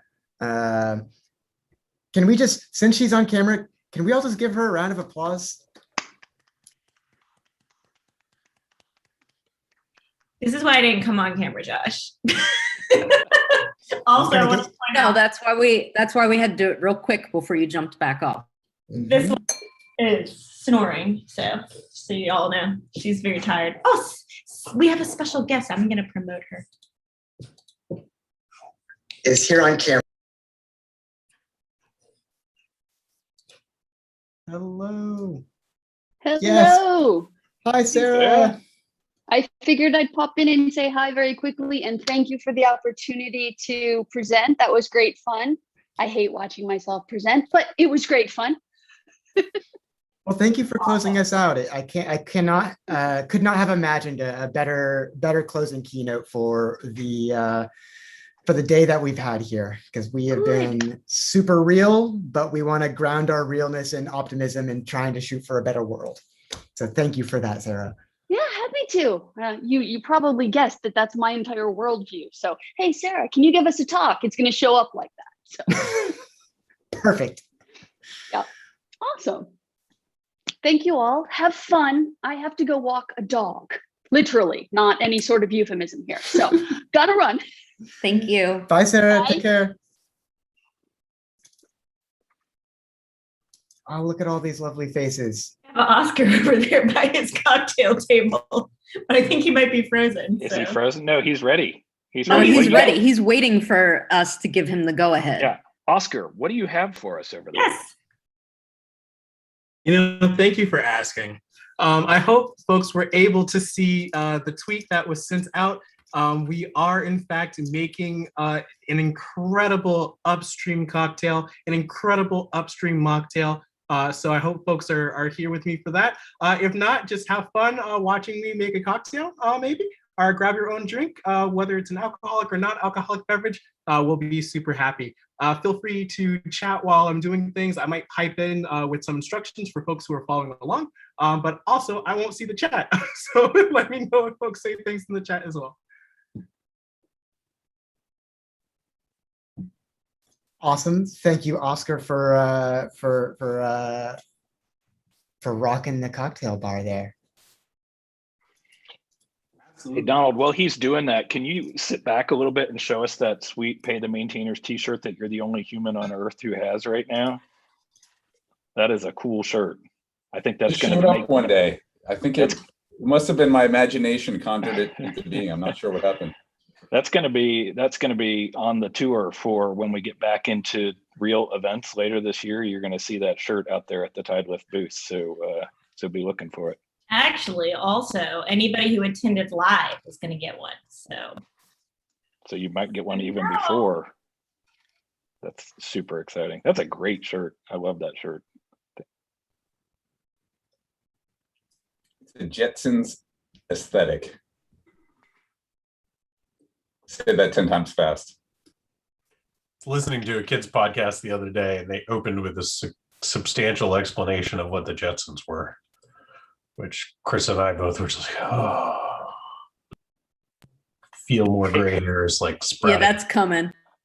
Hey, one thing I should also point out while we've got such a big group here of folks joining us for the cocktail hour is that one of the people we have is John Bentz, who is the designer of the original vintage Pay the Maintainers t-shirt, the first edition, which Cameron is showing over there. Sit back a little bit, Cameron. You were blurry when you pulled it up.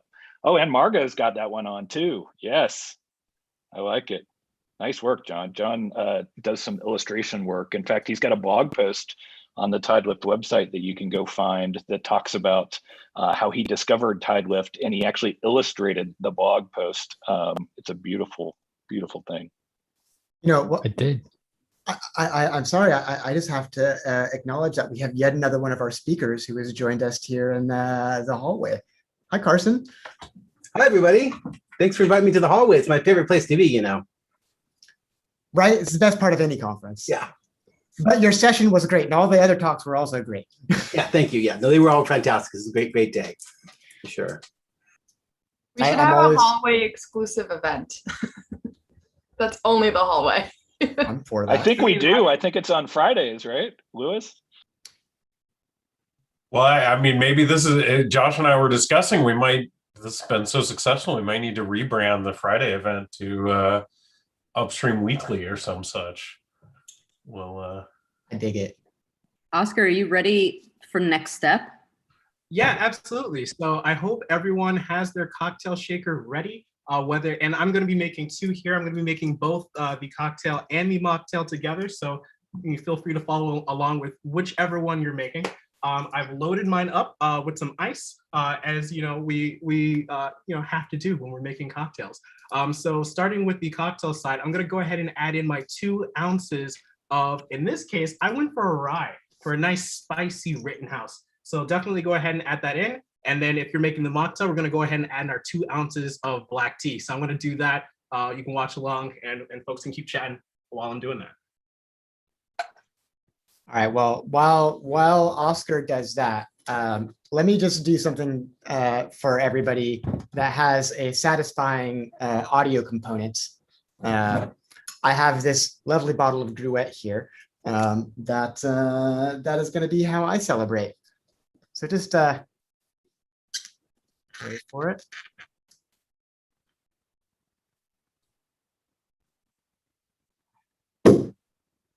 Happy Upstream. Amazing. Absolutely amazing. And for folks who are making cocktails, go ahead and squeeze some fresh lemon juice. We're looking for 1 full ounce. So go ahead and get that squeezed as well. And, don't watch me. I feel like folks are watching me. And I just said no one watch me.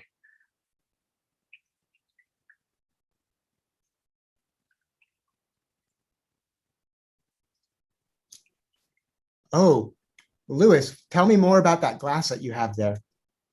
yeah, for Linux, that was all muted. For Linux desktop folks of a certain vintage, Donald, you might recognize this this logo here. Basically every piece of glassware and stuff of the house, if Asa breaks it, that's fine, except this one. Like this is the one. Was that Zimian? Was that what it was, Lewis? I was having yeah, I'm sure Karsten recognizes this too. Yeah, it's a very, hard to tell that it's Zimian under the lighting circumstances, but yes. For new folks, this is my first job out of college, and the founder of this is now the CEO of GitHub. Just to clarify, he's saying Zimian was his first job out of college, not Tidelift. Oh, right. Yeah. I haven't aged that. This year's his first job out of law school. No, thankfully not my first job out of law school. I'm just kidding. I know better. That would be incredible, though. I am going to add one quick step. If you are doing the mocktail, we're going to add a couple dashes of vanilla extract. It's going to help add a little bit of extra depth of flavor to our mocktail. So go ahead and grab some vanilla extract and add a few dashes of that. Oh, I love where this is going. I'm not making this mocktail, but I'm adding that to my mocktail. Yeah. I want to take a moment to appreciate, to express a little more gratitude because I'm really feeling it right now. First, I just want to thank White Coat Captioning, who helped make the event more accessible for folks. I know it was a logistical minefield to try to figure out.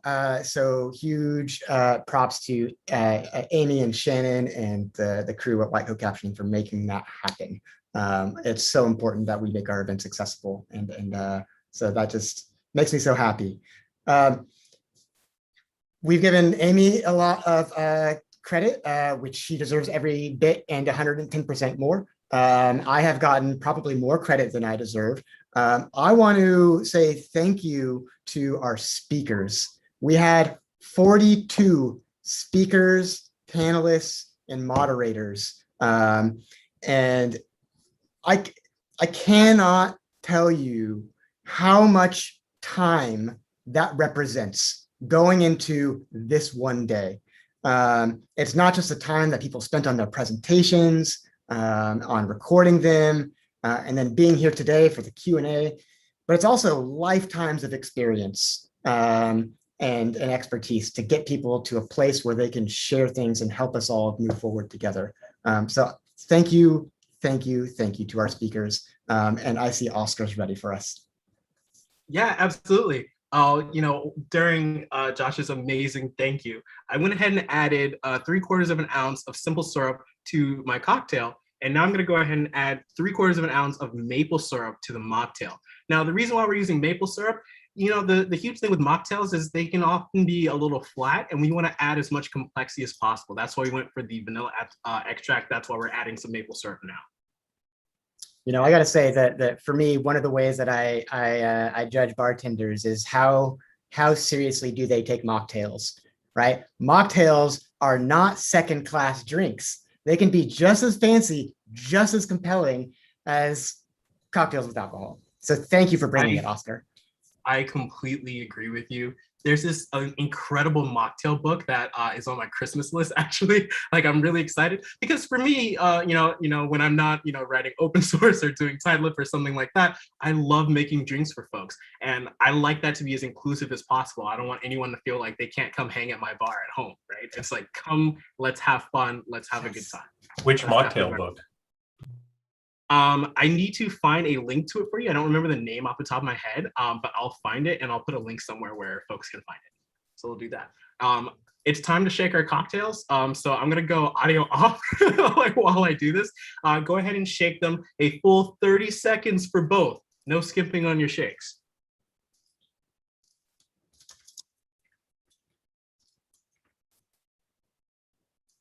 All right, I'm gonna keep the gratitude going. So we have thanked our speakers. We have thanked some of our vendors. I want to thank Donald.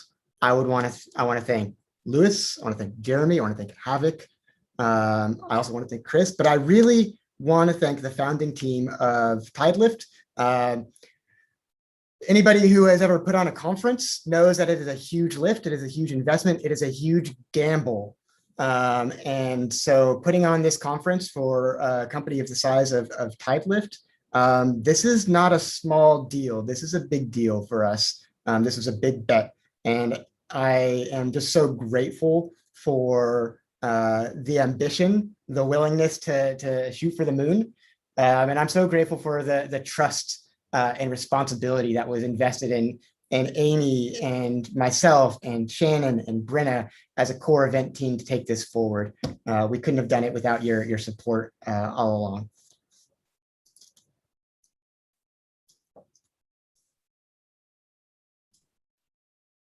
Team effort, thank you, Josh, and thank you to, I said it in chat, but I'll say it out loud. Thank you to Josh, Brenna, and Oscar for hosting this venue all day. Took a lot of stick-to-itiveness to keep everything going and provide the connective tissue for a virtual conference. So thanks for doing it. Yeah, thank you for mentioning that, Donald. I want to heap additional gratitude towards Oscar and Brenna for keeping the good vibes going, because this is one of the weird things about virtual conferences is, there's where's that connectivity, where's the hallway track, where's the conversation you're overhearing that's interesting, so you stick around anyways. And I don't, it was with somewhere between Amy, Shannon, and Andrea. I don't know, y'all came up with the idea for the hallway track with the live video. That was another experiment. I think it worked. I want to thank you for coming up with that idea and running with it, because this has been a lot of fun. I see Oscar's ready for us again. Yeah, absolutely. So all we're going to do now is we're going to go ahead and strain our two cocktails, our cocktail and our mocktail, into the glasses. And then we'll have that one final step at the end that really makes the Upstream cocktail special. Is he going to light it on fire? I don't think he's got anything high enough octane to light it on fire. No, we're not going to do that today. That vanilla extract, man, might be high enough octane if you put enough in there.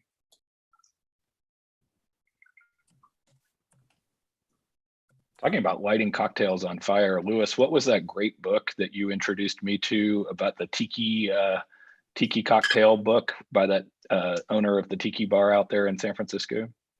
Sorry, not to put you on the spot. I just put Oscar on the spot in the exact Smuggler's Cove is the name of the bar. I forget what the name of the book is, but if you Google Smuggler's Cove book. That was a great book. That was awesome. That was a fun read, even just like the history of tiki, basically. If you're into cocktails and mocktails, like understanding the history of tiki in America is pretty weird and fun subject. Yeah. I also read, I'll find another that you'd appreciate, Chris. I read another book on the history of rum recently that was really fun. Yeah, I would love that. So I also have, of course, being me, I also have less fun recommendations on the history of rum if you're interested, but I can put that in the thread. Awesome. I mean, I always love chatting about all of these things, so I'm all for it. But yeah, so for that last ingredient now is the bit that makes it special. If you're making the cocktail with me, you're gonna measure out 1/2 ounce of some fruity red wine. Doesn't really matter what you got. Just go ahead and measure that out. And if you're doing the mocktail, pomegranate juice if you have it, but cranberry will definitely work in a pinch. So we're gonna go ahead and do that. And then you'll see the fun part. I just want to recognize one of our wonderful speakers, Isabel Costa, who came to us from Kara and the folks at GitHub. Isabel gave a fantastic presentation today about creating beginner-friendly, creating communities that are welcome, open source communities that are welcoming for beginners, which is no small thing. As somebody who helped run Google Code-In and Google Summer of Code for many years, I know that many projects struggle to be beginner-friendly, and Isabel gave a fantastic talk to that end, while also working on the maintainer panel that we hosted earlier.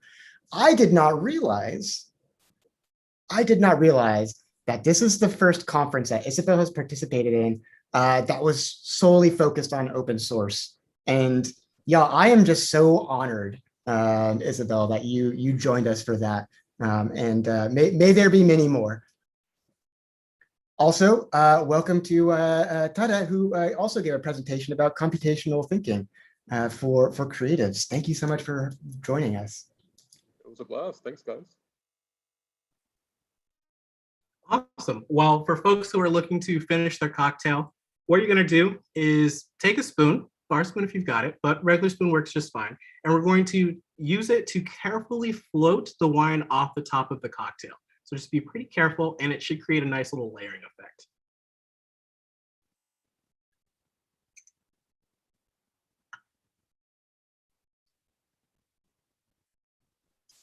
I see Kara's in the audience and saying that Isabella's amazing, and it's so true. Isabella's amazing. Oh, I'm just beside myself with the quality of the speakers who came here today. Yeah, such a really great group. And of course, I mean, I think it goes without saying, but thank you to you, Josh, for helping bring that together. So. I mean, what's the fun in being in open source for this many years if you can't put your network to use? As we were saying in the hallway chat earlier, that it's so much of this is about having fun doing it, because otherwise we could all go into different lines of work.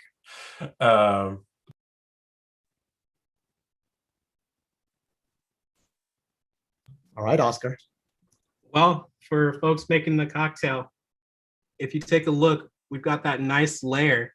And so you'll see that it also matches our Upstream colors, which is honestly what I was going for. So definitely enjoy, everyone. Grab whatever beverage you have, and let's close out the day in style. That's amazing. Cheers. Cheers. All right, folks, I would be remiss if I did not remind everybody that this is just the start of Maintainer Week. And it's been a hell of a start. Don't get me wrong. I'm thrilled with what we've accomplished here together today. But this is just the start. So tomorrow, and folks on the West Coast and west of there will be grateful for the timeline, the time zone that tomorrow's events are based in. Tomorrow and Wednesday, we have GitHub's Global Maintainer Summit, organized by Carousels and co-hosted, co-emceed with B. Dougie, who was one of our speakers here today. The Maintainer Summit registration is free. In fact, you just got to hop over to their YouTube stream. It's going to be very easy to tune into, and I hope everybody joins me there. We also have other events coming along this first Maintainer week, including the FOSS Foundation's working group panel on Thursday for their changelog episode. So search for Maintainer Week. You will find all of the things. I can't wait to see you at all of them. Okay, that's my housekeeping done.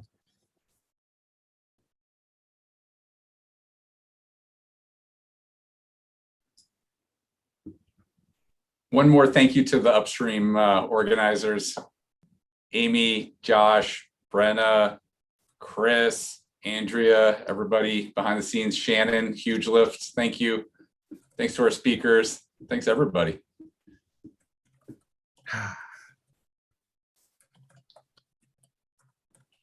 Thank you. It was fun, but now I'm hungry.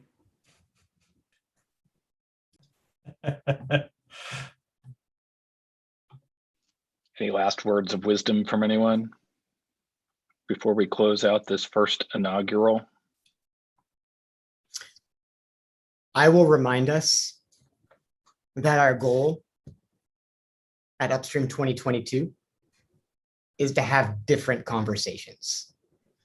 In order for us to have different conversations, we need to do the work as an industry. We need to bring all the stakeholders along, address some of these systemic issues. Otherwise, Upstream 2022 is going to be way too much like Upstream 2021, and we don't want that. So thank you all for being here. Please rest, but then let's get to work. Absolutely.